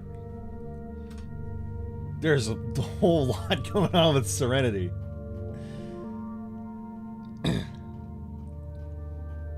see. So, and I wrote it down this time, so I won't forget moving forward, because I always forget what the name is. So, Serenity is made from David Torn's To Burble in Pine from the album Pandora's Toolbox, Dark Ambient Soundscapes. As Sambient, Serenity, or rather, To Burble in Pine, I should say, To Burble in Pine has been sampled in Resident Evil 4, Devil May Cry 1, and in Monster Hunter. In Monster Hunter 1, in the Forest and Hills area.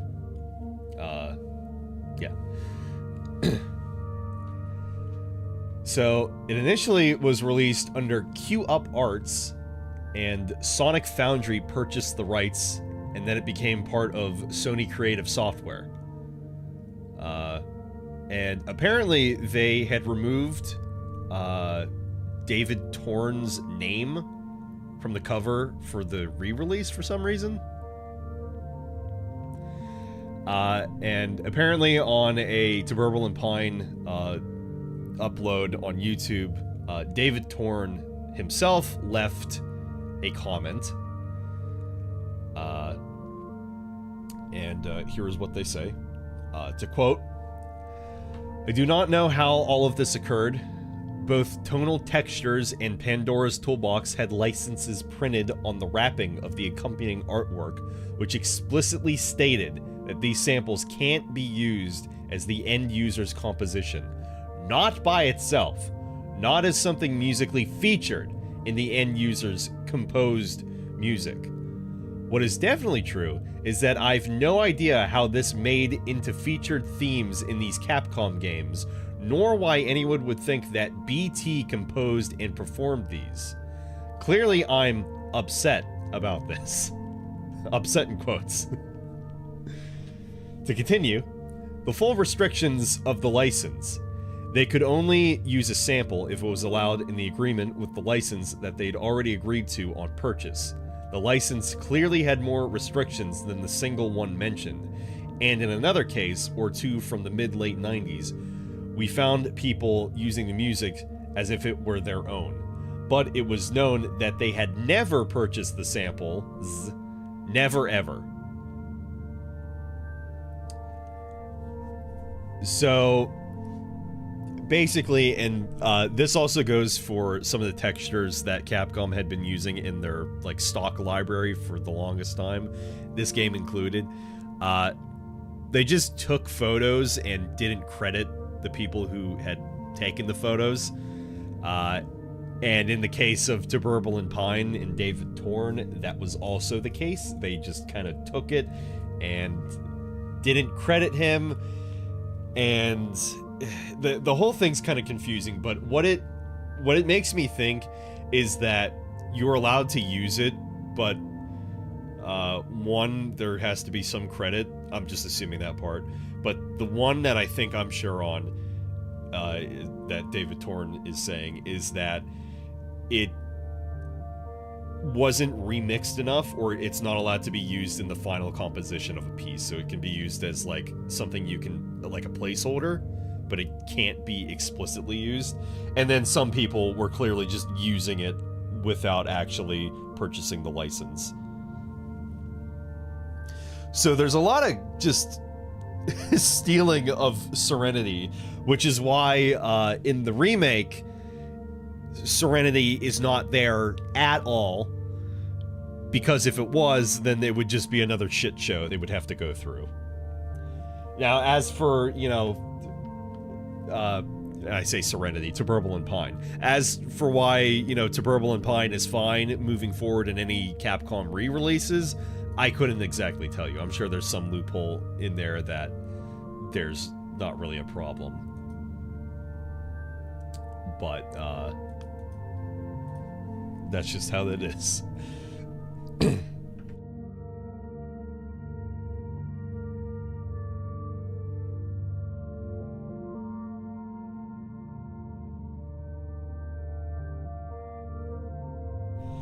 It's a fantastic song, to Burble and Pine, and Serenity, of course. I'm very happy that Serenity has, like, never been removed from any, you know, future ports. And, I mean, at this point, like, I have the PC version with the best textures it can have, and so there's not really an issue there.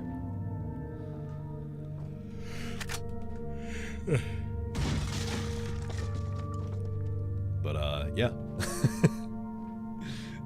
So, Serenity, again, deepest lore.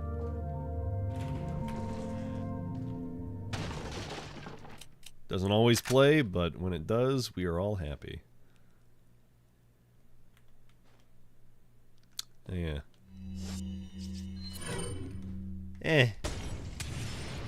I think I can get an upgrade capacity on this, but I'm also thinking that I can't. Also, the implication that all the people in the village came into here, had the key already somehow, all came here, and then all jumped down into this trapdoor hole that leads under the village, through this dank passageway, to the graveyard and the church. Because the bell was rung. And the bell was only rung because Ada rung the bell to help out Leon.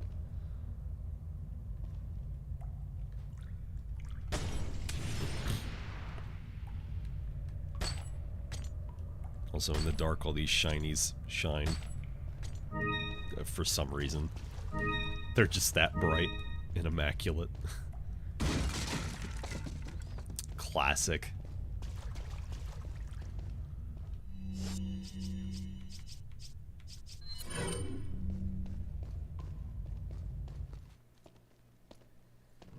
Got something that might interest you. Got a selection of good things on sale, stranger. I don't know why they gave him 2 cutscenes, but they did. What are you selling? Is that all? Thank you. Is that all? I'll buy it at a high price. Thank you. Elegant headdress. The rare stone set in this headdress has made it a one-of-a-kind. Sold. Thank you. What are you buying? There we are. Stock for the TMP. A stock for the 9mm fully auto TMP. Absorbs and spreads out 80% of the recoil forces for increased shooting stability and comfort. Is that all? This one is a must-have.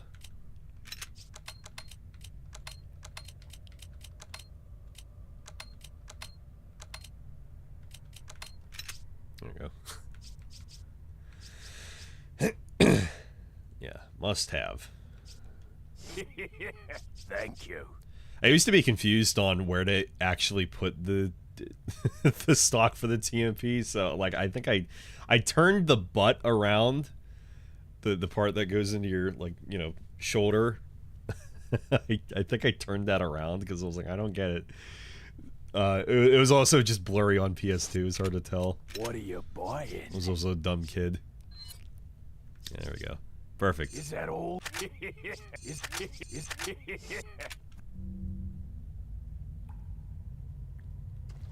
Thanks, buddy.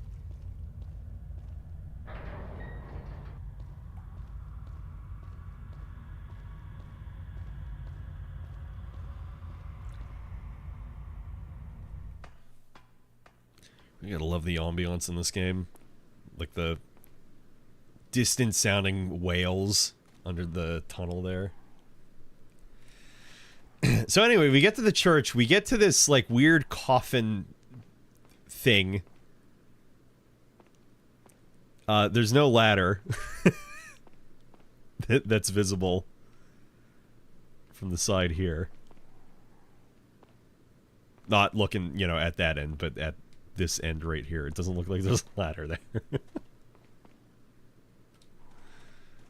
And then, yeah, then you just end up out here.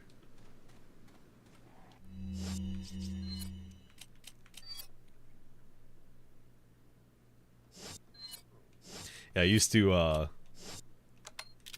yeah, like that. I used to place it like that. I just didn't know. TMP with stock, a fully automatic machine pistol equipped with a stock. Now this makes the TMP, like, unbelievably based. This is what makes it the fucking best, is the stock. Because you can aim so perfectly with it now. I don't know how that got out of place. See, barely any, like, sway. Ah, hand grenade.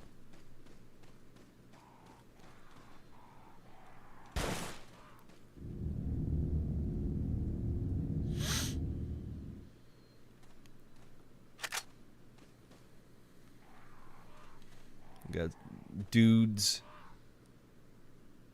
There's a dude over there, don't worry. We got crows.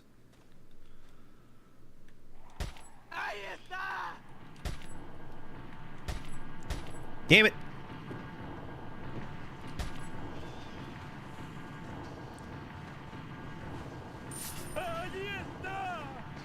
Chop. You are fucking my pussy.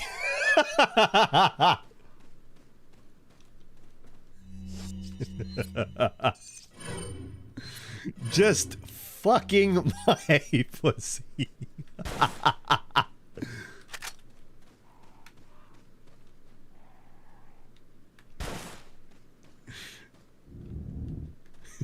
No shot.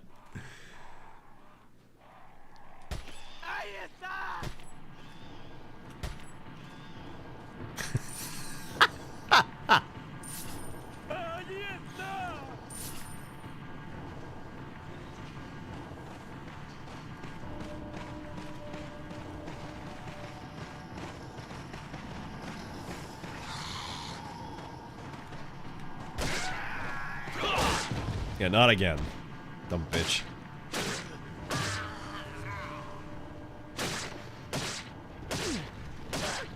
Oh my god, she's tough. She's fucking tough. Not that tough.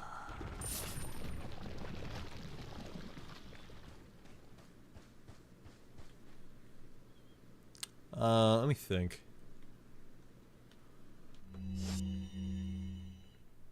I'm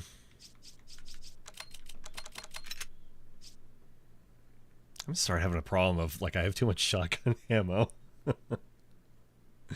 By, oh god, not even, before the end of the village, almost, maybe like more than halfway through the village last time, I had to sell handgun ammo. I had too much. I'm trying to keep that in mind, and I'm like, I gotta use this handgun ammo, and I need to save the TMP ammo for Mendez later on.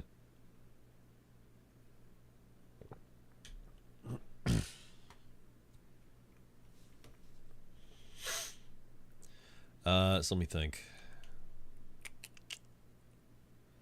So we go, trying to visualize. There. No,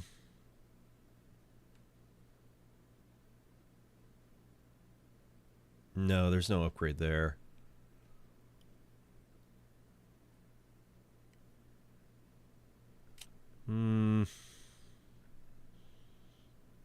You need a lot of handgun ammo in the swamp.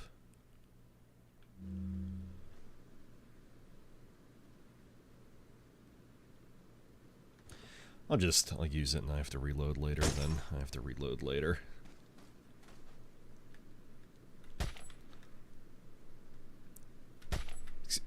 Thank you.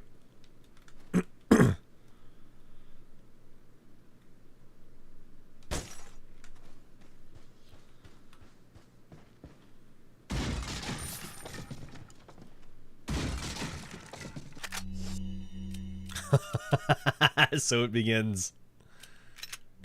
So it begins. Okay, well, the positive thing is that it's just sitting on the table there. I'm gonna head back real quick.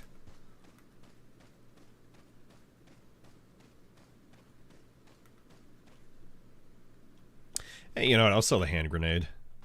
It's worth more. Can still use the flash grenade for what I need it for. Welcome. Hello. Got some. Oh, well done, you did the thing. Like I promised, go claim your specialized gun in the buy screen. Don't worry about the money, this one's on the house. Thanks. What are you selling? Is that all? Thank you. What are you buying? The Punisher. This 9mm handgun will blast a hole through 2 enemies. This is the specialized gun I was talking about. I don't have the space for it. What are you selling? Where you... Excuse me. Where are you gonna put this? Your pocket? Let's see what say in the remake. I blame the fish. I'm currently blaming the fish.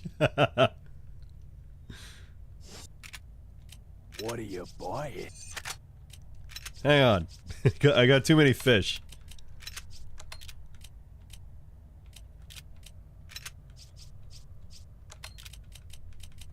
And eggs. I got too many fish and eggs.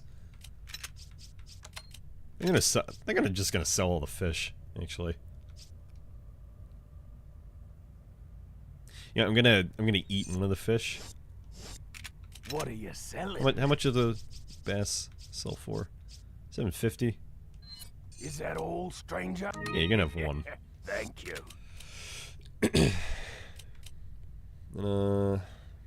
What are you buying? What are you buying? Alright, give me that now. Give me that now. I want it now. Thank you. Come back anytime. Oh, I will, very shortly. And yes, I could have used an egg, but it's fine. Save the eggs for much later. They have less inventory slots that they use up. That's fine. Punisher. This 9mm handgun will blast a hole through 2 enemies. Wow. Sure, it's named after the Punisher himself. I guarantee that. What are you selling? Anyway, I used to use the Punisher. I don't anymore. There was a mod on the old PC version, and it was a slick black handgun with like gold snake designs all over it to replace the Punisher. It was fucking sick as hell. But then I realized how like based and incredibly based that the Red 9 was, so I stopped using it. Ah, I'll buy it at a high price. Yeah, you can have this back. I don't want it. Thank you. You're welcome. Thank you for my gun back, stranger. The Punisher is cool because later on it'll shoot holes through like I think 4 enemies or something at once. But it's so unnecessary. Because it's not always the case that you have enemies grouped up in a way that you'll be able to hit them all at once. I've seen this insignia before. But maybe they're different depending on the grave. Twins must be buried under this grave. This insignia is a little different.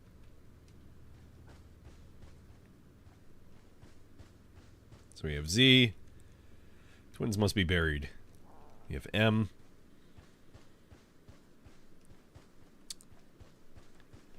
And we have V.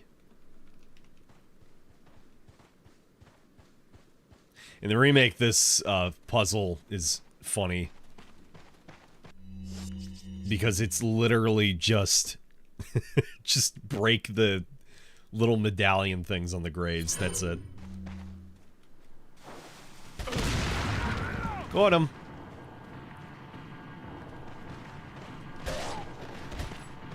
feel like he ran forward a little too quickly.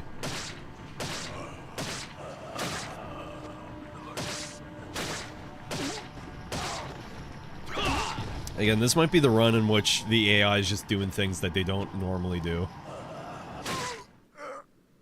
I feel like. Anyway.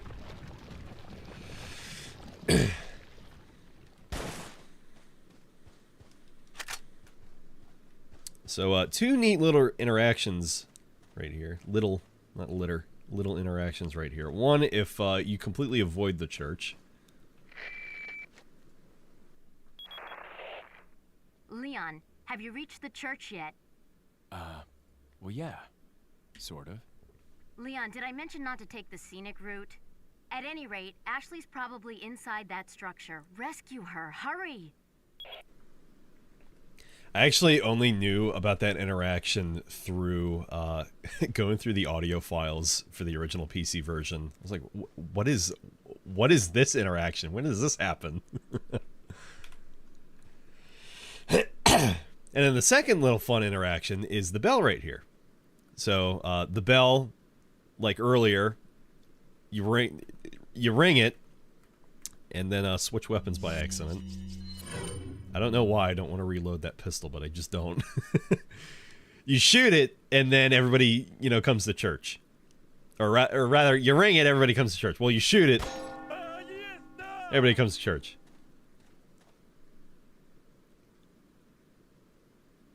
But it's only a few of them. And they're only guys. Agárrenlo!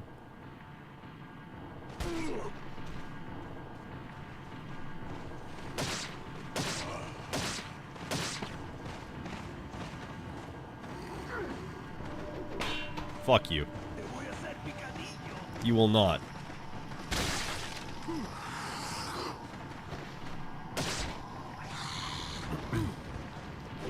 Who are you hitting? I'm not even that close.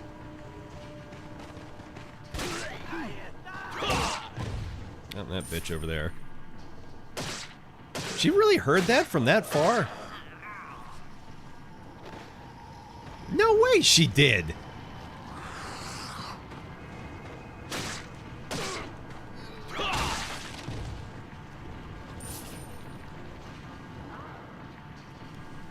Hey. Oh, no, wait, that was just her over behind there. Even then, okay, that's rare. They're doing shit. They're doing shit they're not supposed to be doing. I thought it was the woman over there. It's like, how the fuck did she hear that? No, there's a pair of them that sit right there.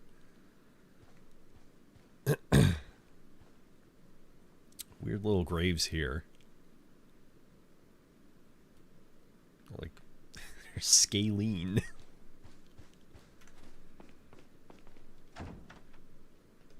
Won't open. There's a round hole. Maybe something fits here.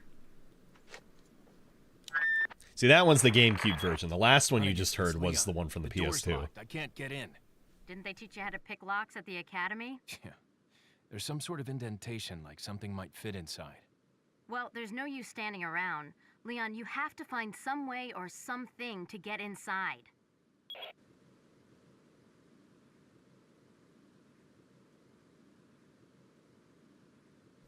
There's never been one time in which Leon has picked a lock in these games. It's never happened. It's like Leon's ability to drive a car. It's just non-existent.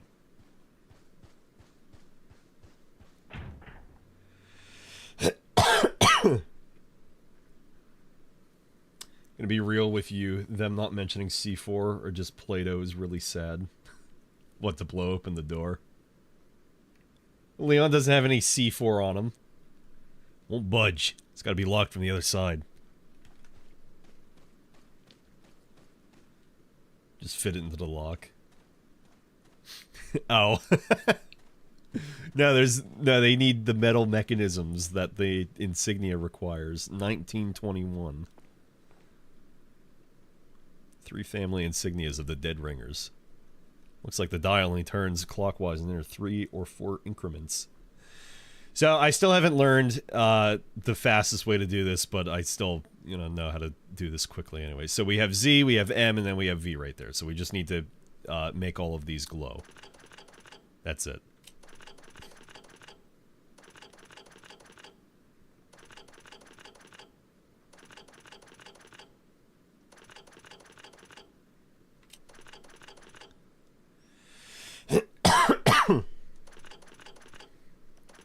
Yeah, that was still pretty fast. Let me get the green cat's eye. So in separate ways, the green cat's eye is a key item for Ada, and the insignia is actually locked up in there that we need for the front of the church. And whenever you pull out the green cat's eye, or rather, sorry, whenever you pull out the insignia, a gate closes up right here from the ground. You can see the gate right here, definitely. And you have to have the green cat's eye put in there in order to get out of here. So why does the gate not pop up here? It's almost like Separate Ways was done like after the fact. You know? Shut up, bitch.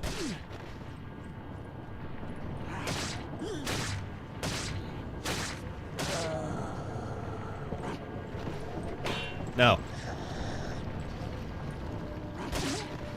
Goodbye.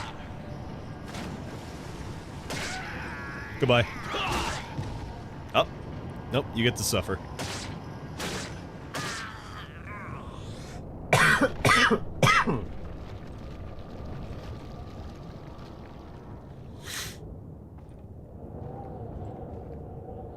Nice little... I guess smaller lake area. I want to call this a pond. Too big to be a pond. Alright, look out right here. Snake! I feel like the snakes being in a box as well are a Metal Gear reference too. That's too random. Now in the remake, if you time it perfectly, you can parry a viper jumping out of a box. Because if you don't kill the snake whenever you break open the box, then it'll jump and it'll hit you for a little bit of damage and it'll slither around on the floor.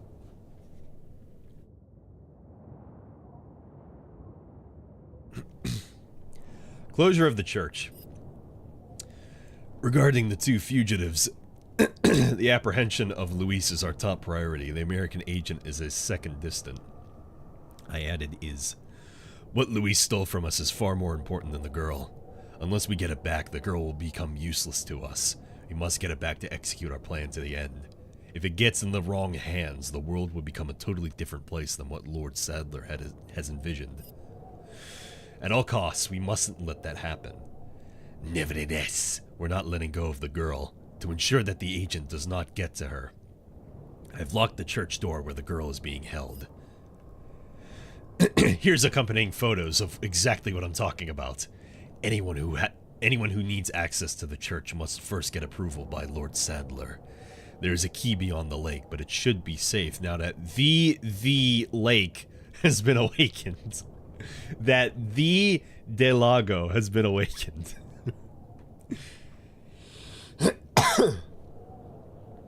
Or actually, no, that translation, the is inaccurate, to be fair. I'll get on that in a second. Has been awakened by our lord. No one will get across the lake alive. Plus, our same blood courses through the agent's veins. It'll be just a matter of time before he joins us. Once he does, there will be nobody else left that will come looking for the girl. So, couple of few things about the lake. Also, just one thing I had in mind. With at least, I would say all but one of Mendez's writings, the one being his red paper with white pen in his room, they all have photos that accompany them. I wonder if there was any relevance to that and Mendez, like, having a bunch of like photos of the villagers in his house in the remake. I feel like there might be something there. 'Cause I just made that connection, if there is one. Also, I'm gonna have to turn on the AC here soon. It was very, very, very humid this morning. I feel like it's just one of those days too when maybe the pollen count is a little high, just kind of hard to breathe. Let's see here.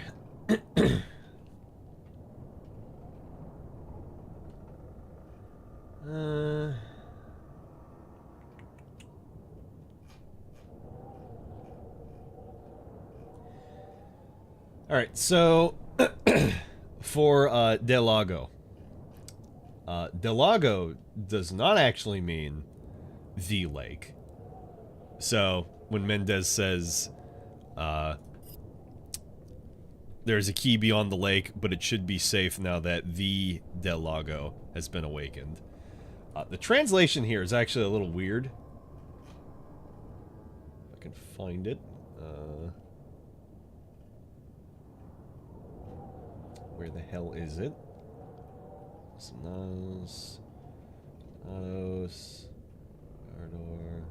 There we are. Yeah, so Del Lago, which says here big fish. That's not actually true. Del Lago is a salamander. Dark Souls fun fact, not a fish. So to quote Decaf again, note Del is a conjunction of the words de and el, which mean of and the respectively. Lago means lake. So Del Lago is actually of the lake, is what it translates to. So now that there is a key beyond the lake, but it should be safe now that the of the lake has been awakened. So it still doesn't work. I still think the lake is a better name than of the lake, to be honest. There was another bit here. Yeah, here we go. Yeah, thanks to Viper BCN over on Reddit. Quote, I don't know if nearby there is such a lake as, like, you know, this here. This is from the same post that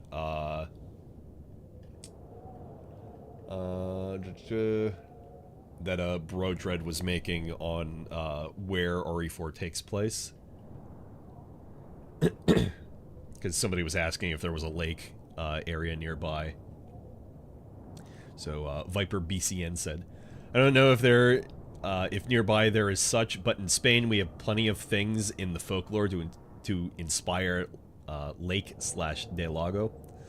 The two that come into my mind are Lake Banyoles in interior Catalonia, that always had the legend/myth of an aquatic monster like Nessie living in the depths of the lake. The other one, which is completely real, located in Mequinenza,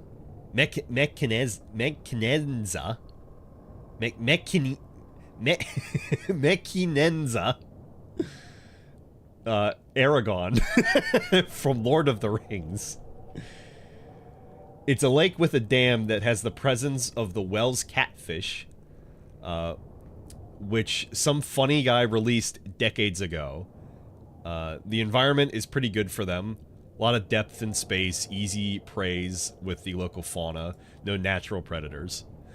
And that thing populated the entire lake and tended to grow very massive in size. Even Jeremy Wade from River Monsters, the TV show, has been there filming before.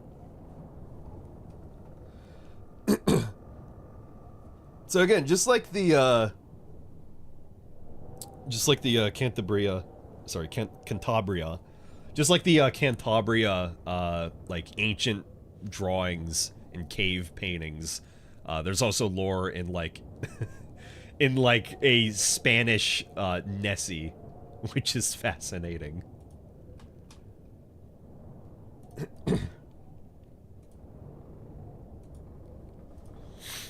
So there you go. The of the lake is deconfirmed. The of the lake is confirmed. We're so back.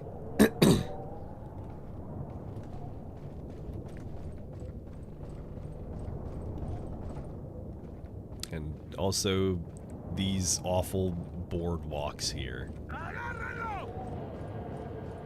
Shut up.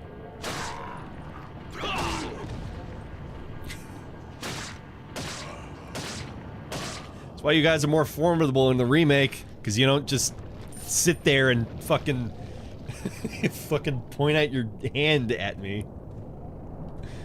I always wonder if that's a reference to what is it, Invasion of the Body Snatchers, I think.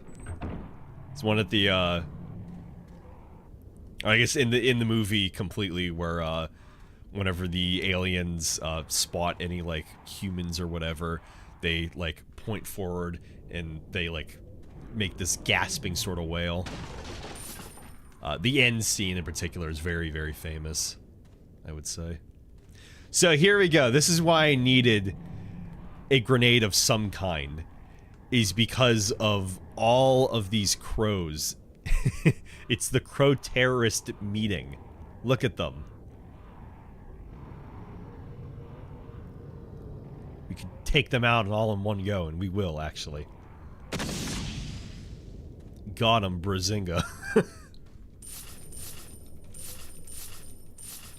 See, look, see? Flash grenade.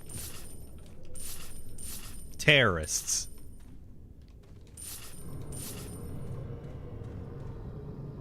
Also, this kills them for some reason. I don't know why.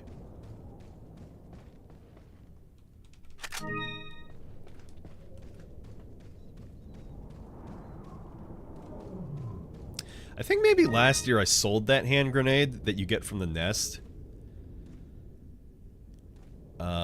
When you first get to the cemetery. Because I feel like that is always consistent, and I just sold it by accident, not thinking. I don't know. Looks like the gate's securely shut. Wait, I can hear something growling on the other side. Anyway.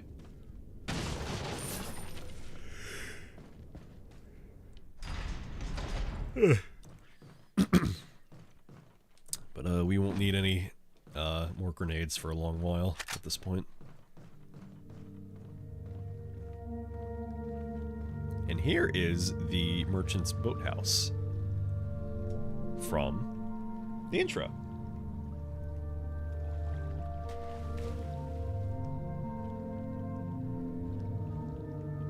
The unfortunate thing with all these bass here is that you can't actually catch them, because there's no way for you to go out there and grab them. Even later on, when you come back through here with a boat, you can't actually like sail around here.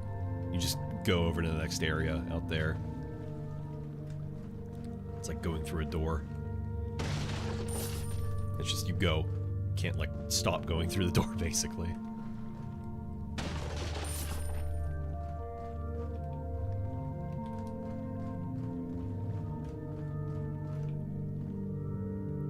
We have a merchant set up here. There's enough weapons here to start a small war. Enough weapons here to start a small war. Got the RPG, TMPs, bolt action rifle, the semi-auto rifle up top very early. Right here on the drawing, actually, in the center, we have a, what is that, a coach shotgun. I forget the exact name, but it's a two-barrel over-under kind of shotgun. Bunch of odd hand grenades considering this game. Like, these hand grenades here, yeah, those are, you know, hand grenades. Maybe they're just of a different, like, kind. Like, these ones are frag... Or maybe those are frag grenades. These are different kinds. Yeah, I don't know. Concussion, frag. Bunch of ammo, which we aren't able to buy. Weird looking bullets right there. Dozens of red 9s. Punishers, or more likely probably the Blacktail, which... I don't like the Blacktail. A lot of people in the community Got some rare things on sale. like the Blacktail and say like, oh yeah, it's the best handgun, no, it's the best, I love it. And I disagree, because all the Blacktail has going for it is higher capacity and faster fire rate. Compared to the handgun has, when you fully upgrade it, it has a higher chance to crit. You can, if you have it equipped, your knife actually does crit damage as well, which is really funny and very good. The Red 9 has the highest damage with its final upgrade, but it is the slowest to shoot, and you know the reload animation is definitely slower than reloading with a magazine, because you're reloading with a strip clip. Like I said earlier, the Punisher has the ability to shoot through multiple enemies at once. So just even in comparison to the handgun and the Red 9, it's just the Blacktail does not stack up. Like, you don't have the stability of the Red 9 with the stock later on. It doesn't have the crit ability that the handgun has. And, like, I would say even the Punisher is just, for the rare usage that it has with shooting through multiple enemies, I would say it even has more use than just, I hold more bullet at once and I shoot faster. Like, ooh, fucking exciting. Why? In which situation do you need to unload a handgun as fast as possible in this game? You should be taking your shots very carefully and going in for melee hits. Don't, like, just unload on enemies. That is the dumbest thing you can do, in my opinion. What are you selling? Now, if you're playing for the first time, that's obviously completely different. If you're playing this game for several times in a row, and you're like, yeah, I do the Blacktail every time. No, you're dumb and I hate you. I don't agree with you. Is that all, stranger? Is that all? Thank you. Is that all? Thank you. Anyway, so in comparison, though, which one wins out more, the handgun or the Red 9? I would say, frankly, either are a fantastic choice. The handgun for the crits that you can do with the knife, potentially. And then, of course, the Red 9 for its stability with the stock. You're able to shoot from far distances and, you know, you have that stability like the TMP has, I was shown earlier, with the stock. And it has the highest firepower of any handgun in the game. What are you buying? What are you buying? So thank you for coming to my TED Talk on why the Blacktail is a big piece of shit and you shouldn't use it ever. Just don't panic. Don't panic and shoot off all your shots. It's that easy. It's that easy, Gromit.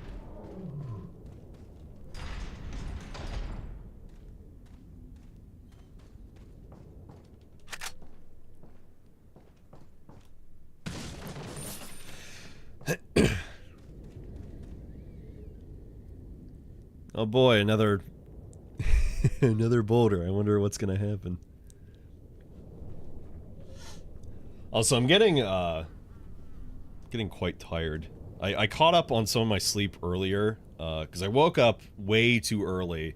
I think I got like 3.5 or 4 hours of sleep. And then I ended up sleeping for another like 2 or 3 hours or so.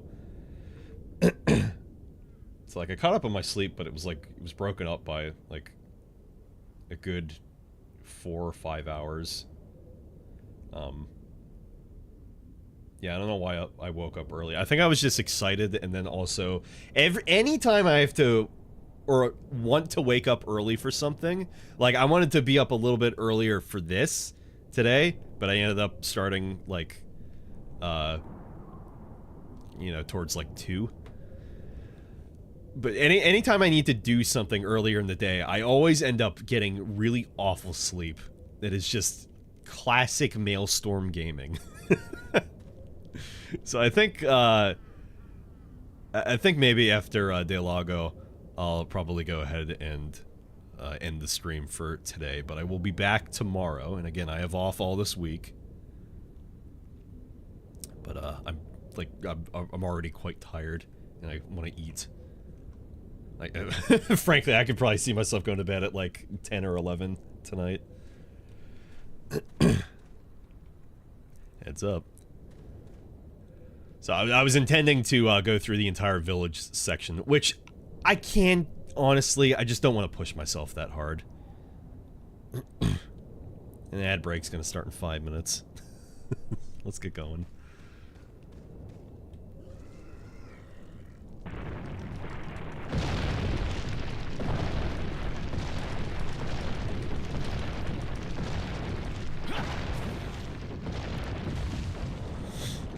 So I've actually been cheating with these boulder prompts, pushing the button fast. There is a tweak in the menu for RE4 tweaks that makes button presses a lot easier.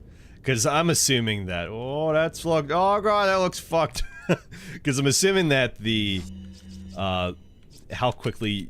Or no, that is exactly the case, actually. How quickly you have to press the button and how many times you have to press it are dependent on the difficulty you're playing on. So I imagine that the QTEs for those are maybe set to, like, easy, if fucking anything. And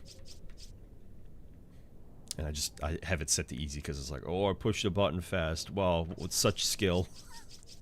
It's like, whatever.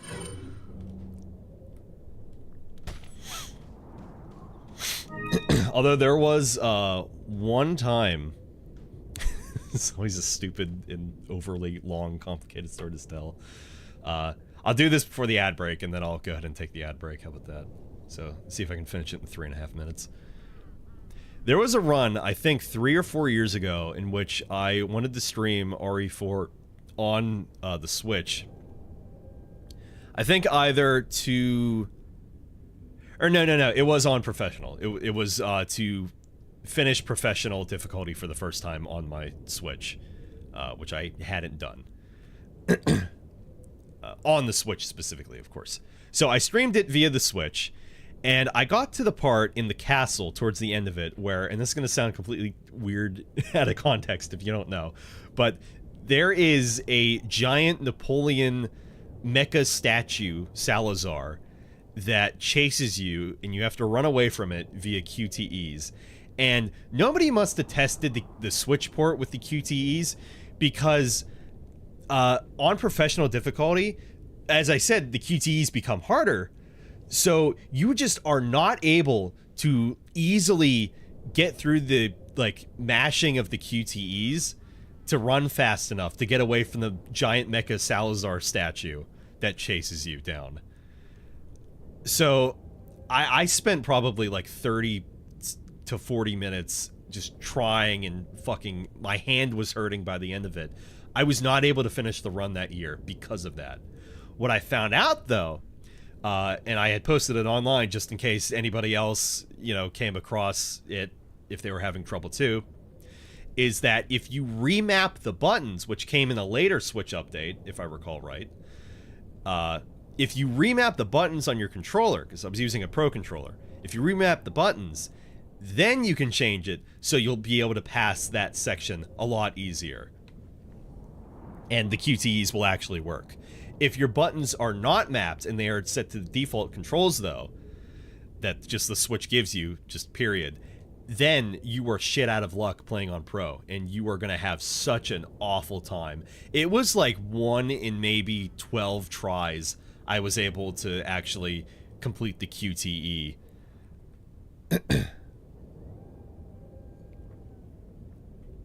So, yeah, since then, I'm just like, I don't really give two figs about like, oh, press the button fast to do the QT. It's like it's whatever. And of course the cutscene QTEs are just stupid. I'm glad they got rid of those because they're just really pointless. It's like, ooh, you were caught off guard. Then you instantly died in the cutscene. Get cutscened, idiot, literally.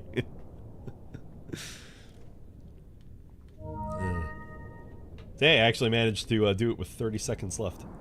Nice. Okay, take an ad break. I'll be back, and then probably within the next hour, stream will probably end. So, good 7-hour stream. I was intending probably to go for close to 12. I figured I'd probably be done with the village by that point, but even if I kept playing, I don't think I would have finished within that amount of time at this point. I just got off too. Well, I'll still be going for an hour anyway. But anywho, I'll be back in 3 minutes. No? Oh, okay. Not too bad. I'll be back in 3 minutes. See you on a few.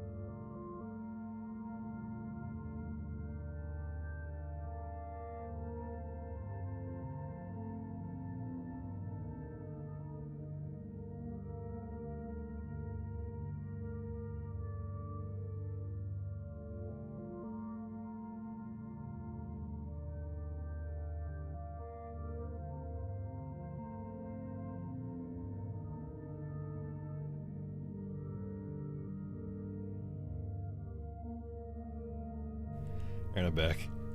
That's funny, Serenity was playing. Yeah,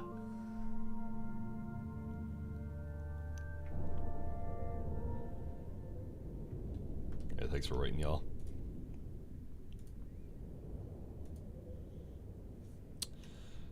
I think I'm gonna have a pizza. That's the other thing. I'm getting hungry.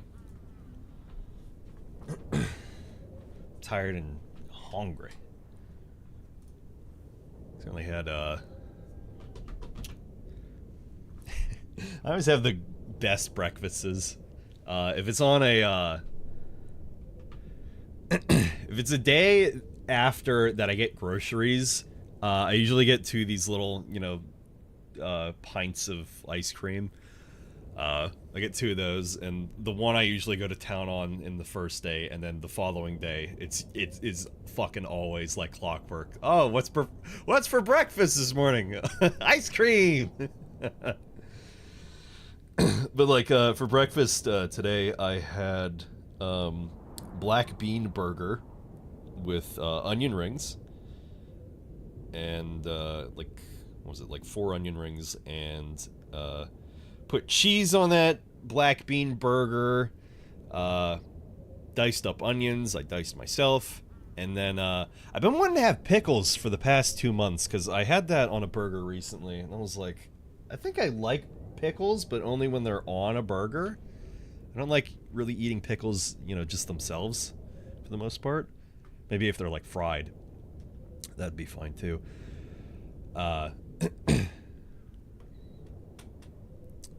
But yeah, so I finally remembered, because last month I was like, fuck! I wanted to order pickles! And I remember the pickles this month, but then fuck! I forgot I needed more aluminum foil.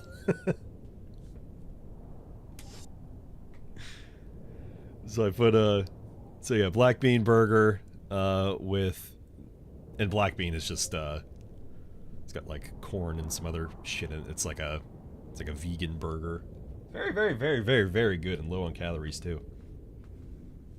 They have kale burgers as well, but I prefer the black bean ones. But cheese, pickles, diced onions on that, then barbecue, a little ranch mixed in. That's some good stuff. Even saying that's just making me hungry. But that's all I had for today. That and the beef jerky, and 2 cookies. So I think I'm gonna do a whole ass pizza when I'm done. Push onward to the task's end. Right, let me see if I can get this little goober berry to do the thing. So he's gonna hopefully turn back around, stumble in the trap, and then instantly die. Or he's not gonna fall backwards at all, because this game fucking sucks. You're a jack. You really ran up all that way to just yell at me? To just say, there he is. That's what that was. Ahí está. There he is. Church Lake. Oh, good to know. Yeah, he's supposed to stumble back and then get blown up by the trap. Tried to do that last year too. It didn't even work out exactly as it was supposed to.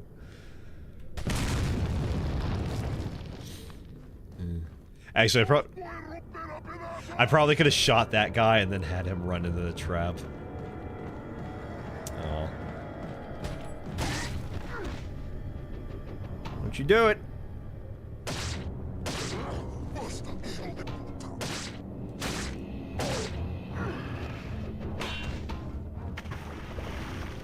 I guess he fell in.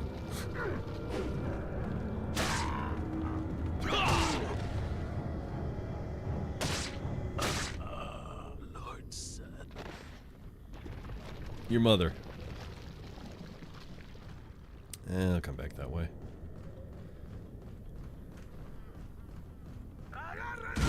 Snake!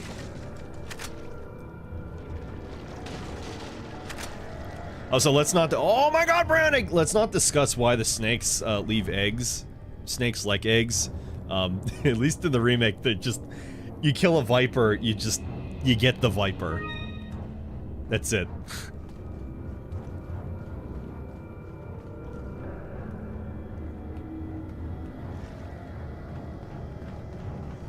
Oh, there you are. Oops, I missed again. You missed that one! Try another! Oh, you missed that one. Try another.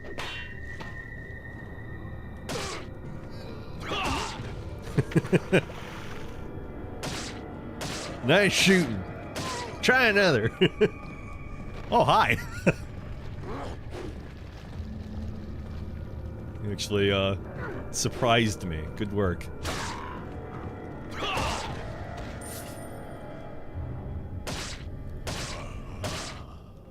I think at this point, I've just gotten, really good at hitting the hatchets and sickles and things that they threw through the air. I've gotten just really good at those. Oh, here we go.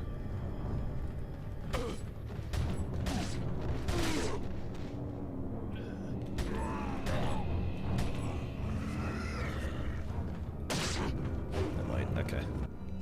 I've gotten really good at hitting those out of the air, just because I can't parry them like in the remake, so I might as well just do that.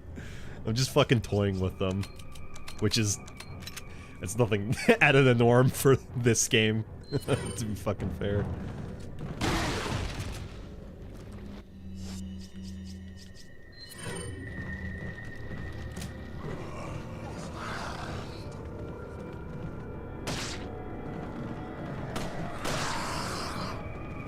Too high.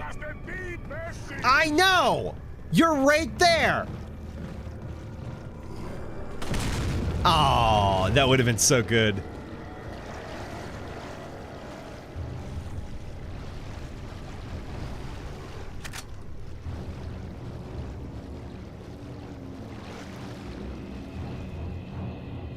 Might be able to fuck with them still, hang on. Well, the one anyway. Yeah, that guy over there. They're just running into it nowadays. Just one of them days.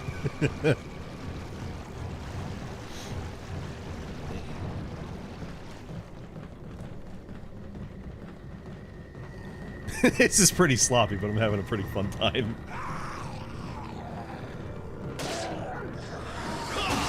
Where the fuck are you going? Where is he jumping? Why are you throwing from down there? Ignore that those guys are brothers. Stop it.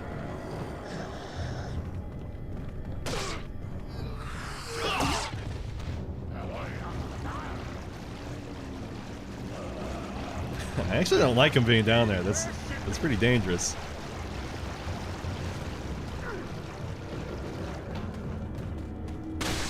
Bye. Okay, nice try, I guess.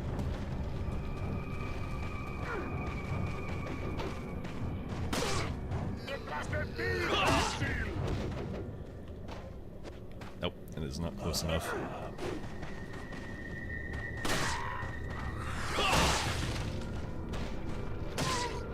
Go ye. Go ye.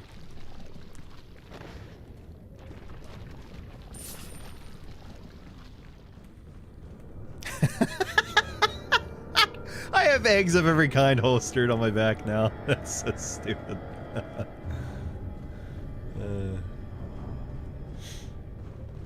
I want to know the guy that just said, "Yeah, we'll just have the eggs just holstered on the back too." Why not?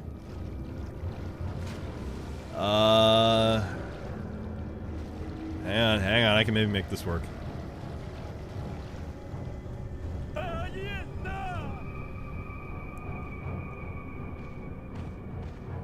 Here he comes. There he goes. Nope. Nope. No, they were smart enough.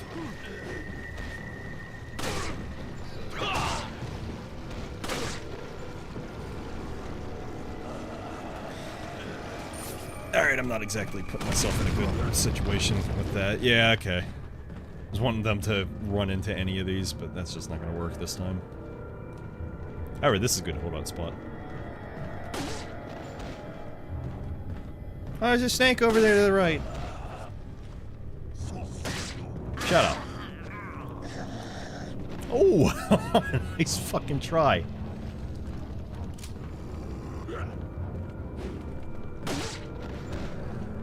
Oh, there's a snake again. Ask me about my shotgun ammo reserves. Don't do it! Don't grab me! Stop! Go away! Trying to be sneaky. He's gonna grab me. Oh! Nice try. That was actually a really good effort.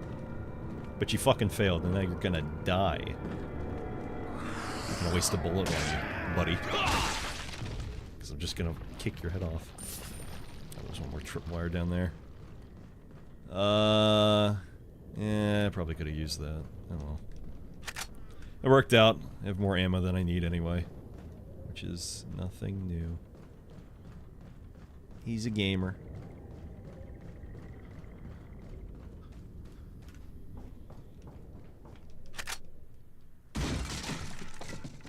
Ah, I forgot about that one. I was thinking of the snakes that usually tend to pile up at the door up here.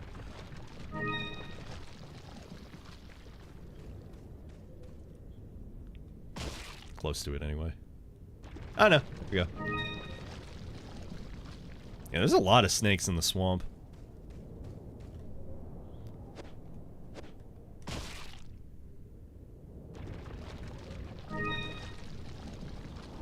Oh, speaking of Snake Eater earlier, the remake for MGS3 is actually looking like the devs care. I mean, they have to care. They're gonna get, like, really bad flack if they don't care enough.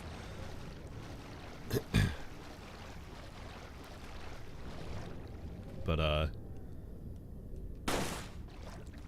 yeah, from what some of the people that were saying either played it or, you know, had seen stuff for it, it was looking... Yep, there it is.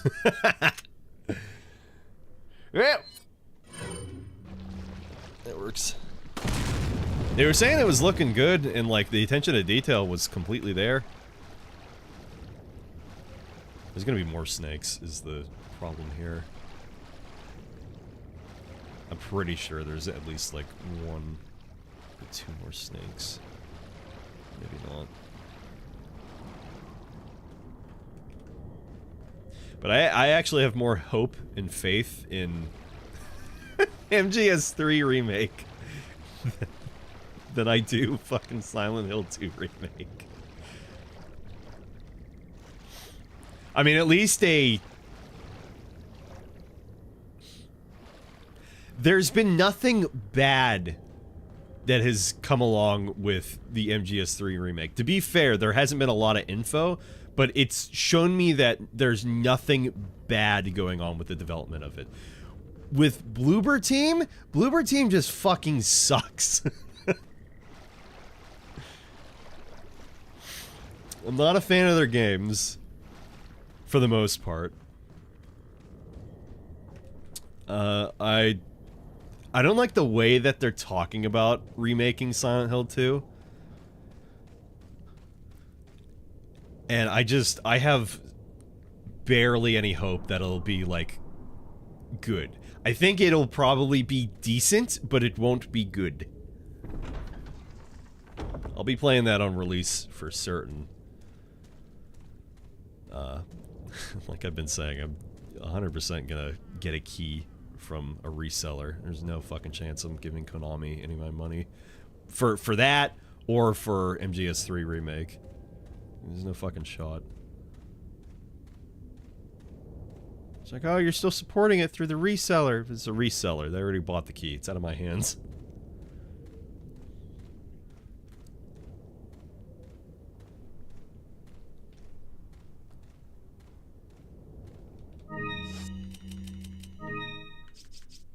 It's been a while since I've been this full up on eggs.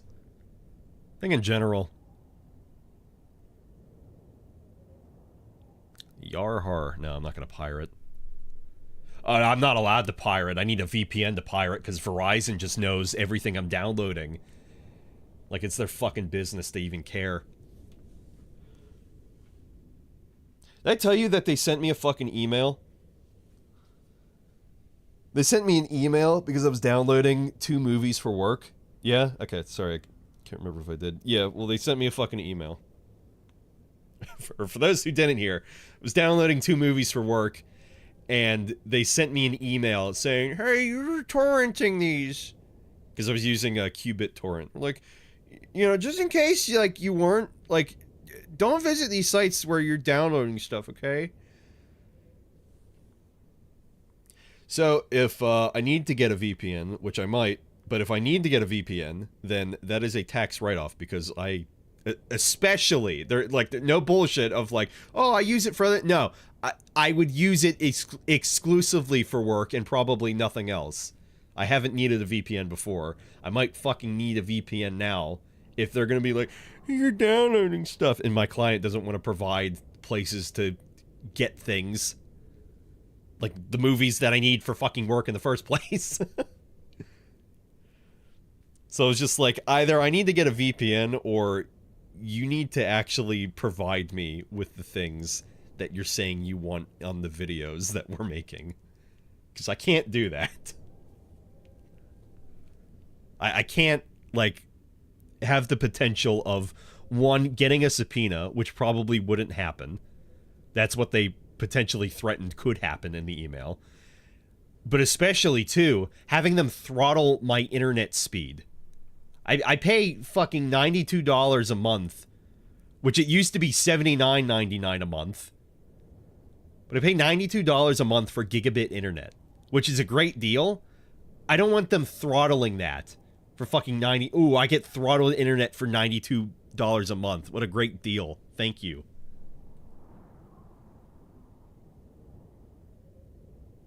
Anyway, that wasn't meant to be, like, venting for my work or anything. It was just a thing that happened. And I was like, oh, okay. Well, fuck you. Verizon.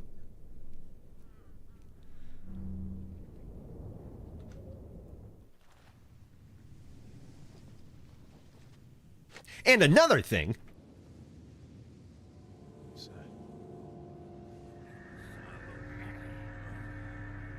No, Glasses Coon.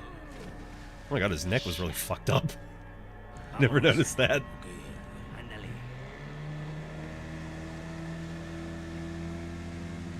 This is the way it was twisted when he went off the boat.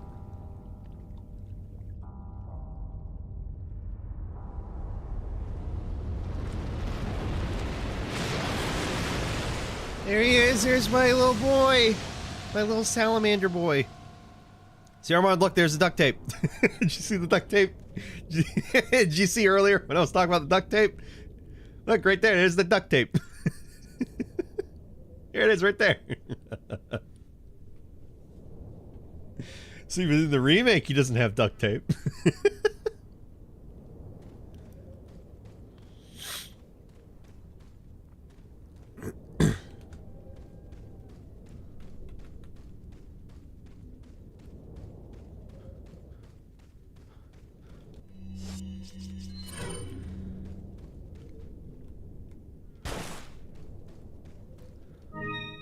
Gold bangle with pearls.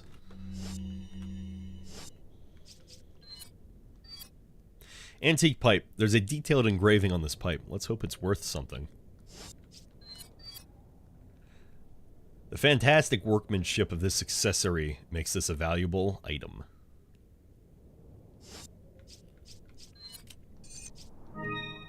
My wife's son.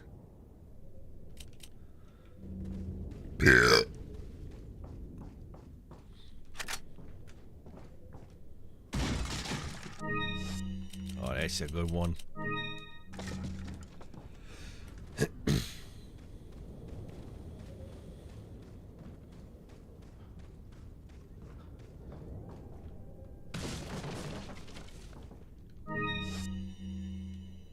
That's a bad one.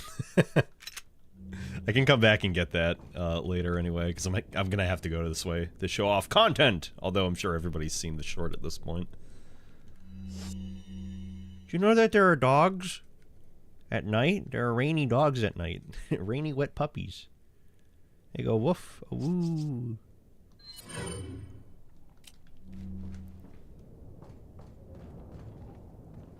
Fuck you, I'm equipping my eggs. Yeah, no, wait. No.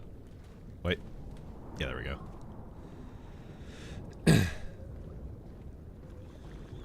I'm not gonna show it this time, but just because I'm sure everybody's seen it at this point anyway. The classic Easter egg of you shoot the water, and Delago comes up and he fucking chomps on you, eats you, insta kills you.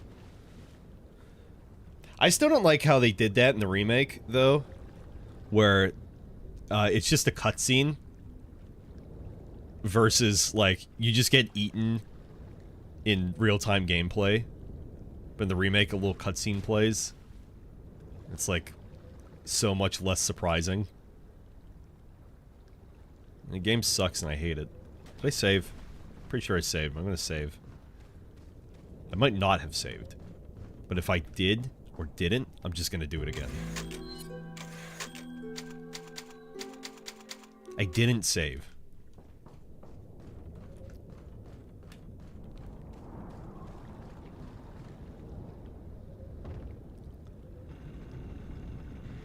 I think you're technically fine if you want to fish, though, to, use, the infinite harpoons to fish. Or wait, they just disappeared, actually.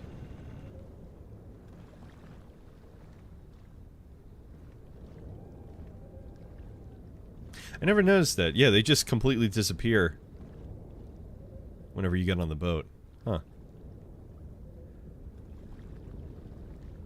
I never noticed that.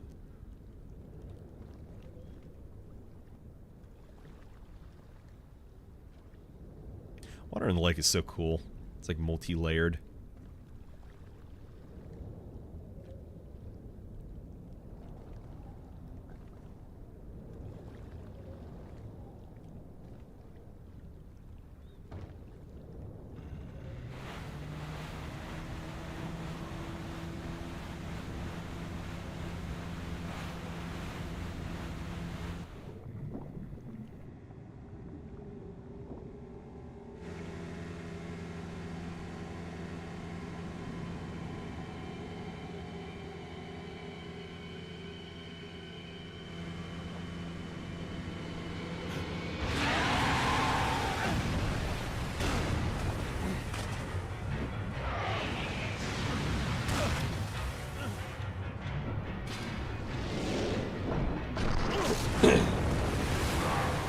Alright, let's do the thing.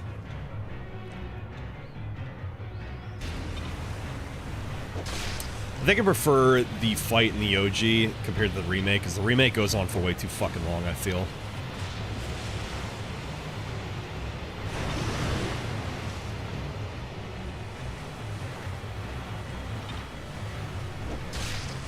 That's gonna fucking... Oh my god. So, if you have low health, you won't instantly die, it's just you won't be able to make it back to the boat, is the thing.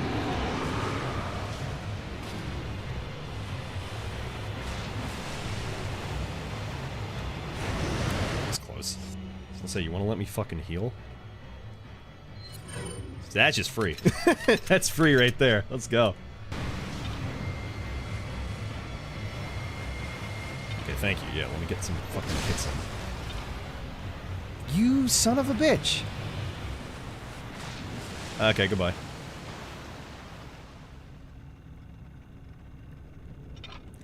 So, harder to do this on the controller, much easier on mouse.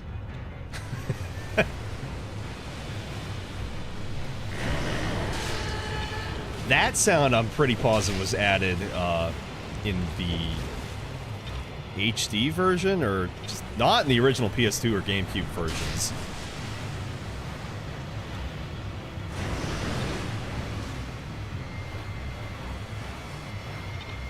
Don't ever remember him making those noises.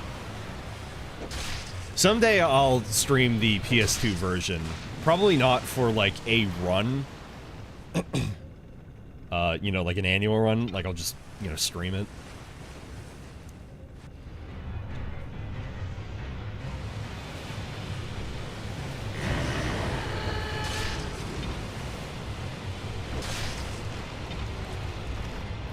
This fight just outstays its welcome. Because it's just, throw a harpoon. Nice. I throw a harpoon, and I throw a harpoon.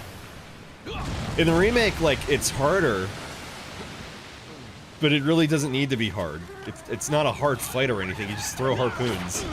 It swims under the water, and then you can't hit it. You avoid it with the boat. Almost forgot about that QT.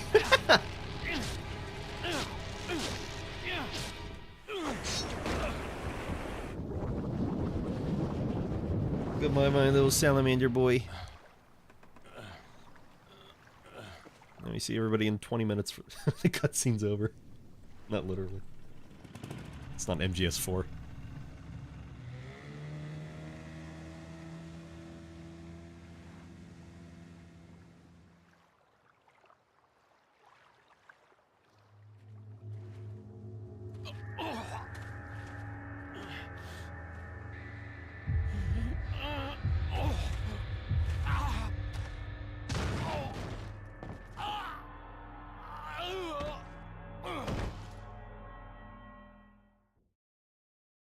Leon died.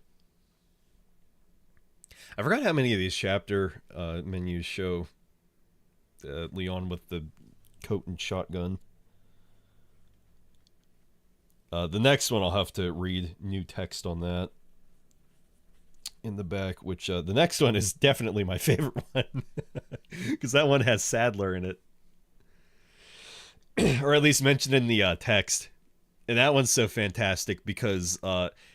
and like I'm assuming these are like pre-writings or something like for the game, like, oh, this is like the, you know, synopsis of the characters and etc. and like, oh, what's going on in this scene, because in the after the cutscene with Sadler, when he shows up for the first time in the church after you get Ashley, it labels him in the text as, it looked like as though he was a magician with his staff. That has never not been funny all these years later. Magician with a staff. And he just keeps calling him a magician. And the chapter 1-3. Next chapter, 2-1. Hit ratio 90%, total 88%. Enemies killed 56, total 144. Numbers times killed 0, baby, it never happened! I never died!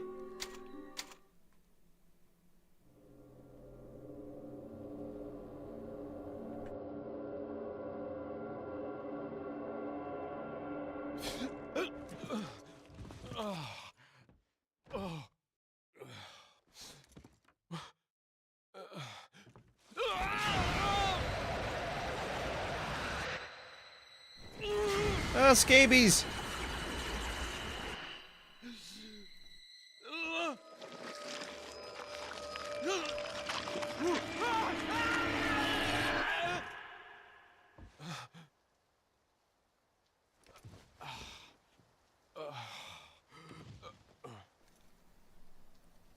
The cool part of all those veins is they're actually more prominent, and you can actually see them in gameplay later in the game in the remake.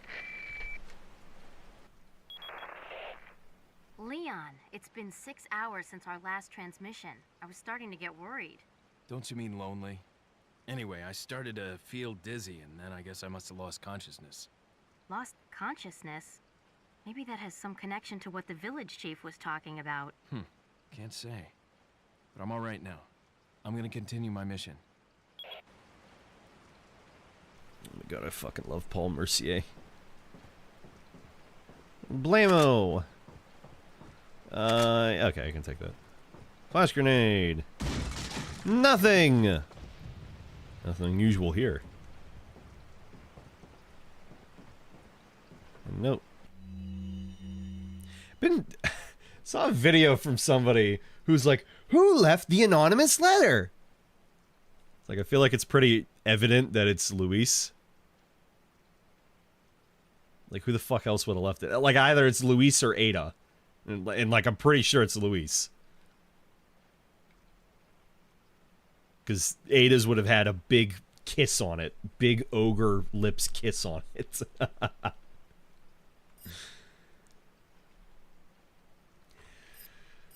There's an important item hidden in the falls. If you're able to get to it, you might be able to get Ashley out of the church. But I'll warn you, the route to the church isn't a walk in the park by any means. They've deployed what's called an El Gigante. So God bless. What's called an The Giant. About what's been going on in your body. If I could help you, I would. But unfortunately, it's beyond my power.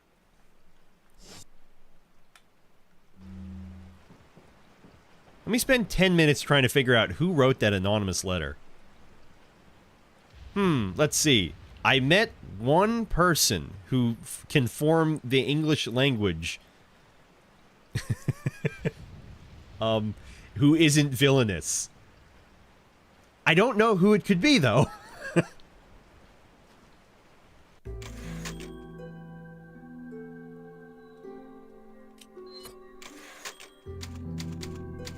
It's a pretty safe bet. That's probably Luis.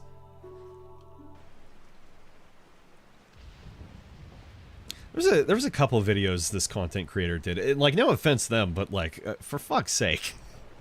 Yeah, I'm pretty sure it was like, who left the... Yes, it was Louis. It's like how we were making fun of, can you beat Fallout 3 only using unarmed skills? Yes.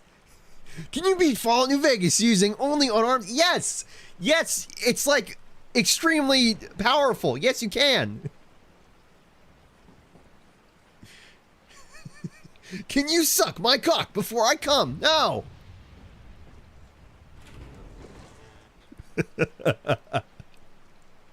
No, I can't.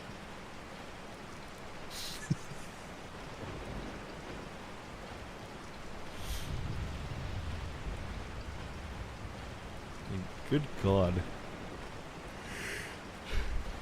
Oh, look at those huge fucking bass, and look at all the inventory space I don't have.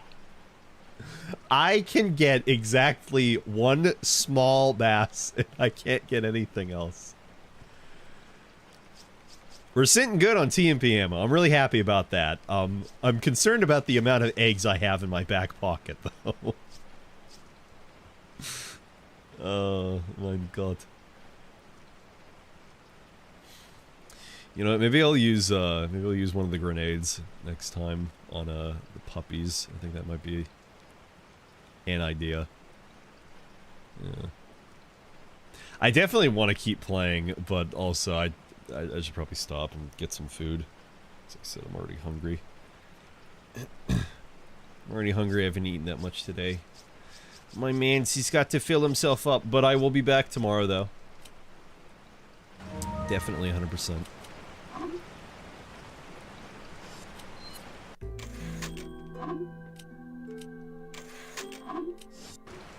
Right, good save. Here, other random Dark Souls fun fact for you. Return to main menu used to be, what was it? Restart the game or something? Right, yeah, reset the game, actually. It was reset the game and start from the beginning. How am I supposed to take that? Reset the game and start from the beginning. Return to the main menu? Like, when I first played this, I was like, does that mean I'm gonna reset the entire game from the very, very beginning at the start of my playthrough? Like, I don't want to press that. They changed the wording in future ports. I don't know if it started in the 360 PS3 version or if it was it started in the 2016 PC release one. But it was... How am I supposed to take that? Reset the game.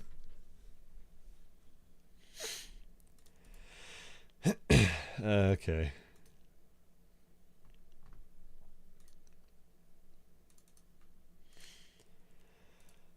But alright, yeah. Like I said, that's going to do it for me for today. Thanks y'all for hanging out. Those that did. Again, I'll be back tomorrow. Continuing the annual run. I definitely would like to continue it more tonight, but best I get my rest properly. So like I said, I did not sleep. It was up too early. It was up too early. Not that I didn't sleep. I was up way too early today.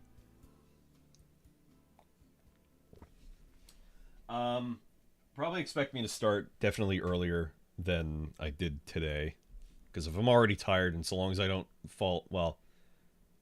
No, even if I fall asleep early, yeah, worst case, like, I'll just start really early tomorrow, that's all. But I'll probably hang out till maybe, like, 12, so another, like, 3.5, 4 hours before I go to bed. Oh, yeah. Okay, though. That's it. Let me just double check. Everybody's live. No. Ew! There's that knock feature that showed up. Oh, that's stupid. Knock to ask so-and-so to collaborate. This person, I don't show up for their streams often, and they don't... They've been streaming more often, but it's usually just been game development. It's not somebody I know personally. That's what I'm trying to say. Yeah, it's like this green icon with like a white person outlined and then like 2 little wavy lines next to their head. Ew. Yeah, I like how Twitch just implements new features that nobody uses versus actually like either fixing the mobile version because it just looks like TikTok now. It looks like fucking trash. Or implementing features that people will actually use. Like, insert thing I can't think of here.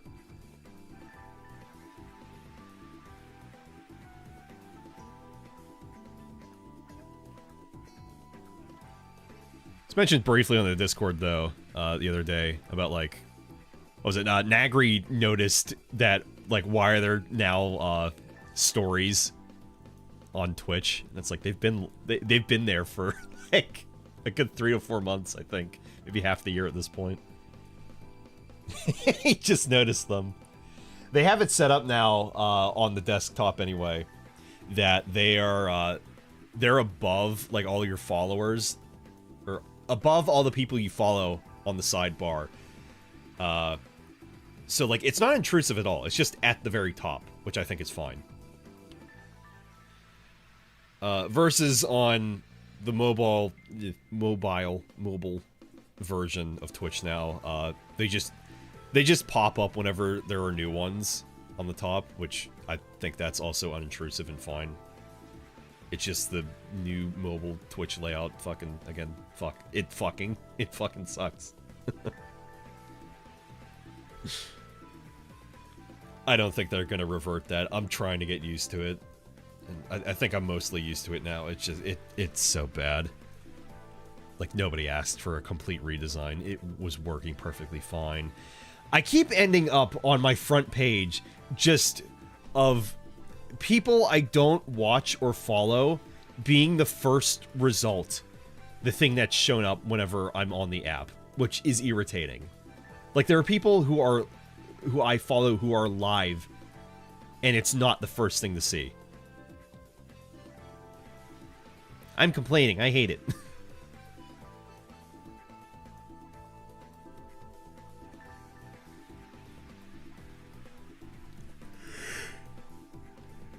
Alright, that's it.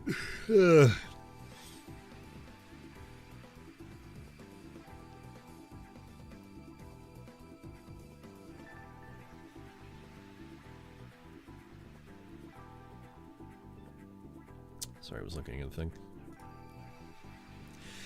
Alright, anywho. Again, I'll be live tomorrow. But if you'd like to keep up to date when I go live next, you can join the Discord server. Otherwise, you can follow me on Twitter. Get a notification whenever I go live next. And yeah. You can also check out the VOD archive. A spreadsheet featuring all past VODs. Whether they're on YouTube or in Twitch collections. And check out the YouTube VOD channel as well, because Twitch will only allow me to make 100 collections for some reason. So any new streams, any recent streams are going to be archived on there.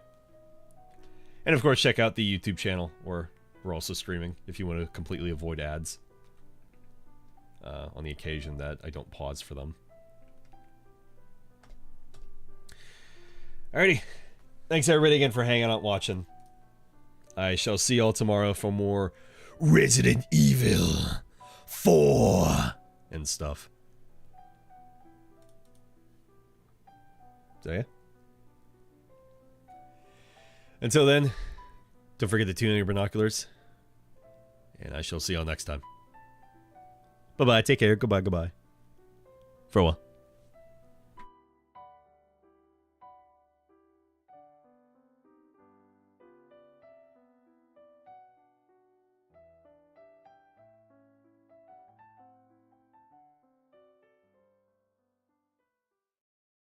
Goodbye, everybody.